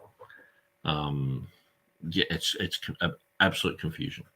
So I would not gel with that. Holy One, mercies. And then one place it's as shall be. That's the one that's wrong. But you can see that this word, hosias, is fairly similar to hesomenos. It's not quite the same, but it's closer than erokomenos, which is esomenos. No, it's just, so that's what James White's like. Esomenos and osios, they got mixed up, and there's enough there to sort of reshuffle this word back, and that's why people are like, no, why would Beezer do that? And Beezer never did that. This is just a James White moment.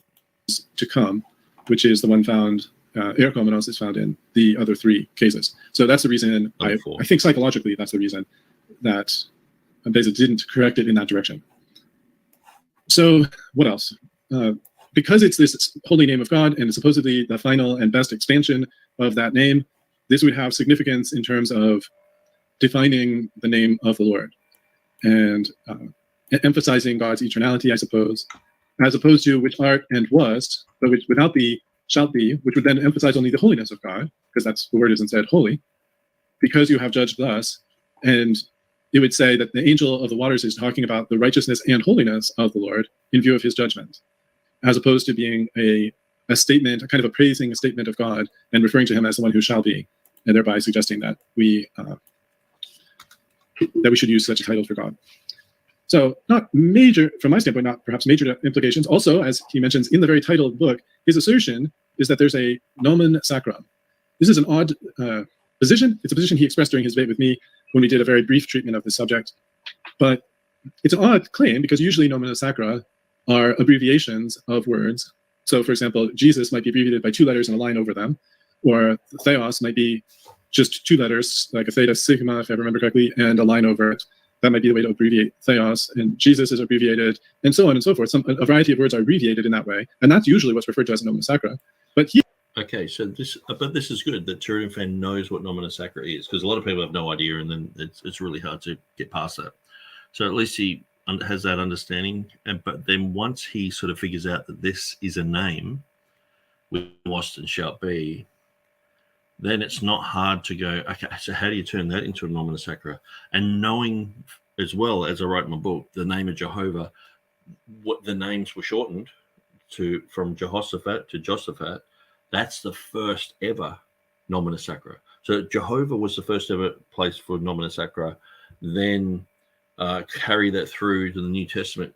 They're still doing nomina sacra on Jehovah here with the which art and was and shall be. It means Jehovah. And so it's not that hard of a leap to go, okay, Old Testament doing this type of thing. And that's in the biblical record too. You can find Jehoshaphat and Josaphat in the Bible. And so they were doing that in those days. Then you go forward into manuscripts, Greek manuscripts. You've got the holiest name of God there. They didn't put banana over it. They didn't put the good guy over it, or the glowing white head. Yeah, they put holy there, and they didn't put the Holy One. That's, once you get that out of your head, that it's like a title for God, it's just like, no, holy. So the one which was, which art and was, and it's like, do we continue saying this? This is the name of Jehovah. They say in the temple, guys. It's like, oh, just put holy there, because we can't have these, Gentiles going around just saying that the name of our holy God that we used to say in the temple. Whenever someone said Jehovah, we said, which art and was and shall be, which is and was and will be. And we've got to be careful with that, and so people put that as a sacred name. So I think the lights will go on for TurretinFan because he's actually going through, reading my book and explaining it. So, I might, maybe I don't write in the best fashion. Maybe I put too much information or whatever, but I think the lights will go on for him. And I think this will be a place where he would, like, at the end of the day, what's the worst thing that can happen if TurretinFan jumps into my camp? He goes, okay, I can see that. Yeah, he's got a point. That's a nomina sacra. And that's it. It's like one less place where he would say, oh, yeah, the King James is in error. He can choose. He's already said the unicorn's in error. He's already said all these other places are in error. He could just go, okay. So it's not really going to affect his position if he jumps into my camp here. And I think he probably will, because most people have not even done, I would say that 1% of people who, like even Stephen Boyce, he said he went through the book. I couldn't understand why he would ask certain questions if he'd actually read my book from cover to cover, thinking about it, going through it, meditating on it and going, oh, he's got a point here or he doesn't have a point there. Okay, so what I might do, I'll continue Here, if I'll listen to this in the next, day or two or whatever. Whenever I do another video, I'm not really sure. I mightn't do one tomorrow. But so I've got like another, 15 minutes to go. So what I'll do is I'll listen through this and I'll timestamp it and go, okay, well, he's saying this, he's saying that.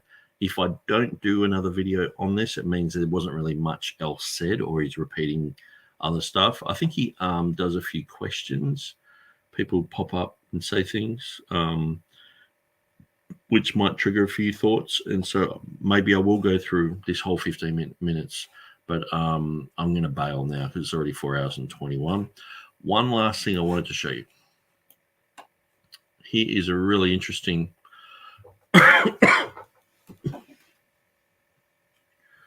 So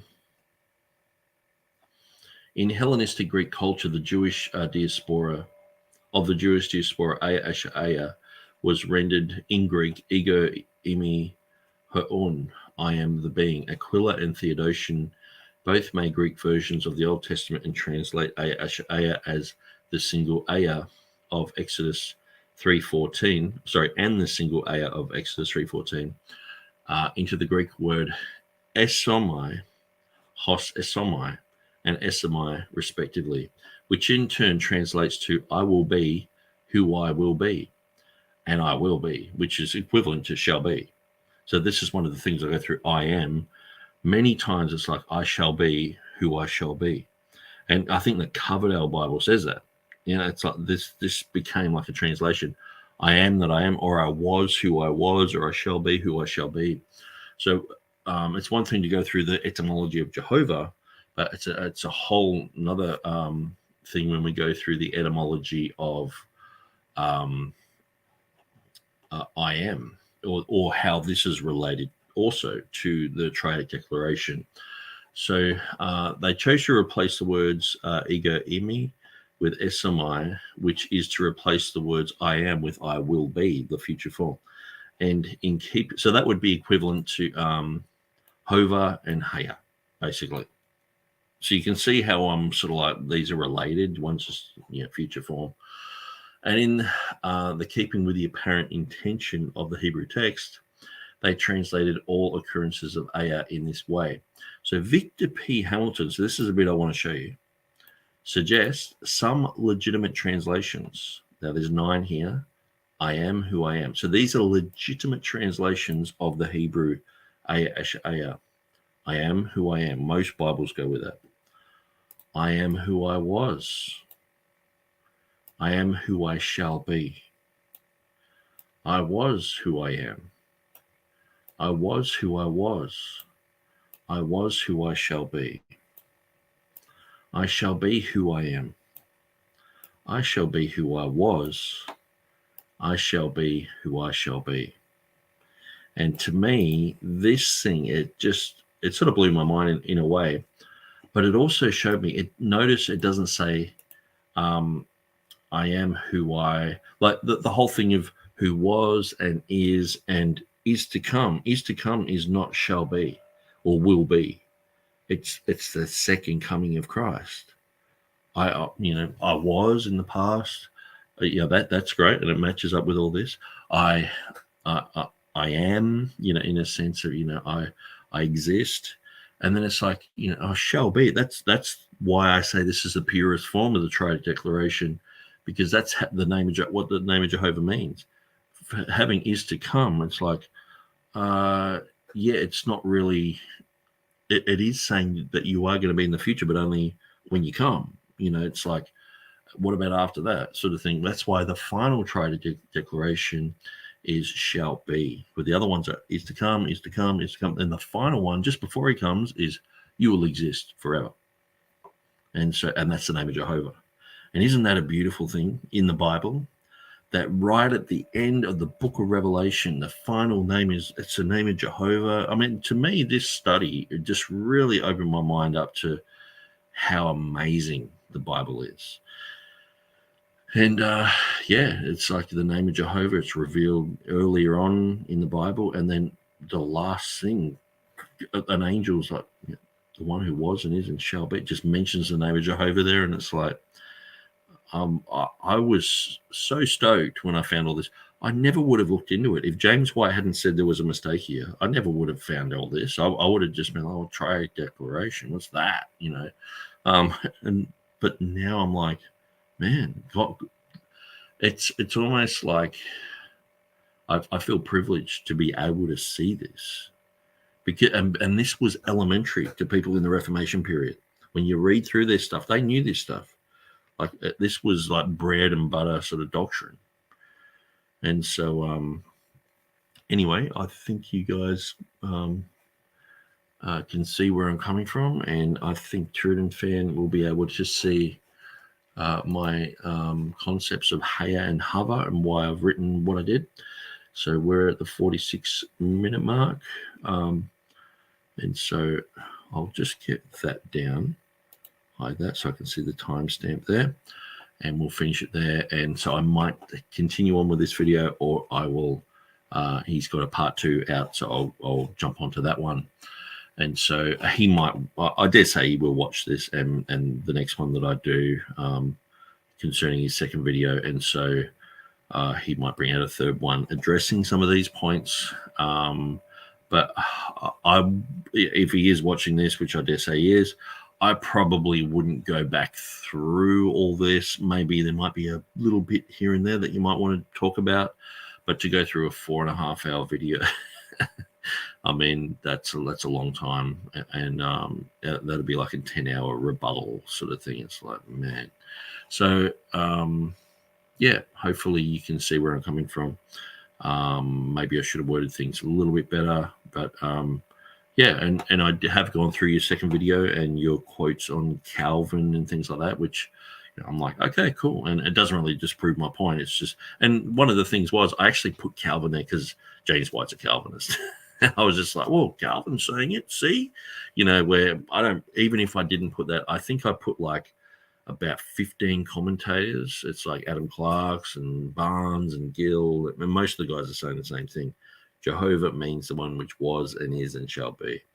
And so I just went, Calvin's saying it too, and copy paste, and so, but apart from that, I'll go through all that because I only just really listened to it and didn't really look it up, but it sounded like you knew what was being said there. So that would be any future edition. I'd just go, okay, well, or I'd probably just word it and say, this is Calvin's edition. One of the people who have translated the Latin into English said this. So that would clear all that up.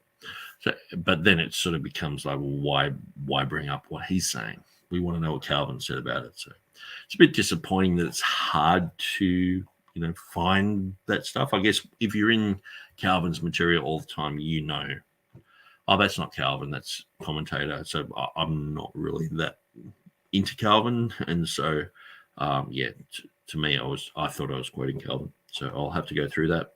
But that's a good point to bring up. But I don't think it really has much damage to my case at all. But thanks for watching, guys. And I appreciate you coming all the way through this. God bless you, and we'll see you another time.